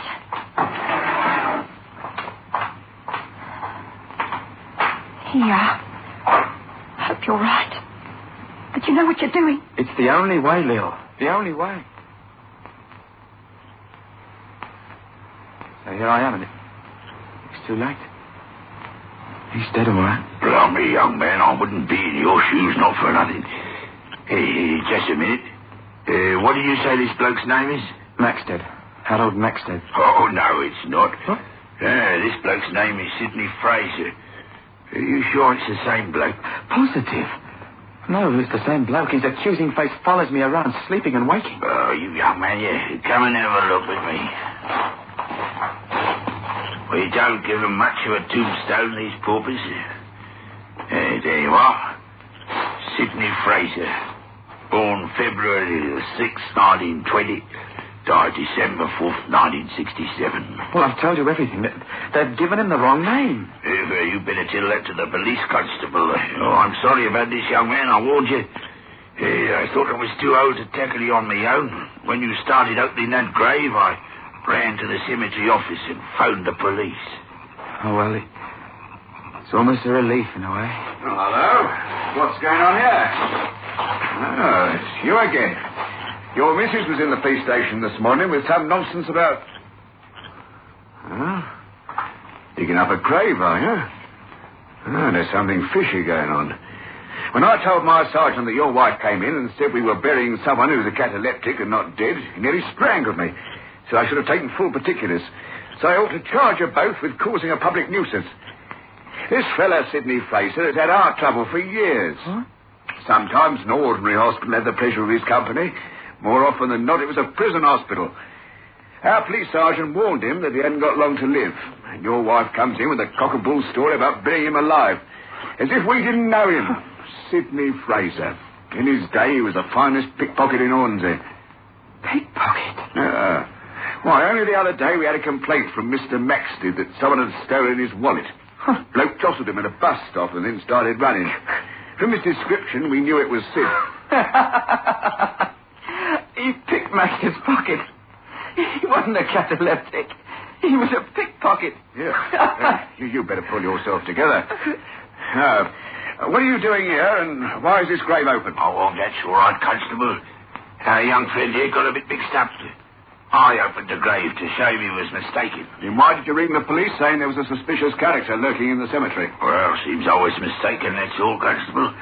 In fact, we were both mistaken. Weren't we, young man? Hey. Pickpocket. Cataleptic.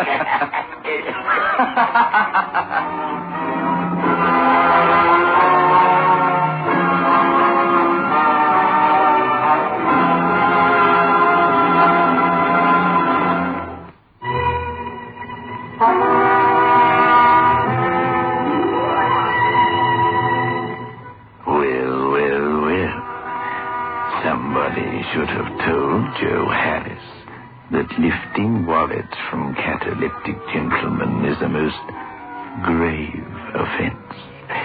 In fact, it is likely to incur a most stiff penalty.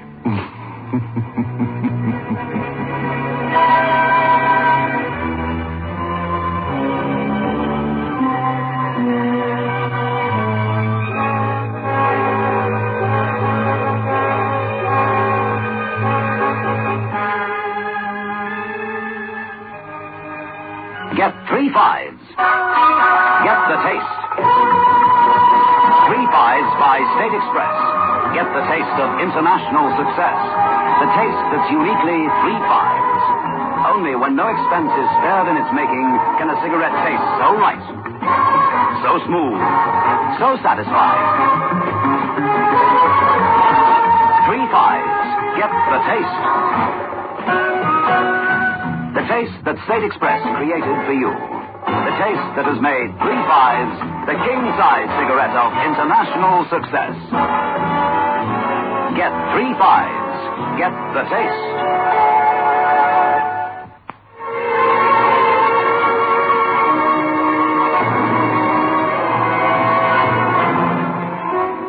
This is your host back again. Just a reminder of our rendezvous next week. Where are we going?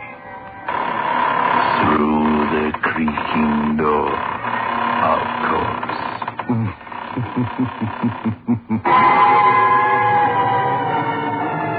The manufacturers of State Express 3 fives Filter King cigarettes invite you to listen next Saturday at 9 o'clock when they will again present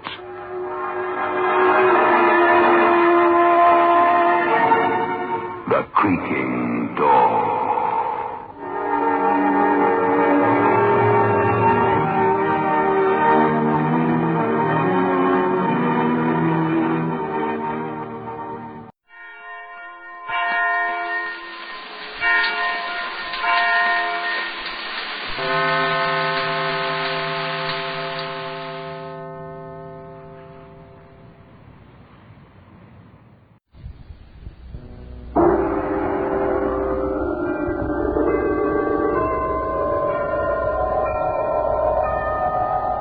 Sunrise and sunset, promise and fulfillment, birth and death. The whole drama of life is written in the sands of time. We present a new series of radio programs, The Clock.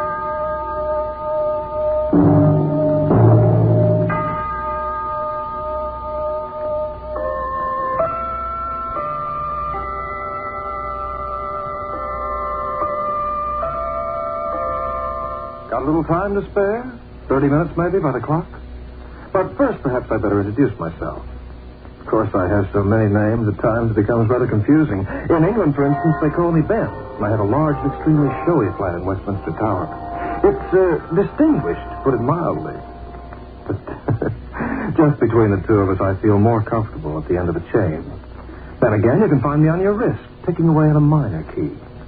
Of course, there's the quiet old lady who keeps a favorite place for me in the corner of her room. To her, I'm known as Grandfather.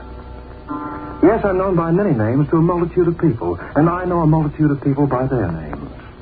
People whose lives have so much to do with the clock. But here I am, the only one who can really sell time. So here are 30 minutes on the counter for whoever wants to buy. 30 genuine 14-karat solid gold platinum-lined minutes, carefully tested. And here's a gentleman who thinks he can afford them. Well, fine. Wrap them up for Wilbur Cook. I've made a sale. But remember, Wilbur, no refunds, no exchanges. Well, the clock in our office is a time clock, and it's got a handle on it. And I've pushed that handle for 13 years, twice a day. At 9 when I come in, and when I go out at... 5 o'clock on the dot. Leave it to Wilbur, most dependable guy in the firm. Yes, sirree. I'm in a hurry to get home, Charlie, social... I'm going your way. Come on. Well, how's it hitting you, Wilbur? How's the score? I'm not complaining. Say, how long you been working for this company? 13 years. You ever been late to work? Oh, not that I remember, and I've never been absent either. Never been late, never been absent. Oh, Wilbur, you're terrific. Yes, sirree. I wish you wouldn't make fun of me, Charlie. Make fun of you?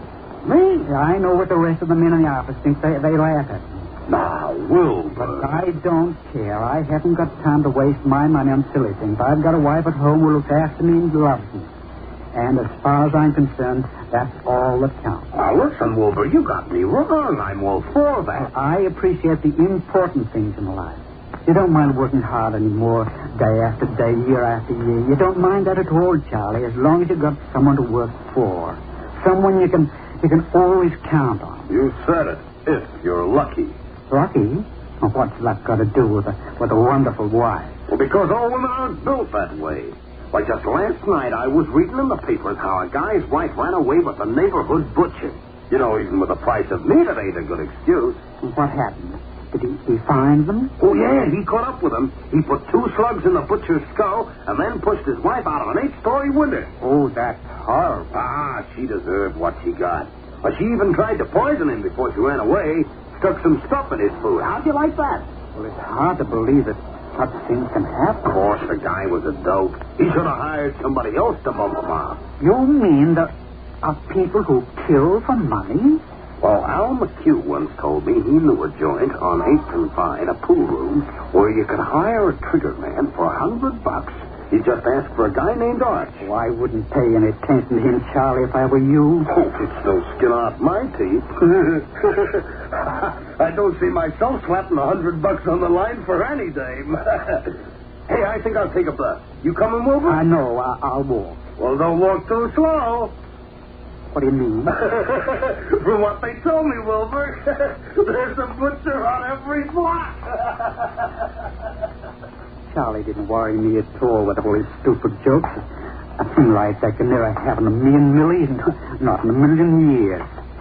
But then, I started to think of something that happened a few days before. It had me puzzled at the time. It was a letter from Millie with no return address. The postmark said Chicago, and I'd left it on the kitchen table before I went to work. Well, tonight I asked the conduct automatically who it was from. And she told me it was just an advertisement. An advertisement from Chicago. And the address on the envelope wasn't pinned. I looked at Millie for a minute, but she turned the other way. She seemed nervous, scared. I asked to see the letter, and I saw her face turn pale. Then she said she'd thrown it away an hour before.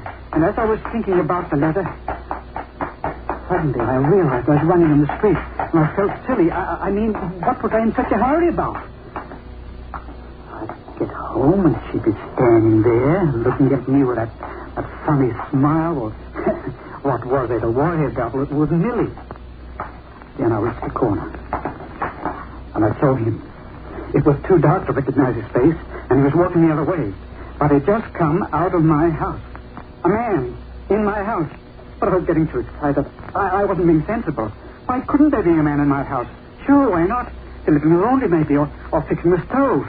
Oh, Millie would explain it. I was letting my imagination play tricks with me. Millie would explain it as soon as I got home.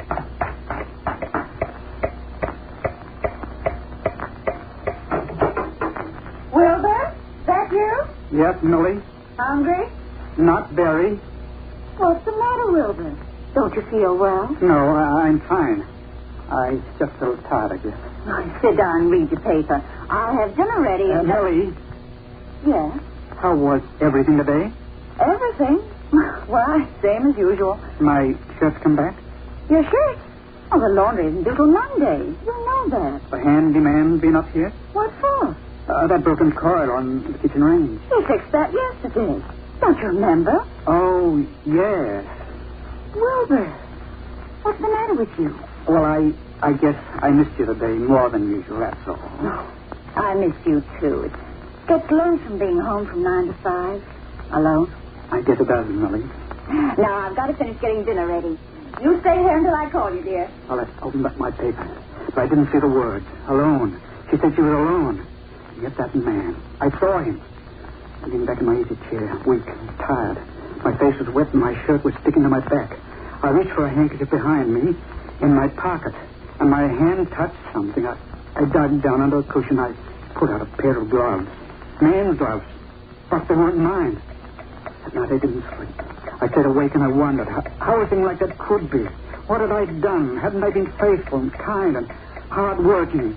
Hadn't I skimped a fate of 13 years at a job I couldn't stand? Why was she doing this to me? Why? The night was endless.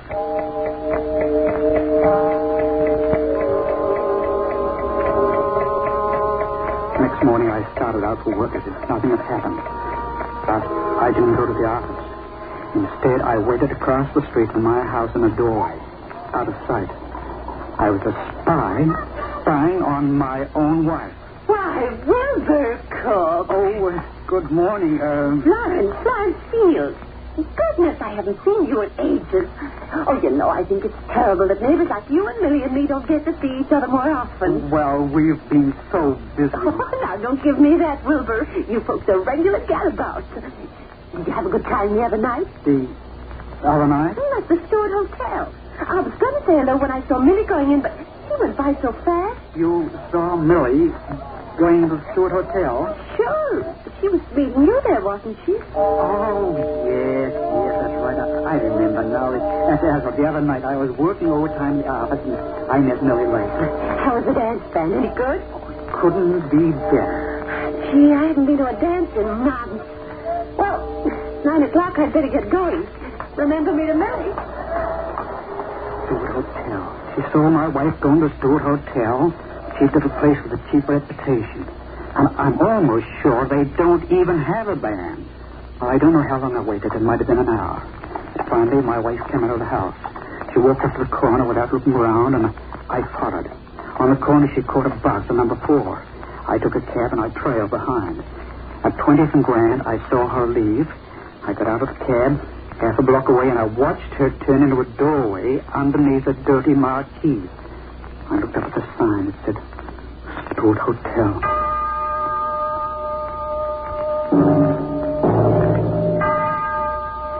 For the rest of the day, I just wandered around. I didn't go to work. I felt sick to my stomach. My legs were weak. I kept saying to myself over and over again, my wife, my own wife had seen another man. It was impossible, but it was true. Around 6, I found myself in front of my house. I tried to act naturally as I closed the door. Wilbur? Yes? Oh, just a minute. I'll be right in. Oh, Millie's handbag was on the sofa, and the catch had opened. Something was sticking out. It was the bank book we used for our joint account, our savings account. I picked up the book, and I opened it. Balance was $600. Should have been 9. I examined the withdrawal column. There were 3. They amounted to $100 apiece, and they'd all been made the week before. On top of everything, she was even giving him our money. Come on, Wilbur. Soup's on. Millie. Yes? What's the matter, Wilbur? Oh, nothing. I want to ask. What is it? Oh, nothing. Nothing at all. Let's eat, Millie. All right, then, dear. Come on. Don't let the soup get cold. I took a spoonful of soup, and it tasted sour. I could hardly swallow it. I wasn't hungry, but I had to make a show. Well, I tried again, and it tasted even worse than before. And then I realized that she was trying to poison me. Oh, what is it? I need some air. Wilbur! I need some air, I tell you. Wilbur, come back here. Wilbur! Wilbur! I walked like a man who was doped. She wanted to kill me. She wanted to kill me. But I had to beat it to it, and I had to do it fast. All my life I'd been kicked around. I'd never hit back. But it's too much, even for me. I'd get her first, and then I'd get the man. But first I'd get her.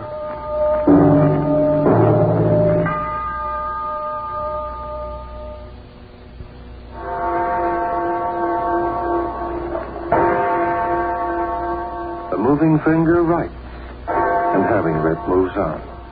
Nor all your piety know which shall lure it back to cancel half a line. Nor all your tears wash out a word of it. Time is measured by the stars, and some say our lives are also measured by the stars. I wonder what they hold now. For Wilbur Cook. What did Charlie tell me? The pool room on 8th and Vine. We could have had a trigger man for $100. Just ask for a man named Arch. On 8th and Vine, a pool room. Hey, that's it. Right in your corner pocket. Looking for someone, Jim? Yes. Oh. Arch.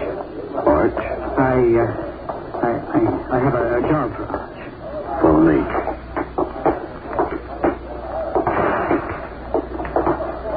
In there. He's inside that room? That's right. Thank you. Just a minute. What are you doing? Don't look like the gun-toting type, but Arch likes to be careful. Okay, mister, you can go in.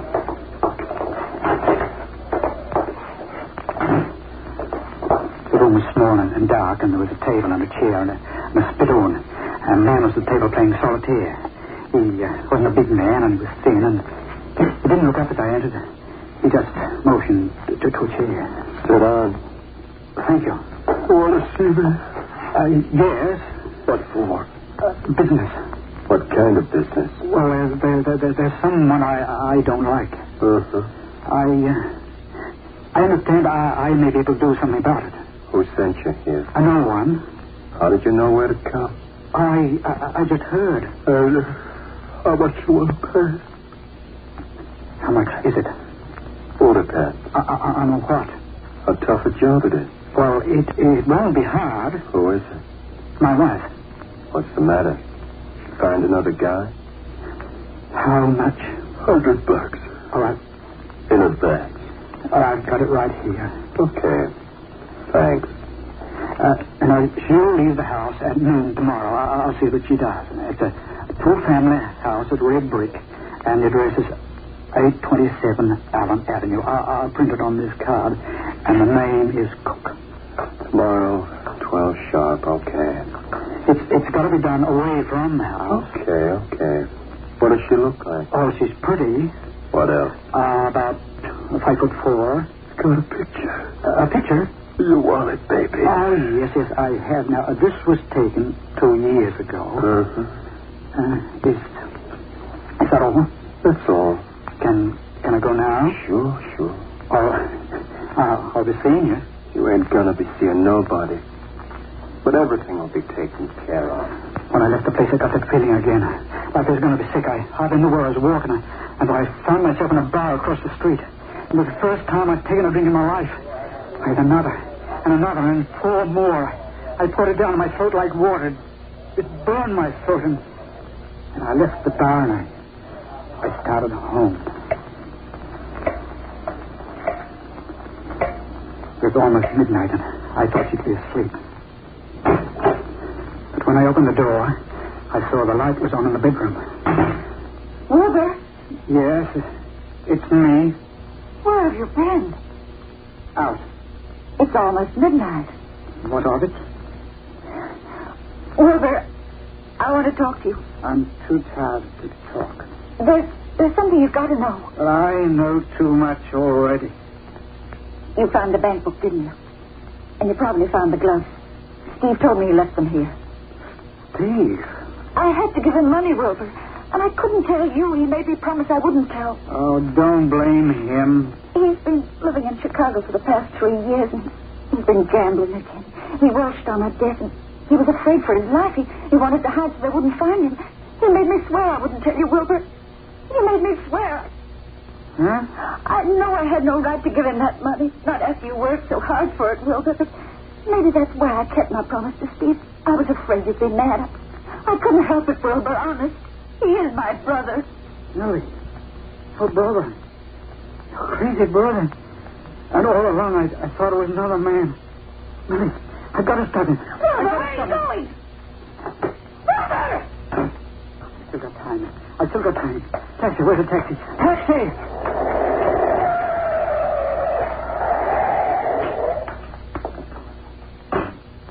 I can bind. Hurry, please.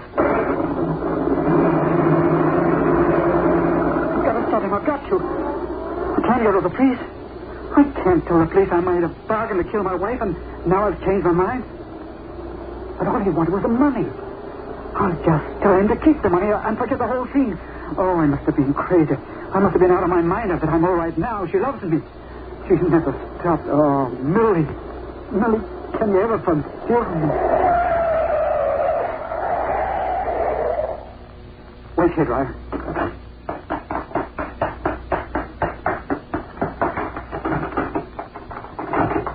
No, it can't be.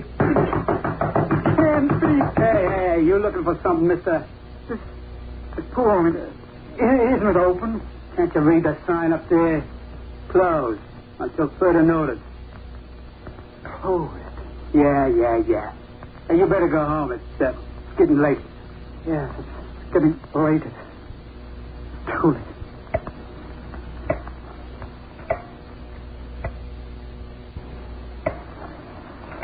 Millie was sleeping when I got back home. I lay down on the couch with my clothes on. And I tried to think. Millie found me there the next morning when she got up. Wilbur.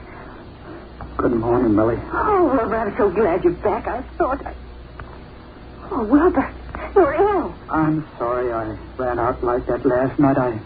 Millie, where are you going now? Why, just to the kitchen, dear, to make us some coffee. Millie, don't leave me. Stay with me here all day, please. Of course I will, dearest. If you're sick, what else would I do? I'm very sick. But you mustn't leave me for a minute. Maybe I better call a doctor. Oh, no, don't do that. I'll be all right in a few hours. Just sit here with me, Millie. Don't go away. Oh, poor Wilbur. And it's all my fault. No, Millie, don't say that. You... Millie. Oh, Wilbur. Don't answer, Millie, for heaven's sake. Don't answer it. But why not? Oh, keep away from that door. But why? I'll be right back. Millie! It's only the grocery boy. Oh, thank you, Danny. Wilbur, what's wrong? I told you I was sorry. I thought you'd understand. What can I do? Oh, it's not you, Millie. My nerves, they ain't so good. I guess I just need rest. Well, but you can't go on this way. You look so ill. I'll bet you didn't sleep a wink last night. Well, I wasn't tired. You've got to get some rest, darling. I'll make you comfortable inside. No, I'll stay here on the couch, and you sit down next to me, Millie. All right, darling. Just stay right here where I can watch you. All right, dear. The clock's at 9:30, and I could hear the ticking from the couch. Every second, every minute was bringing us closer to the time. And I didn't have a plan. I had to have a plan. I had to think of one. But when you haven't slept for 30 hours, it's hard to keep your eyes open and stay awake. I didn't know. Before you sleep, I didn't know.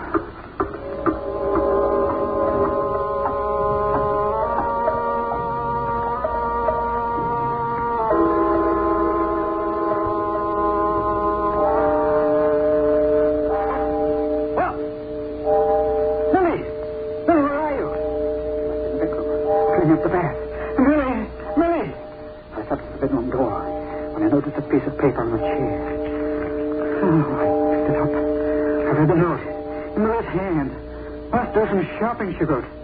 Be back in half an hour. Half an hour, and the clock was chiming noon. Oh, Millie, thank heaven. Millie! Your name, Cook? Wilbur Cook? And I knew. It was too late. Ted and Millie was a policeman outside my door. He come to tell me that she'd just been killed. I said, is your name Cook? Yes, officer, I'm Wilbur Cook. You're lucky, mister. Lucky you're still alive. We found this card with your address on it, and we picked up Arch Marone. Arch Marone? This guy makes a specialty of killing for hire. You might have been next on his list. Know anything about it? I don't. Ever been to a pool room on 8th and Vine? Yes, I've been there. Bookie hangout. We raided it last night. Closed it up for keeps. You say, you don't look like the type who would hang out in a joint like that. You play the horse? No, I never have. Just like a game of billiards, huh? Well, you watch your step from now on. This punk might have gotten your address either to rob you or to rub you out. You stay home with little woman, Wilbur. It's safer. Wilbur? Oh. Is this her, Wilbur? Yes. Oh, ma'am, you want to take good care of your husband, you know. He's not looking too good. Oh, I will, officer. I will. That's good, ma'am. Well, goodbye for now. Goodbye, officer. Millie. What did the policeman want? He made a mistake, and so did I.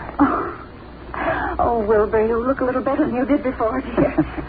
Were you worried when you woke up and found me gone? You'll never know how much. Oh, Wilbur. Oh, Millie, I'm a fool. No, you're not. Now, come inside and I'll fix you up some lunch. But I'm a lucky fool and a happy one right now.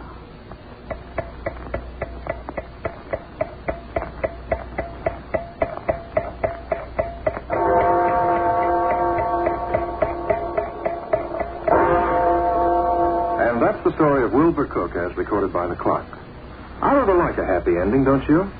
I like to feel that life is really worth living in spite of all the shortcomings and mistakes. But then I've always been known to be a very optimistic fellow. Oh, yes, and I'll prove it to you the next time you're late to make that train. You'll look at me and you see your time is short, but there'll be something about my face that'll make you think the minutes will stretch. And I'll do my best to stretch them, just for you.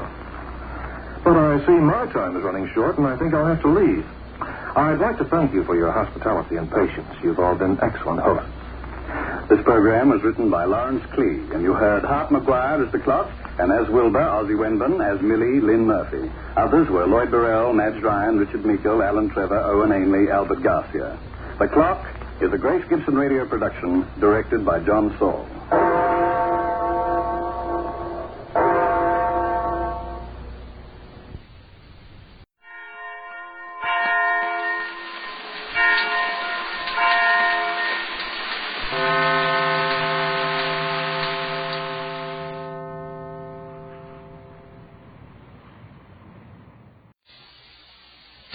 Can the dead return to life?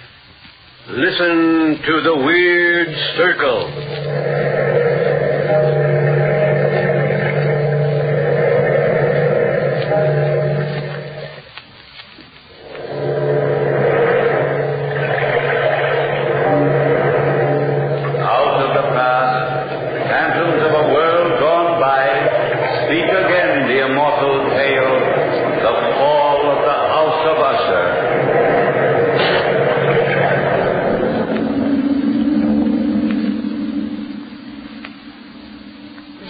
Is the history of the House of Usher.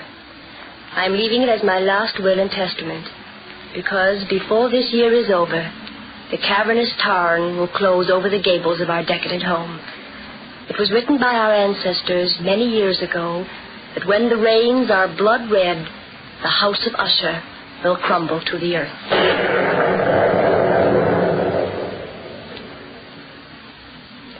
There are 3 members of the Usher family living, 2 in direct descent, the Lady Madeline and her twin brother Roderick. I was engaged to marry Roderick long before I knew my cousin. It is the custom for the Usher family to intermarry. The Lady Madeline has been confined to bed these many weeks, waiting for death, waiting for the last days of her life to pass quietly.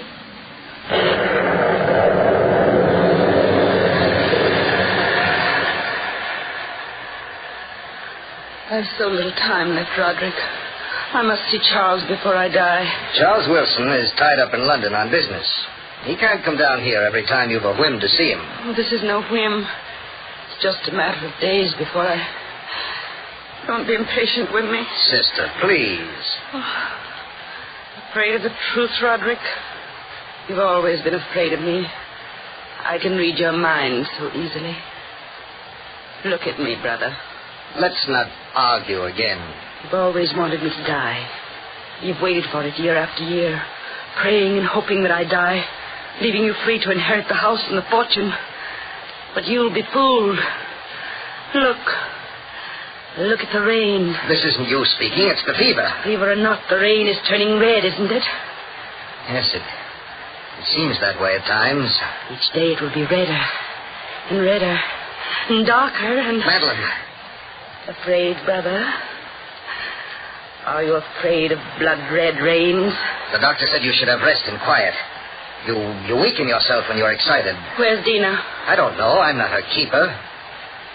She's downstairs, probably, buried in that romantic nonsense that she reads. Every girl likes to read romantic stories, Rod. Heaven help her when she becomes your wife. Call her for me, will you? The doctor's orders were that you're not to be disturbed. Call her, Rod. Do as I say. For your own good, I'll get even with you someday. Dina. Madeline. Dina. Did you call me Lady Madeline? Yes, Dina, child. Come here, my dear. Is there something I can do for you? Yes. I want to see Charles Wilson before I die. I told you he was busy, Maddie. Tell Talbot to hitch up a coach and four, Dina. Go to London tonight. Tell Charles I must see him right away. Bring him back with you. I'll not have Dina go out in this weather. But Roderick... Dina, please go. Don't listen to Rod. Do this for me. I will not have strangers dragged into our family secrets. Charles Wilson is no stranger. He's the only one who knows the secret of the House of Usher. I don't like leaving you, cousin. The doctor will be here shortly. Hurry, my dear, and bring Charles back. I forbid it, Dina. If I don't see Charles tonight, I'll be buried alive. Not able to live. Not able to die.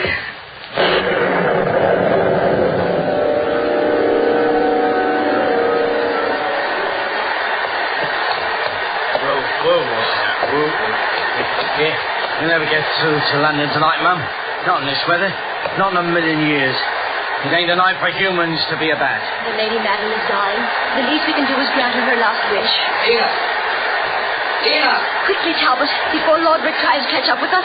Dina, did you hear me call you? Yes, I heard you, cousin. Trying to protect you, child, because I love you. Don't want any harm to come to my future wife. Please, Roderick. Why do you turn from me when I touch you? I don't know. Afraid of me? I... Answer me, Dina. Are you afraid of me? Yes. But you loved me once. That was before we returned to the house of Usher. And you're going anyway? Yes, Roderick. For Madeline's sake. Are you ready, Mum? Yes, Talbot, ready. We'll be back by midnight, Roderick. Hurry, cousin. Or else the Lady Madeline might not live long enough to get her last wish.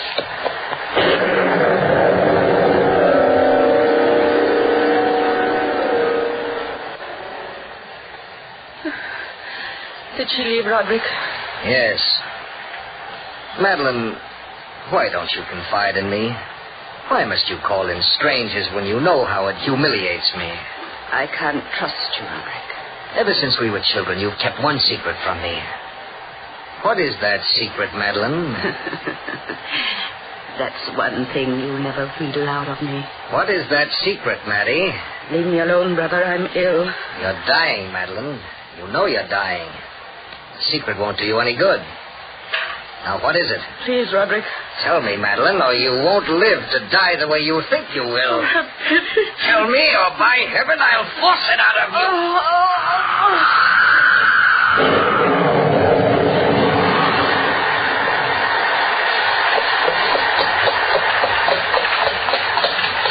Whoa there, whoa, boy. This is his house, Mum. Thank you, Talbot.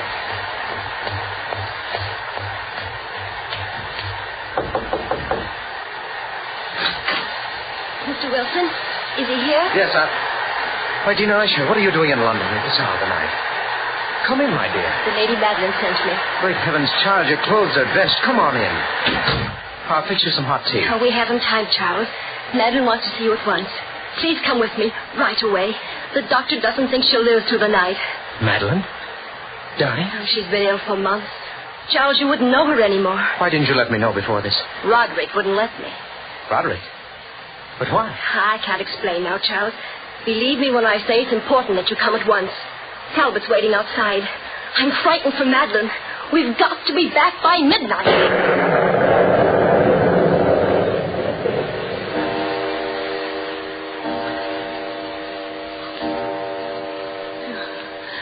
You came in time, Doctor.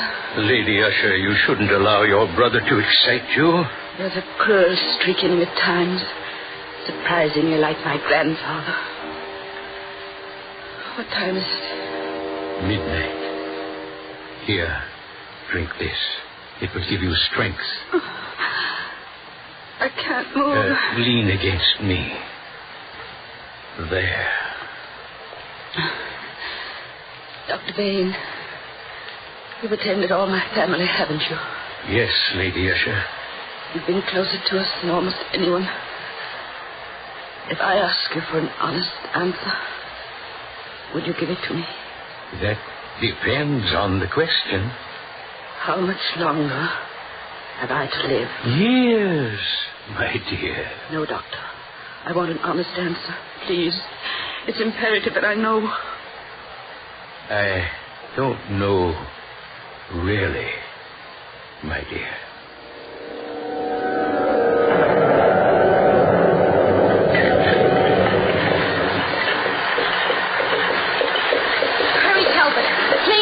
I'm going as fast as the horses can go, Mum. Yes.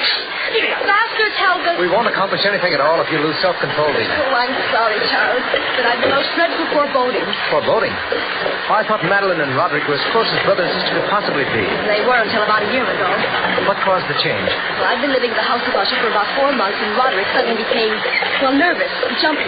He'd lock himself up in his room for days. He was morbid. Frightfully morbid. Sounds like a depression of spirit. Oh, it went deeper than that. Madeline fell ill at the same time. And then, the horrible reddish rains began to fall. Red rain? Dina, really? Oh, you'll see. The first day those rains began to fall, the rift between Madeline and Roderick widened. Until now, their hate is a living thing. It fills the house. They seem to be battling constantly for possession of each other's souls. Charles, look. Look ahead. There's the house. And the rain. Look at the rain. Yes. Red rain.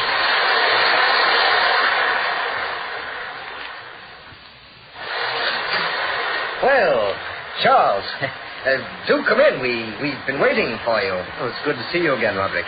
Come in, Dina. Don't stand there staring at me. It's been a long time since I've last seen you, Rod. Yes, long time.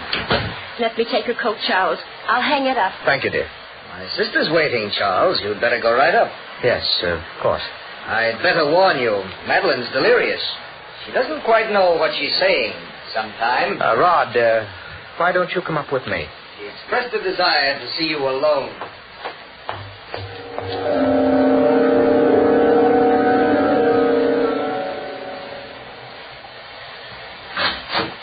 Charles.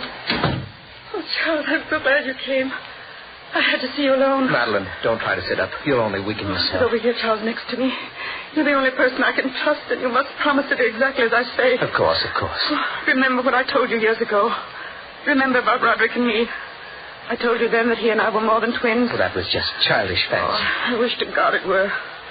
But those suspicions have all been proven these last few months. Roderick and I are only one person, not two. We have two earthly bodies, but we share one soul. When Charles and I were born, our shoulders were attached. The day of our birth, we were separated. Well, that doesn't necessarily mean you share one soul. I've never been able to feel anything for myself. His thoughts are my thoughts. His tears are my tears. His weaknesses are mine. Don't you understand, Charles? Are you sure of this, Madeline? Positive. His mind has the initiative. He doesn't respond to my emotions. Because I had none. None. I'm cold without him. Don't you see, my earthly body is wasting away. But my soul is not my own. As long as he's alive, Charles, the power of his life will keep me living. Madeline, Lady Madeline, you mustn't even think of it. Oh, it's true, though. I'll have a living death. I'll be buried alive. Unable to live. Unable to die. Madeline. That's why I called you here. Promise me now, Charles. You'll never allow my coffin to be sealed. Keep my body in this house. You must rest. Madeline, stop talking. Do you promise, Charles? Promise. Yes, of course I do. Don't tell Roderick, Charles. Ever. He'll seal me in my tomb alive. Madeline, my dear. Every mortal is entitled to his own soul. If I can't rest in death... Oh, if I can't rest in death, I'll return from the grave and take him with me.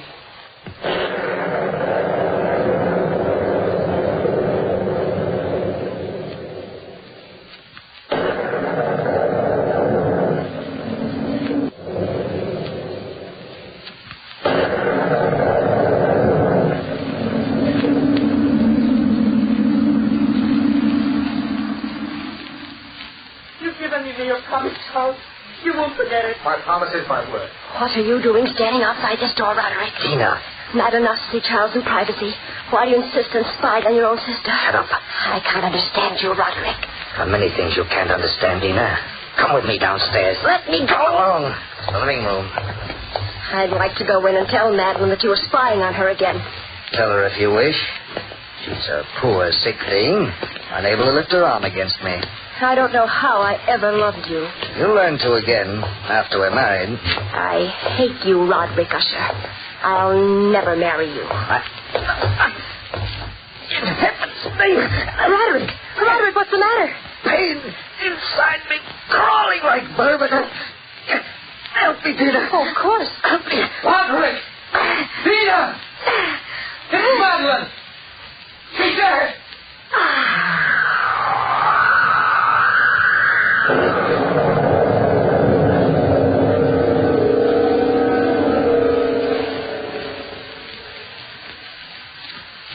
Here I am, Madeline, beside your bed. You're dead, Madeline. Dead. Two people fought for the possession of one soul, and you've lost. You'll try to drag me to the grave with you, but you're weaker than I, Madeline. You'll never return. Never. That was her last request, Doctor. It's a peculiar request, Mr. Wilson. I know it is, Doctor, but it was the Lady Madeline's last wish. Oh, Roderick. What are you doing here? Taking a last look at my beloved sister's face. Oh. Doctor, I'm not quite sure that the Lady Madeline is dead. Look at the flush of life in her cheeks. Stop speaking like a fool, Charles. Look for yourself, Roderick. What are you trying to do, frighten me? No. I've asked the doctor to verify her death. In cases of this kind, Mr. Wilson, death from catalepsy, The deceased often retains a lifelike flush, but it's merely symptomatic. Nothing supernatural about it. Of course she's dead. Isn't she, Doctor? However, if you feel the slightest doubt... No doubt at all. I'd suggest delaying the burial for a week or two. As her nearest of kin, I want the funeral held at once. She'll be laid to rest in the family catacombs beneath the house. Roderick, I gave her my word. Your word isn't valid. You're not one of the family. But it was my word of honor. Don't mix in family affairs, Charles. But the least you can do is grant her last wish, Roderick. This is nonsense. The dead are best buried. But, Rod, your own sister... No. As the doctor in the case, I don't feel justified in making out a death certificate for 2 weeks. The Lady Madeline will lie in state in her coffin in the catacombs. The coffin will remain open.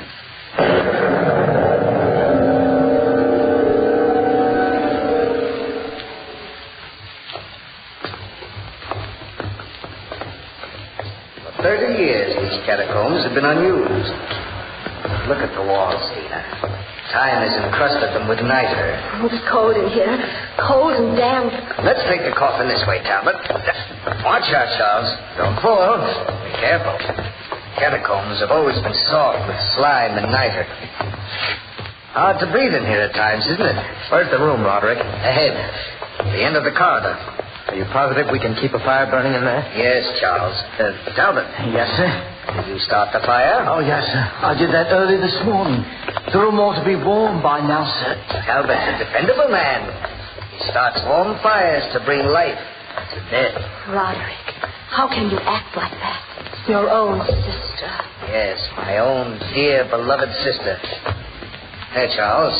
Look ahead of you. Tiny room at the end of a corridor. The fire is blazing. Careful. Careful with the casket. We'll place it on the table. Center. All right, sir. We can place it down. Yes, top. Down there. I know the final name of the Rest in peace. And that we shall stand at the latter day upon the earth. And though this body be destroyed, yet shall I see God, whom I shall see for myself, and mine eyes shall behold, and not as a stranger. We brought nothing into this world, and it is certain we can carry nothing out. The Lord giveth, and the Lord hath taken away. Blessed be the name of the Lord.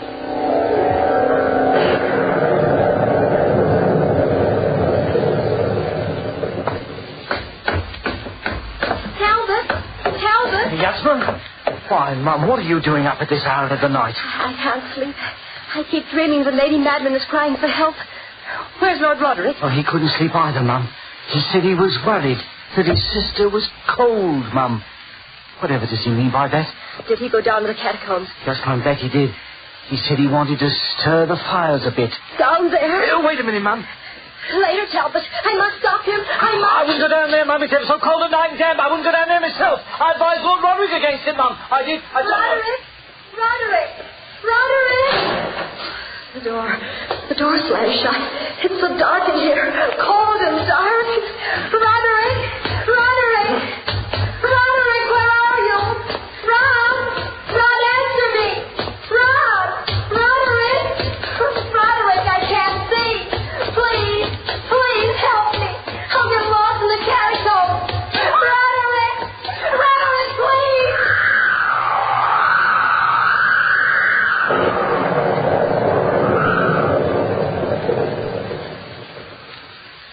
I don't like these goings-on at all, I don't.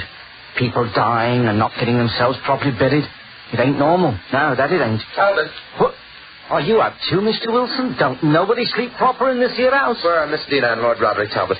Well, I was sitting here as nice as you please, sir. Where is Miss Dina, Talbot? Well, yeah, that's what I'm getting to. I was drinking this here cup of tea when Lord Roderick comes in a little past midnight. Or it was a little before midnight. Where is he? Well, I'm getting to that. He comes in and he says he wants a flame. Yes? Yeah. He says, as calm as you please, he wants to go down and keep his sister from getting cold. And Miss Dina? Well, as for her, she came down a little later and said she dreamt that the Lady Madeline was calling to her.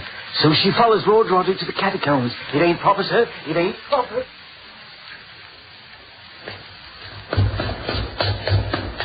Roderick! Oh, there's the light. There. calling me, cousin? Oh, Roderick, I was so frightened. I thought I was lost. Why did you come down here? I dreamt Madeline needed me. Well, what did you do, Rod? Be quiet, Dina. You closed the coffin. Oh, how could you? Don't you approve? You were going to drive a stake through her coffin. She was a witch, Dina. A witch. Isn't that the custom to drive a stake through the heart of a witch? Watch, Dina. Watch. No. Watch me drive the hammer through her heart. Stop, Rod. Stop that. Roderick, put that stake down. In heaven's name, don't. Leave it alone. Take your hands off. Oh, please, Roderick. Please, it's so horrible. Don't you understand? It's your own sister. Your own sister. You'll pay for this, Dina. You and Madeline together. Oh, Roderick. I was helping with Dexter. Pardon me, Lord Roderick, but...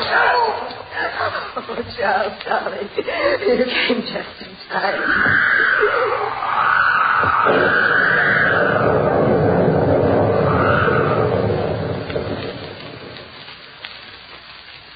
He looks like he was dead, sir.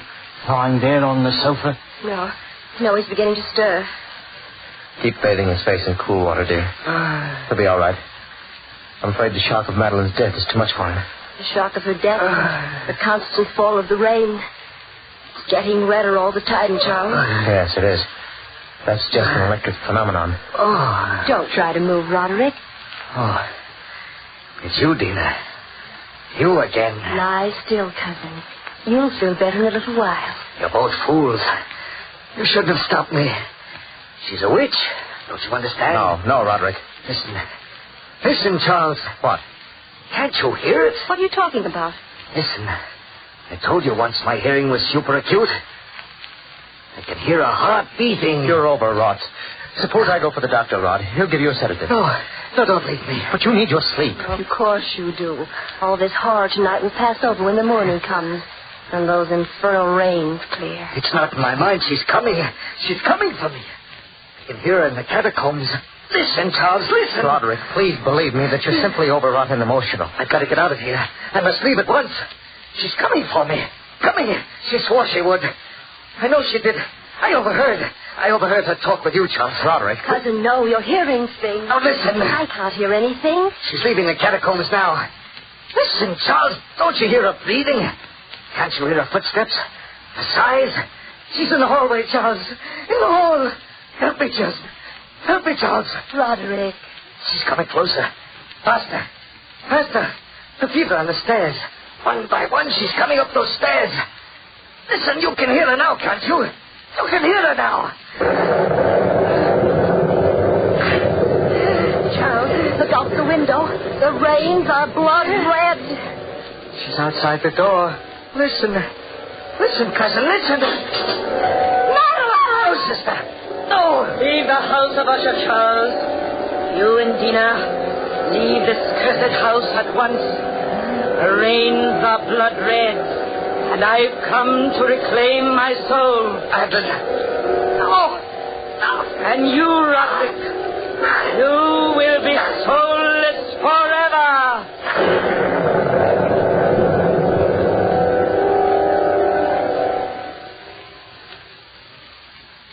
From that chamber and from that mansion, Charles and I fled aghast. The storm was still abroad in all its wrath as we crossed the park to the highway. The moon above the house of Usher was blood red. And Charles held me close as we walked on and on into the night.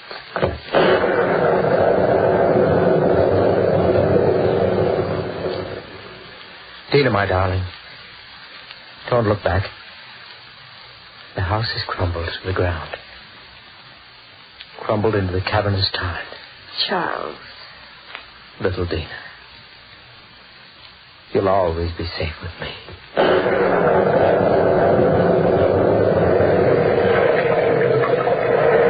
From the time-worn pages of the past, we have recalled the fall of the house of Usher. Bell keeper, toll the bell.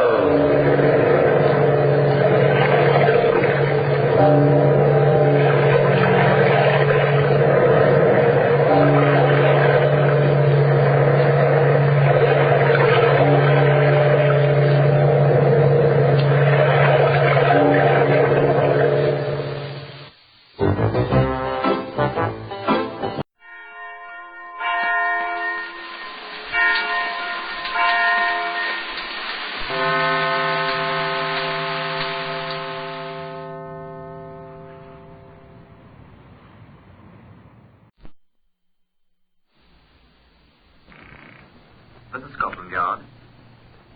For the first time, Scotland Yard opens its secret files to bring you the authentic, true stories of some of its most celebrated cases.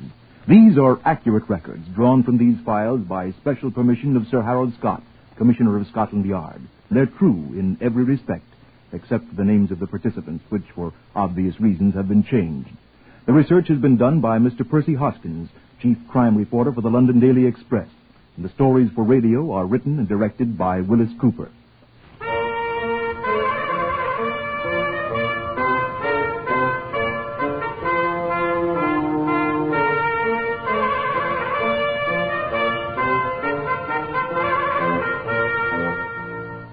New Scotland Yard, the London headquarters of the Metropolitan Police, is situate near the embankment on Whitehall, hard by 10 Downing Street and almost in the shadow of Big Ben.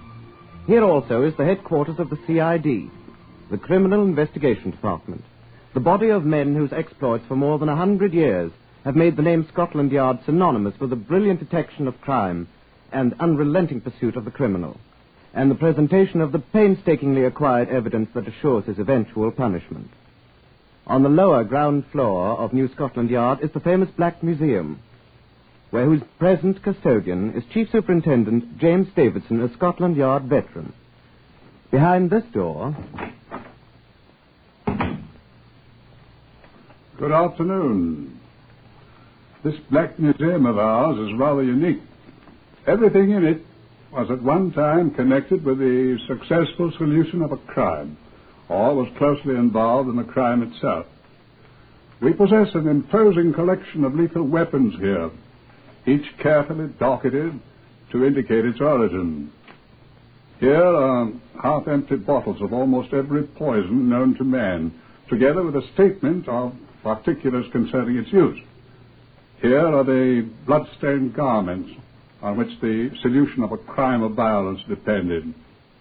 Among the Black Museum's relics are disguises used by famous criminals, death masks of notorious men and women whose ends Scotland Yard encompassed, and a great many other more gruesome mementos of man's inhumanity to man. Among the exhibits are others seemingly incongruous objects that in their time served well in the undoing of desperate criminals. Such an exhibit is this one, the fragments of a set of teacups. This collection of shards was the first step in the solution of a frightful crime which occurred during the Blitz of July 1940. Yes, sir? Will you please bring me file number 302 MR651, Constable? 302 MR651, sir? Yes, sir. One, sir. In July 1940, the Battle of Britain was at its height. The Luftwaffe hits us at all hours, and from advanced defense fields of the RAF, the weary Spitfires rose day and night to do battle. Thousands of British people died in Britain as a result of enemy action. But in the midst of the very present war, murder went on as usual. Chief Superintendent Peter Carew received a telephone call at Scotland Yard on the morning of the 3rd of July, a Wednesday. 302 MR651, sir. Thank you. The call was from Chief Constable at Matfield, a Kentish village near Tunbridge. The Chief Constable reported the finding of the bodies of 3 women shot to death and requested the assistance of the CID. The services of Scotland Yard are available to the provincial police at all times if requested, the Home Office assuming all expenses if the request is made within 24 hours of the discovery of the crime, at their own expense if we're called in after that. Chief Superintendent Carew was gratified that the request came at the very beginning of the case, and he drove to Matfield at once with a medical examiner from the Home Office and Detective Sergeant Small, also Scotland Yard. They were met at the scene of the crime by Matfield Chief Constable Thomas Bennett. It's good of you to come so quickly, all of you. It's all quite beyond us here, sir. What with the blitz and all? I'm sure. I had a bad time. Having it, sir. Yes, I've no doubt.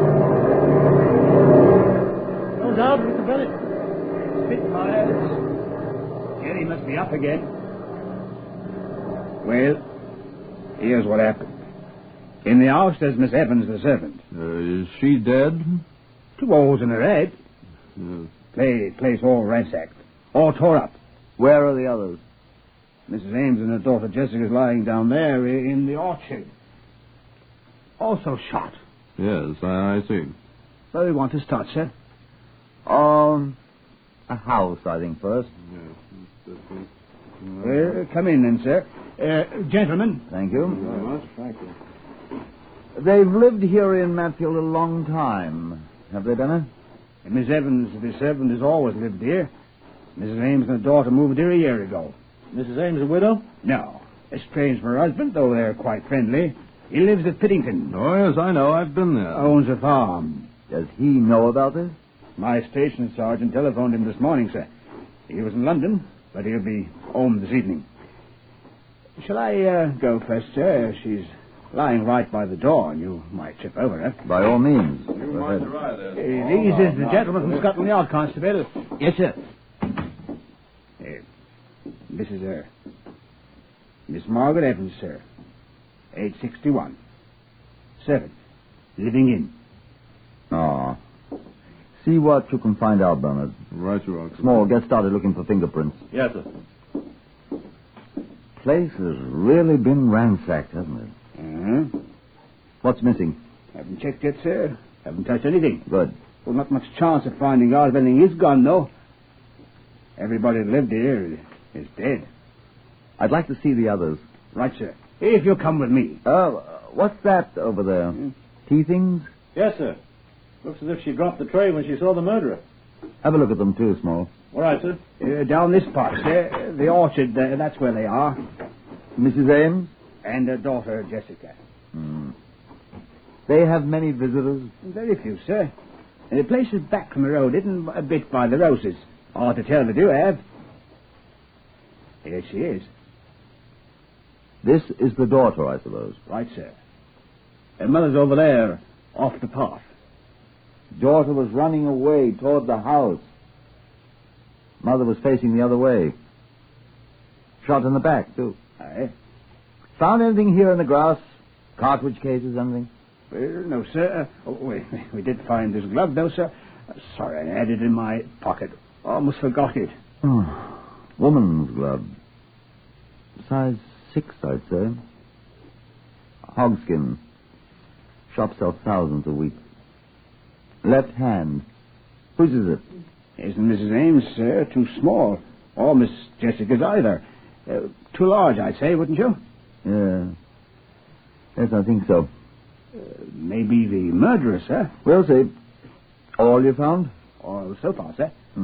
Where was the glove? Oh, over there, sir. I marked the spot with those 2 sticks. Alongside the mother's body? Yes, sir. Well, as soon as Bernard's examined the bodies, I think you'd better have all this grass scythed down and see if you can find anything else. Cartridge case or anything. Right, sir. Shall we walk back to the house? Yes, sir. Good hunting, lad. Beg your pardon? Talking to the fighter chap up there. Hope he shoots some Jerry's bloody ears off. He probably will. Got a son in the RAF. Flight sergeant of the Coastal Command. Good man. 19 years old. When I was 19, I was a farm man for good old Uncle Tom Cobley. Wonder if they found anything yet in there, sir. We'll see. Here's Bernard. Anything yet? Well, I want to see the other bodies first. Discovered a little so far. Where are the... Down the path back there, sir. We've touched nothing. Except this glove. Oh, is this one of theirs? Wrong size. All right. You can remove the bodies as soon as I finish, Chief Constable. Yes, sir. I'll have the van here at once. See to it, please. Yes, sir. What are you doing, Small? I'm trying to fit these cups together, sir. Well, what about fingerprints? I wanted you... I found a good many, sir. They all check with hers. How did you know they were hers? Oh, I took hers. I wish live people's were as easy to take. No others? Well, I'm not sure yet, sir. As soon as I get the others down there, I'll make a very thorough check. These cups and saucers. She dropped them when she saw the murderer, probably. That's quite. But why should there be 4 cups, sir? 4? One for the mother, one for the daughter, One for the maid? For her? Miss Evans was more a companion than a servant, sir. Here in Matfield we... Yes. And one for the murderer. Why, they must have known the murderer. People don't usually offer a cup of tea to a perfect stranger. You could make up a list of their friends, Chief Constable, They had and then... very few friends, sir. Kind of standoffish like they was, and the parson, the grocer, housemistress, not any real close friend, so to speak. Make up a list and check where they all were yesterday. Yes, sir. What about this estranged husband of Mrs. Ames? Would he have a motive? Oh, I don't think so, sir. He used to come visit her, I know, but... Oh, he did, eh? And he's in London now, you said? I went down yesterday morning, they said, sir. Where does he live, did you say? Piddington, sir, near Oxford. You take over, Sergeant Small, you and Mr. Bernard. I'll call you from Piddington. Piddington, sir? Do you think... I think I'd like to know whether our friendly ex-husband was really in London yesterday or elsewhere.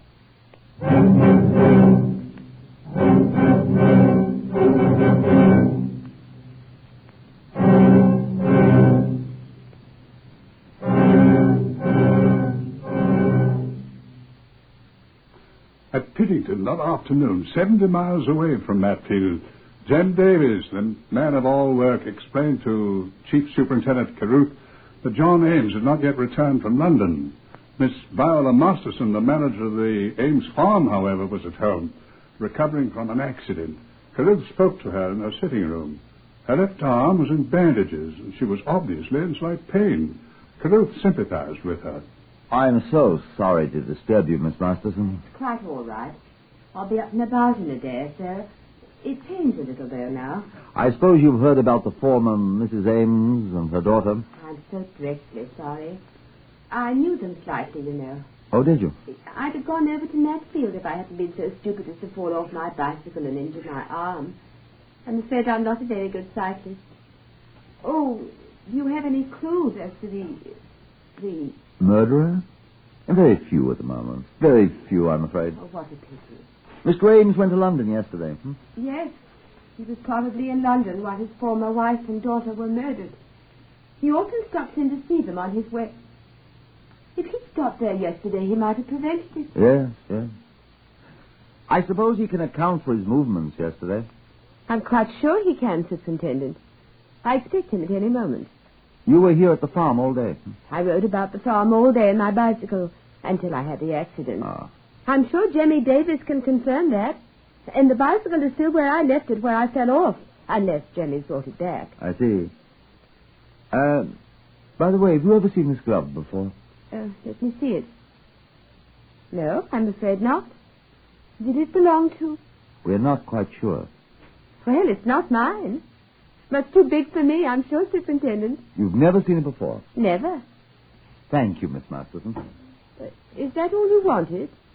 Aren't you going to wait till Mr. Ames? Oh, I don't like to disturb you, Miss Masterson. I'll wait out there with Jemmy.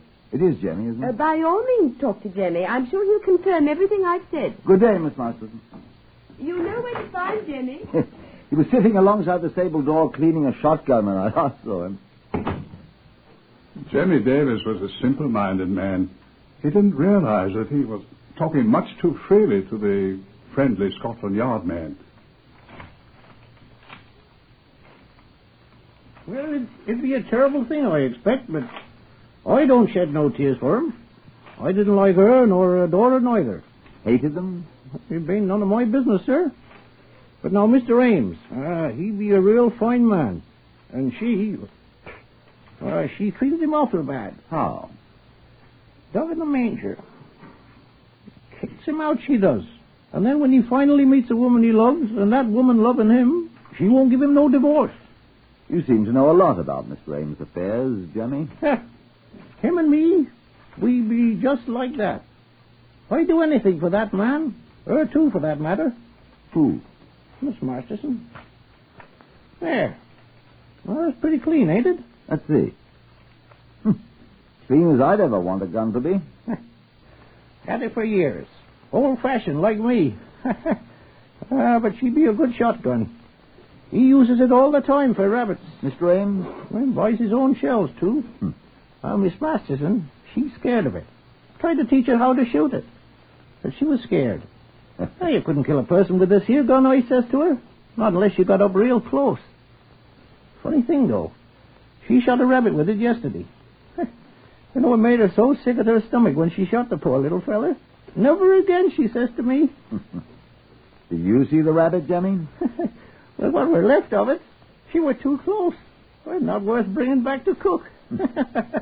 You know, I think that's why she fell off her bicycle thinking about it. Where did she fall? Well, it was in the meadow yonder. The wheel slipped on the grass. Jemmy, did you ever see this glove before? Huh? No, sir. Oh, can't say as how I have. Sure? No, sir. Whose is it? I found it. Well, finders keepers. That's what they say.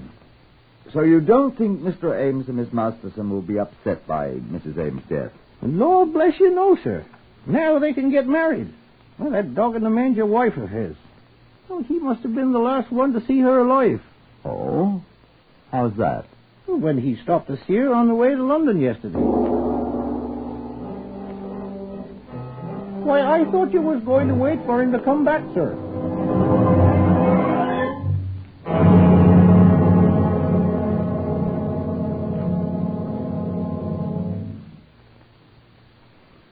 Chief Superintendent Carew hurried to the local police station, where he put through a trunk telephone call to Matfield. Detective Sergeant Small, the Scotland Yard man, answered the telephone at the murder house. Small here. Small, I want you to check at once on something. Yes, sir. I want you to make the most diligent inquiries. Get that chief constable there to inquire of every person in Matfield if necessary at once to discover if this man Ames was seen in Matfield yesterday. You got that? He was seen, sir. He was? The postman, sir. We've been making inquiries all over the village of Mrs. Ames' known friends, and we've come across several curious things, sir. Well? Well, the postman observed Mr. Ames walking toward this house yesterday afternoon. He's sure? Positively identified him, sir. Known him for years. Spoke to him, called him by name, and Ames replied. What else? He was carrying a shotgun, sir. Oh. I discovered here that he intended to visit them. But the gun? Well, looks as if he's our man, doesn't it? What else did you discover? Well, the bicycle belonging to Mrs. Ames is missing. Oh? And the porter at the railway station reports a strange woman carrying a parcel arrived in town yesterday, but so far we have been unable to trace it. Now, the local police have picked up a deserter from an army camp near here. He's being questioned now. Oh. Then a lorry driver for the gas company at Oxford reports picking up a woman on the highway near here yesterday afternoon. She was wearing one glove. Oh? He thinks her bare hand was scratched and bleeding. Yes? She explained she'd fallen off her bicycle and was trying to catch a train. He took her to the railway station. And then... Oh, what did you say, sir? I didn't say anything. Oh, I was speaking to Dr. Bernard, sir. I'll put him on. He wants to speak to you. Thank you. You there, Caruth? Yes, Bernard. I've discovered why you didn't find any spent cartridges, Superintendent. Yes? The women were killed with a shotgun. It was probably a .410 shotgun. Yes, I know. The murderer had to pick the discharged shells out of the breech of the gun by hand. Yes, but... Probably carried them away and disposed of them elsewhere. Did you recover any of the shot from the bodies? Yes, quite small pellets. Bird shot. Mark it in evidence and hold it for me. I think those little lead pellets are going to hang someone, Bernard.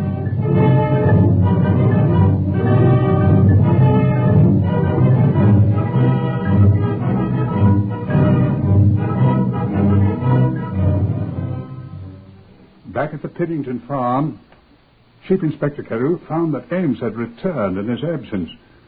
Jemmy, the garrulous man of all work, was just leaving. He was going to fetch Miss Masterson's abandoned bicycle, he I'd said. be going out to fetch Miss Masterson's bicycle, sir. Look here, Jemmy. Would you like a £0.50? What for? That rabbit Miss Masterson shot. Is it near where she left the bicycle? Oh, furlong or two, sir. Fetch it back, for. What for, sir? I'd bring fit to eat. She were too close. Oh. I've a fancy to see how that gun of yours works, Jim. Oh, that old gun of mine? She be a very good gun, sir. Show me. Here. Well... Good man. Now, is Mr. Ames in the house? Aye, sir. Now, I'll fetch the rabbit and show you. But the poor thing will be all full of bird shot, sir. That'll be all right, Jemmy. I'm very interested in birds.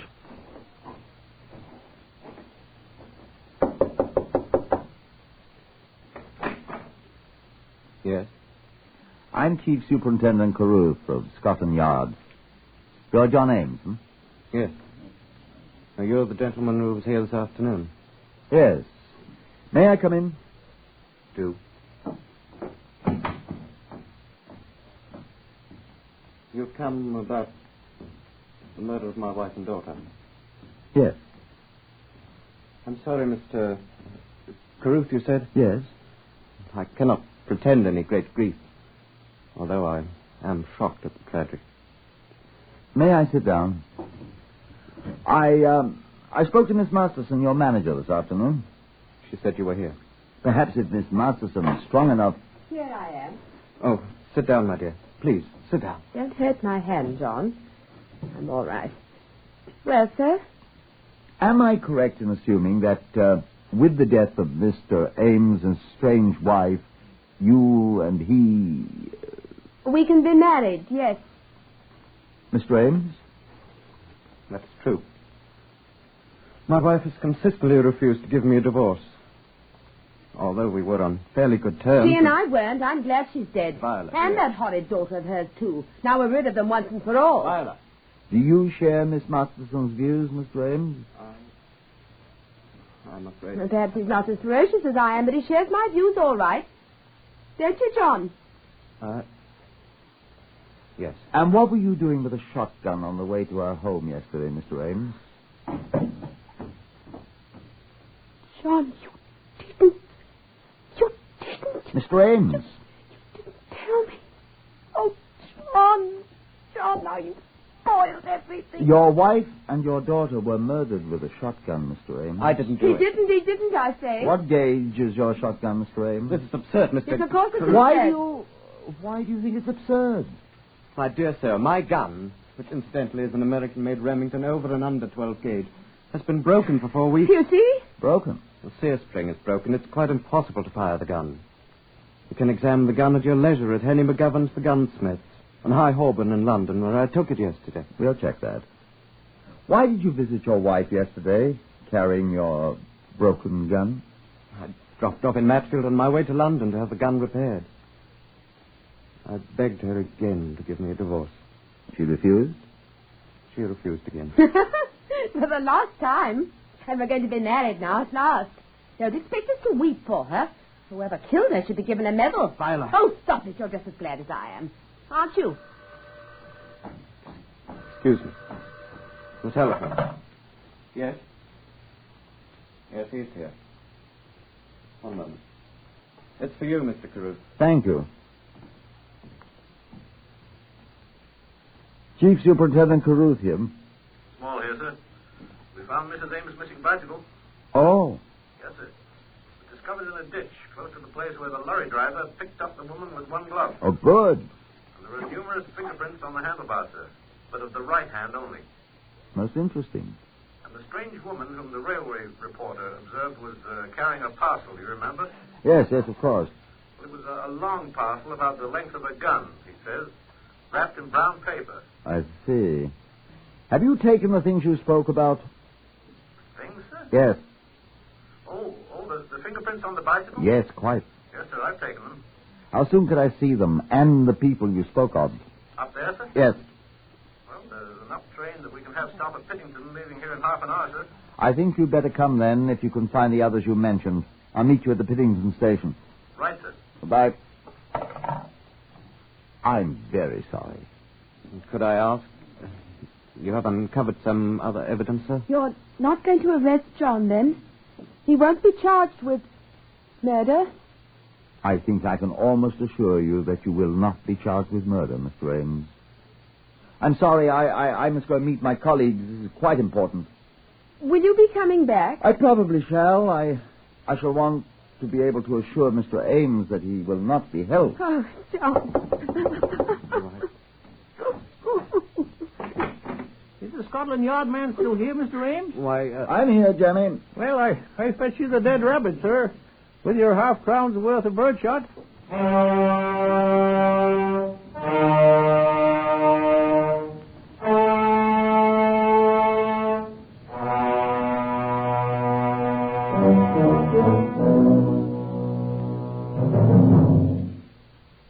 They met him him at the railway station 2 hours later. Detective Sergeant Small, Chief Constable Bennett, the lorry driver who had picked up the woman with the bloody hand and the one glove, and the railway porter who had observed the woman carrying the brown paper parcel the size of a gun. Leading Chief Constable Bennett at the station to make a telephone call, the party proceeded to the Ames farm.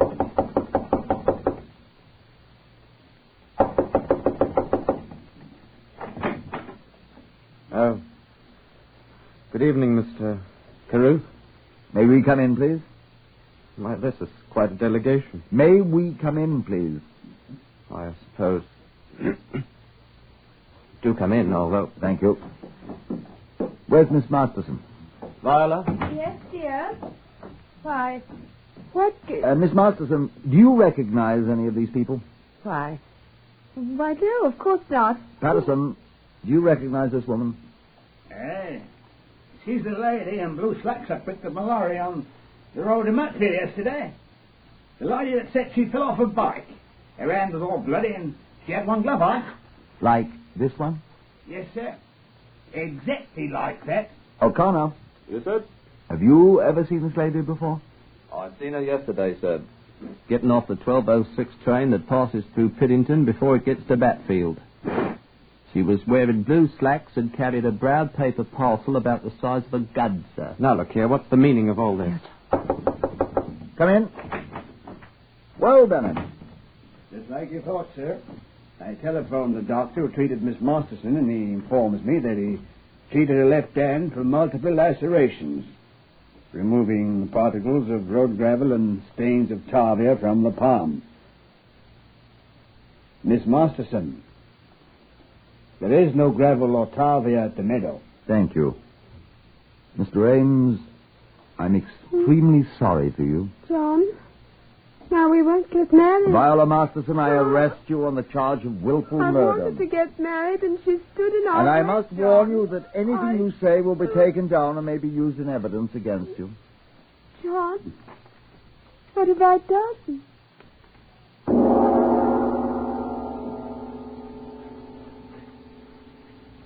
The evidence adduced by Chief Superintendent Carew, the identifications by the lorry driver and the railway porter, the shotgun pellets which proved identical with those Miss Masterson had fired into the unfortunate rabbit, the glove which was identified as hers by the store which had sold it to her, the gravel from the road in her wounded hand, and the motive, which was all too plain, proved sufficient evidence to convict Viola Masterson of the murders of Mrs. Ames and her daughter, and of the servant, Margaret Evans, who provided the first cue, the fourth cup. Miss Masterson had determined to murder the servant to eliminate the only witness to the murder of the others. In a trial marked with frequent air raid alarms caused by an enemy whose depredations could not prevent murder from going on as usual, she was found criminally insane and is now imprisoned in the asylum at Broadmoor. John Ames was tried as an accomplice but acquitted. He joined the 1st Battalion of the Bats and was reported missing in action in the Italian campaign.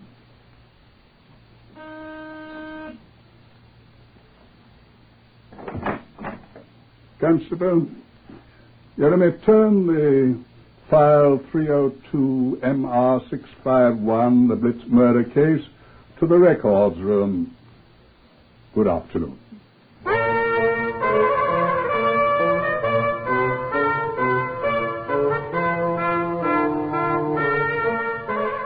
You've just heard the first case in the series Whitehall 1212, drawn from the official files of Scotland Yard by permission of Commissioner Sir Harold Scott. All names were changed in this story for obvious reasons, but everything else is true. It occurred. Whitehall 1212 is written and directed for radio by Willis Cooper. Next, listen for Tales of the Texas Rangers on NBC.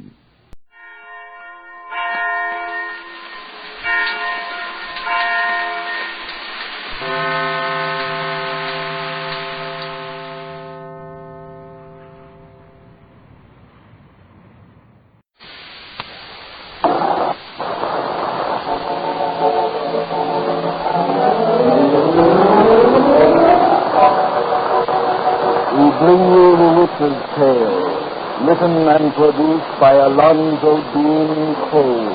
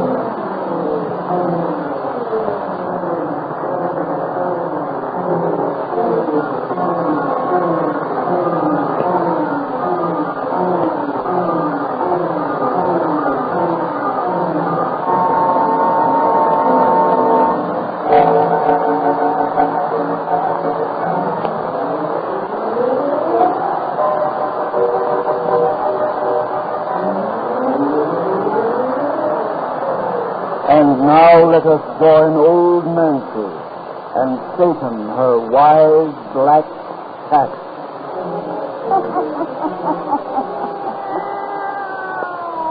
Satan, suppose you tell these folks the big news we got for them tonight. What news? Why, about this being my birthday. That's right, Satan. 120-year-old I be today. Yes, 120-year-old. And now if you folks will douse out them lights and make it nice and dark, we'll get right down to business. Draw up to the fire and gaze into the embers. Gaze into them deep, and soon you'll see a forest across the sea in France. Thou begins our yarn about the werewolf. Hear his howl, half man, half beast. It's the werewolf. The werewolf.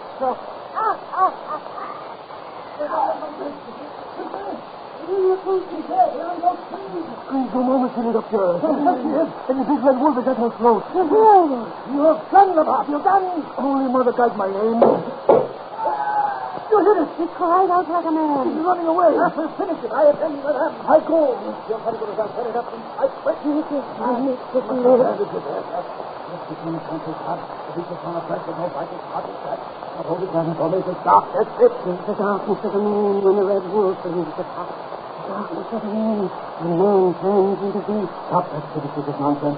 Oh, why did you let her out of the house and run in this forest? Since I prevailed this girl, account her husband call outside. She would have said it to me, well. You haven't seen magic vision at this. She would have been gone before I dreamed of her intention. It's nearly Dr. Brown. The title proves to that. You can only hope. No bandages. I was not the killer County to help me watch her. I warned him that he's right here. He's always gone away at this time. This month on business. This month, that business has got to wife and heir. Oh, it's been made on your conscience. The body will recover. And then never mind. This is your pleasant tales about that big red wolf and his dear shall believe that it is more than beast. And then to come upon it, to see it leave upon her, to shock and hurt and give her away. He's the man bewitched. Who lives the path of each darkness of the moon. He's seen it from this pulse from him. You've heard it cry out like a human soul. But Ravard has left a bullet and has left a trail of blood. He will find it dead and bring back its wicked carcass. The red wolf is an animal and nothing more. No man alive was ever transformed into beast. You believe a werewolf when dead or dying until his natural human form. If the bar brings back the carcass, you may at last believe the truth. What's that? The blood is coming down. Kill the creature. He bears its blood in his arm. And it's the body of a man. Yes, a man. The blood trail ended at his side. Oh, I won't believe it. Oh, who is this dead man? Hold your lantern. Look, I have already seen. Oh, Charles. Yes, the husband of Madame. Now we know why he was always absent when the red wolf led the band. The darkness of the moon. Those wolves, they have lost their leader. The human beast is dead. Madame. He regained consciousness. Don't let us see that body. I have already seen it. The great red wolf is dead. But he can live again. Our mind is gone, they say. It's beautiful, sir. It's The werewolf shall live again. The werewolf shall live again.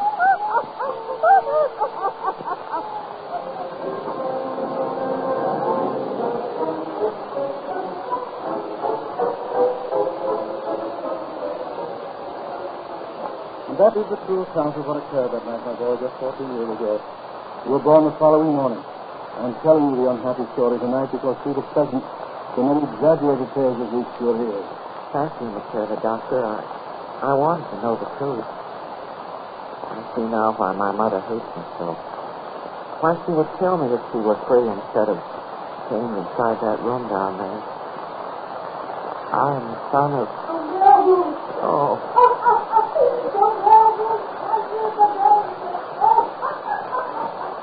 She cries that night and day. She's a hopeless maniac, really. Mrs. Husband, she's your birth.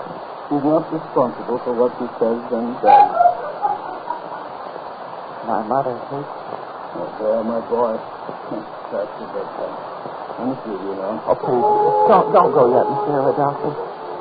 Those wolves outside. They're far off in the forest. You know they cannot harm you But here. I'm afraid of them. I've always been afraid. Please, stay and talk with me some more. Very well. What shall we talk about? About my father. You've been dreaming of him again? Every night. His hair is red like mine. He looks just like his portrait there. Perhaps that portrait had better be removed. Oh, no, please. I like to have it in my room. I like to dream of my father. He was a good man, the Shirley Doctor. If he was what the peasants say, it wasn't his fault. He was a curse. 1,000 times I've told you, the present tale is a lie. No man alive was ever transformed into a But they found my father dead. An enemy had shot him. A trail of blood led to his side. It was dark, a night like this. The barb had but a feeble lantern and imagination. Then why was the great red wolf never seen again? It was wounded. By the law of the pack, its own followers devoured its carcass. That's the practical explanation of the whole mad story. Now go to bed and sleep. Oh, please. Don't go. Those wolves. Renee, you must conquer this foolishness before it conquers you. I'm not just afraid of the wolves tonight. It's something more, Monsieur the Doctor. For 3 months now, when the moon is gone, I felt strange. Feel it more this time. Please don't go, Regan. No. You're overly imaginative because you're at the age of change right now. In the past 2 months, you've been growing into man from size. What's the matter with you? And you'll soon get over it. Now, go to bed. Good night. Good night. Good night, my boy.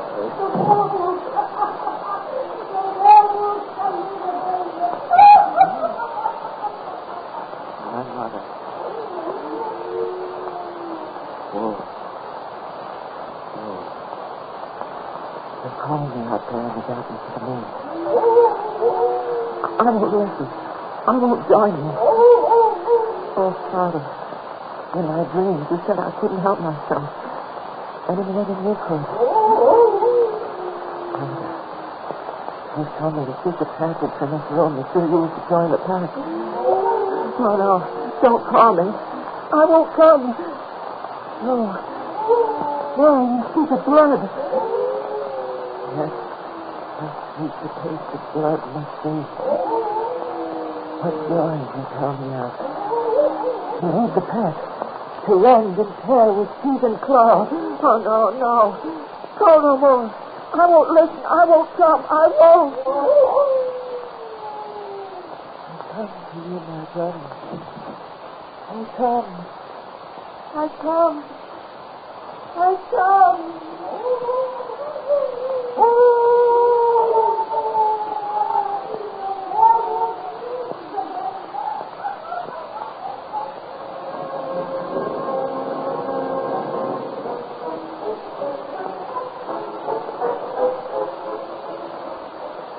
But, my dear Monsieur de Vaneter, you're a man of education. You cannot believe the superstitions of ignorant peasants. I believe no more than you, Monsieur le Docteur. But the fact remains that 8 years ago, Rene began to absent himself from his usual haunts 4 to 7 days each month. The If a young man is transformed into a wolf during these periods, it's impossible, of course. Preposterous. But you are here to request for him my daughter's hand in marriage. You ask me to entrust her happiness to one who is eccentric, to say the least. My dear friend, how often must I explain the reason for his periodic absence? You mean he goes away because of his mother? Exactly. His presence in the house is quite a mania. So when he was a mere lad of 14, he concluded that by removing himself for a time each month, he might affect her cure. The first time he disappeared, I was mighty concerned about him, I can tell you. Till he returned and told me why he had gone away. He always goes alone on these little trips of his. But he's told us where he goes often enough. You see, our beloved France. Now, come, monsieur, let's beat about the bush no more and sign the marriage contract. How can you hesitate? They may ask nothing but your daughter. Not a single sou of dowry. And though a huge red wolf is seen when Rene's away, the wolf whose coat is the same color as his hair, that is but coincidence. Of course it is. Let me tell the boy that you can say. It shall be left to my daughter.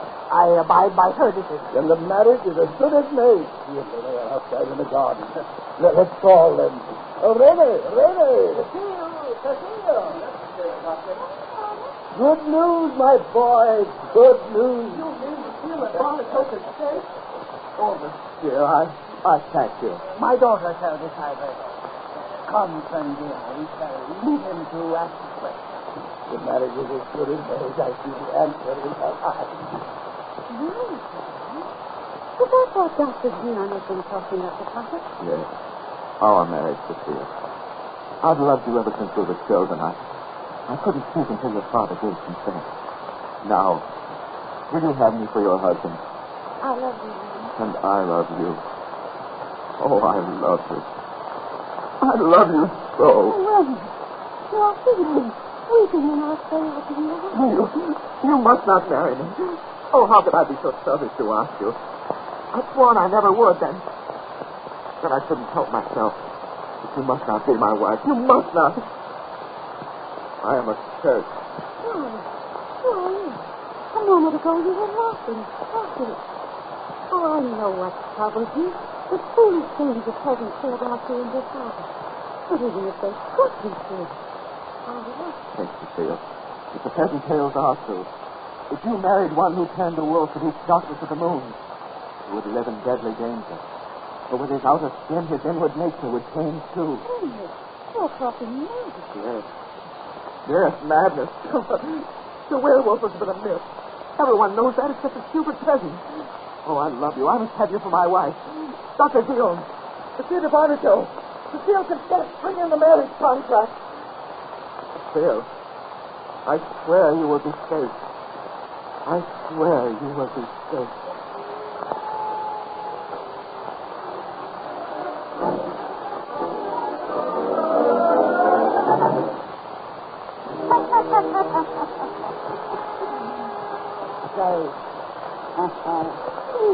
Come see Satan and me next time I has a birthday, and me tell you about the marriage of a werewolf.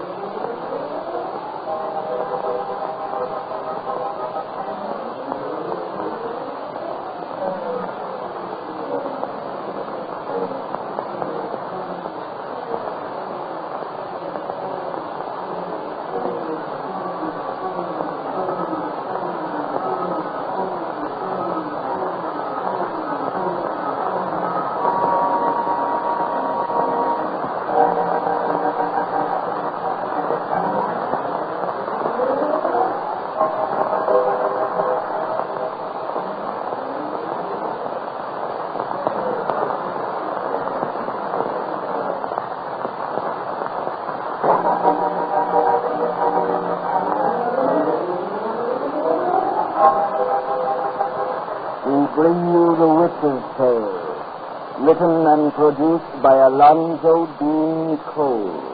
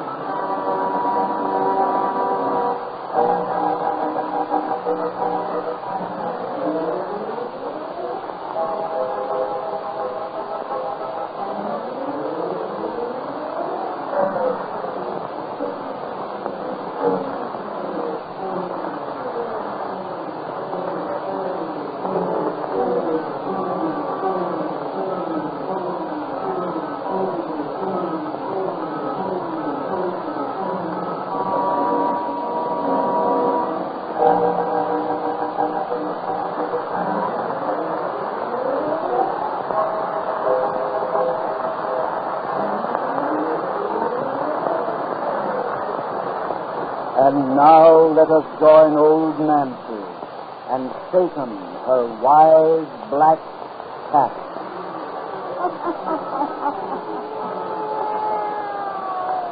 Hannah and 13-year-old I be today. Yes, sir. Hannah and 13-year-old. Real Satan.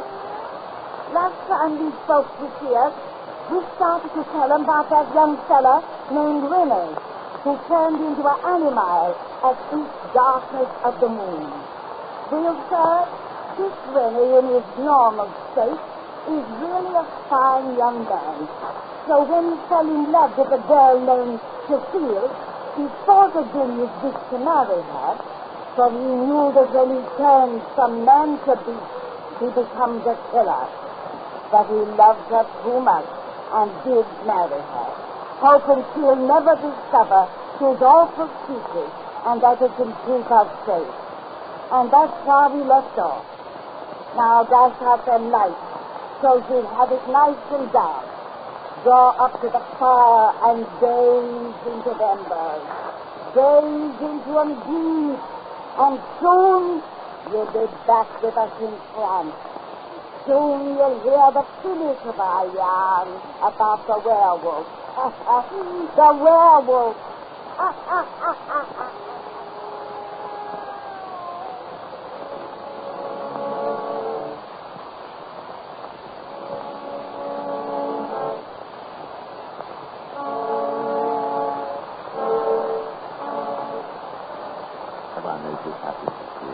Serena, the 5 months since we were married is passed like a beautiful dream.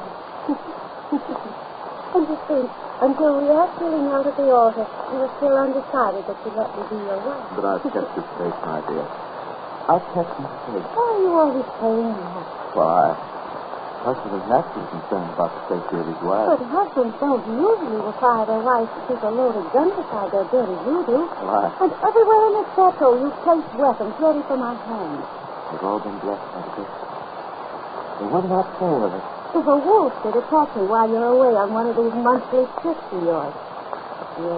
You're fearing dread of wolves is natural. It was born in you. The wild animals don't enter houses. Oh, no, of course not, but... Darling, you will use the nearest weapon if one kills.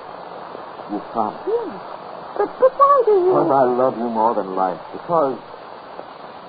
I love you, that's all. If I could only understand. Don't try. Just trust me. A wolf is howling in the forest now. You're how far away he is. He'll never come any closer to the chateau. Yes. Listen to him. He must be calling to another of his kind. Yes. Calling to another of his kind. I must be going. Promise to always go away the night when the old moon wanes. I've explained all that to you, darling. This is the time my mother's madness is at its worst. Dr. Guillaume tells me that now when I'm away, she's so quiet that you can even unlock her chains and let her walk about the house. You see how important it is I'll go away each month like this. That's sometimes her mind will clear.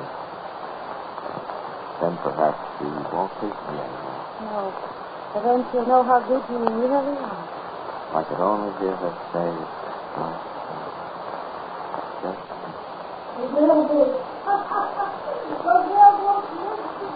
Oh. I'll close the door so you won't hear. Oh, no, don't bother. I'm accustomed to that constant cry of hers. I've heard it ever since she gave me birth. Listen to that wolf out there. Honey, it's closer than before. Listen to my maddened brother. It's late. I must be going. Raymond, why won't you take me with you when you go away? Yes, I told you why. But your explanations seem so foolish when I turn them over in my mind. I'm your wife. You say you love me. Why don't you want me with you every minute? I do want you, but, darling, please don't question. I'm so now. It's growing late. Wait. I can't help questioning. I feel as though I lived in Bluebeard's castle, where a door forever faces me unless I've entered. You asked me if I was perfect. No, I'm not. I never shall be until I know the truth about these monthly trips of yours. Phil, I beg, don't question me now. Yes, now. Why won't you take me with you when you go away? Where do you go when you leave this house and why? Phil. And I've got to know. You've got to tell me. I can't tell you. Then I'll find out. No. Don't spy upon me. Don't try to find me when I go away. It means that. You hear me, it would mean death. Really, as I love you, I couldn't keep you safe. Really? What? Promise you won't spy upon me. Where is Cecilia? I beg you on my knees. Well, it's late. I have to go. No one would plead like that except the one who feared discovery of some awful secret. Cecile. No, I won't promise. I beg, I pray you. Take what you like, but don't attempt to spy upon me. No. Now I know you'd like me. Yes. But there's something to find out, and I shall find it out. No. Yes. Oh, my God, have pity. I must leave you so. Wait. Come back. I'm late. I have to go. You didn't kiss me. You didn't even say goodbye. Oh, Randy. I didn't really mean it. I didn't mean it. That's a very good thing you did, madame. Madame is not think I was listening to people. You ladies made some character to your best bet. As a matter of fact, the door was wide open. A bad practice on my Mrs. Charleston. Why did you close that door? Because reason is privacy now. Madame wishes to learn about her husband's monthly absences. I may be of some assistance to her. But I know where he's gone each time that he has left you, except for a very recent marriage. Oh, The information will be worth something, madame. anything you want. Tell me if you really know. I do know. Philipon is very clever.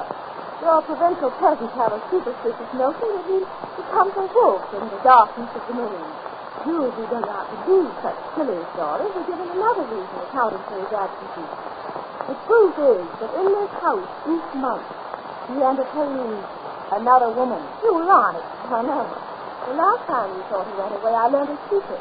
I waited until he went away again tonight before I spoke, so that I could offer proof. Proof, yes. My husband leaves this house for the railway station, so he says. But he circles back here, and he enters the depot by a secret passage from outside. A secret passage? Leading to that room where his father's portrait hangs. Really? What he's trying to say to them? Yes. But I have found a key to fix it. You saw him enter through a secret passage? As plainly as I see you now. And it was a wolf. Not exactly. The night was very dark. But some minutes after he entered, I heard a rustling in the bushes at the passageway and could make out a cautious creaking form. And the wolves were howling in the forest, and I was frightened all alone and came away. It must have been wolf. Who else? When there's a man. Come to that room. Wait. He will not be there for some minutes yet.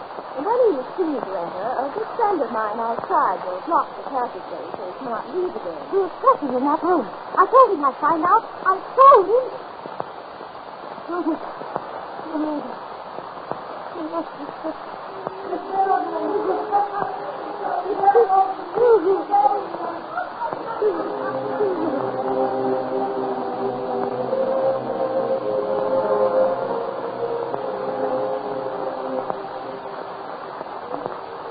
When he took him by the back. You heard my very face. Feel a phone that entered from outside.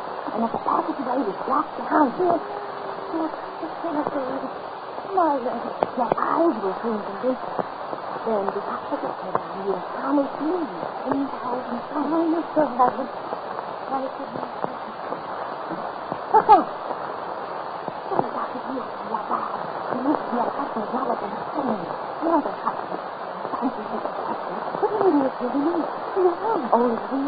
Me and the woman who says, you, no, sorry, like me. She was scared that I went away for that mad woman's sake. And all the time, still the down will be again.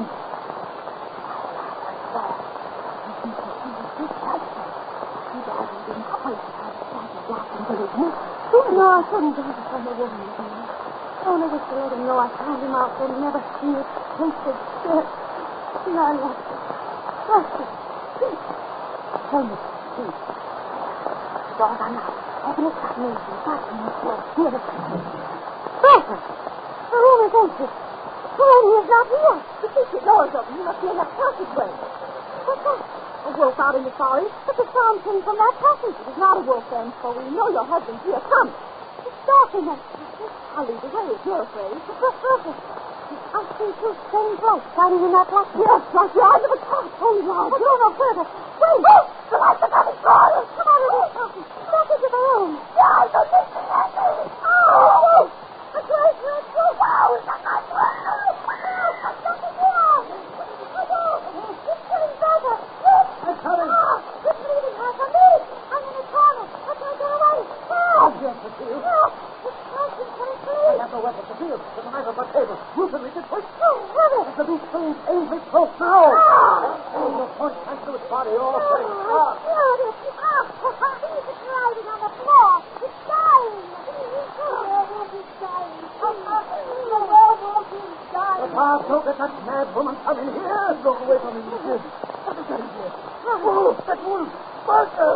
It's dead. The wolf killed it. But I stabbed it. I stabbed it with his knife. I already placed here for my detective. He placed weapons everywhere because he feared a wolf would try to harm him. I thought he was crazy. But he wasn't. Get on your foot. Your face is over now. Yes, it's over. The wolf is dead. Look at that wolf. Good God. Wait. Changing into a man. Before our eyes. The peasant's tales were true. He was a werewolf. A werewolf. Oh, no matter what he is, I love him. And I killed him with a knife. He left here to protect me from himself. I swore I'd keep you safe. No, just stop. I love you. You always could have. Look at him now to see. The werewolf is dead. He is no longer dead. Stop him. The night contest. He takes his body in her arms. He is no longer werewolf. His curse is finished. He is my son.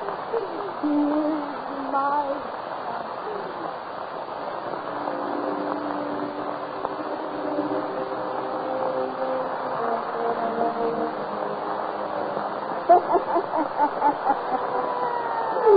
Well, that's the end of that, unsakers. Come see us next time I has a birthday.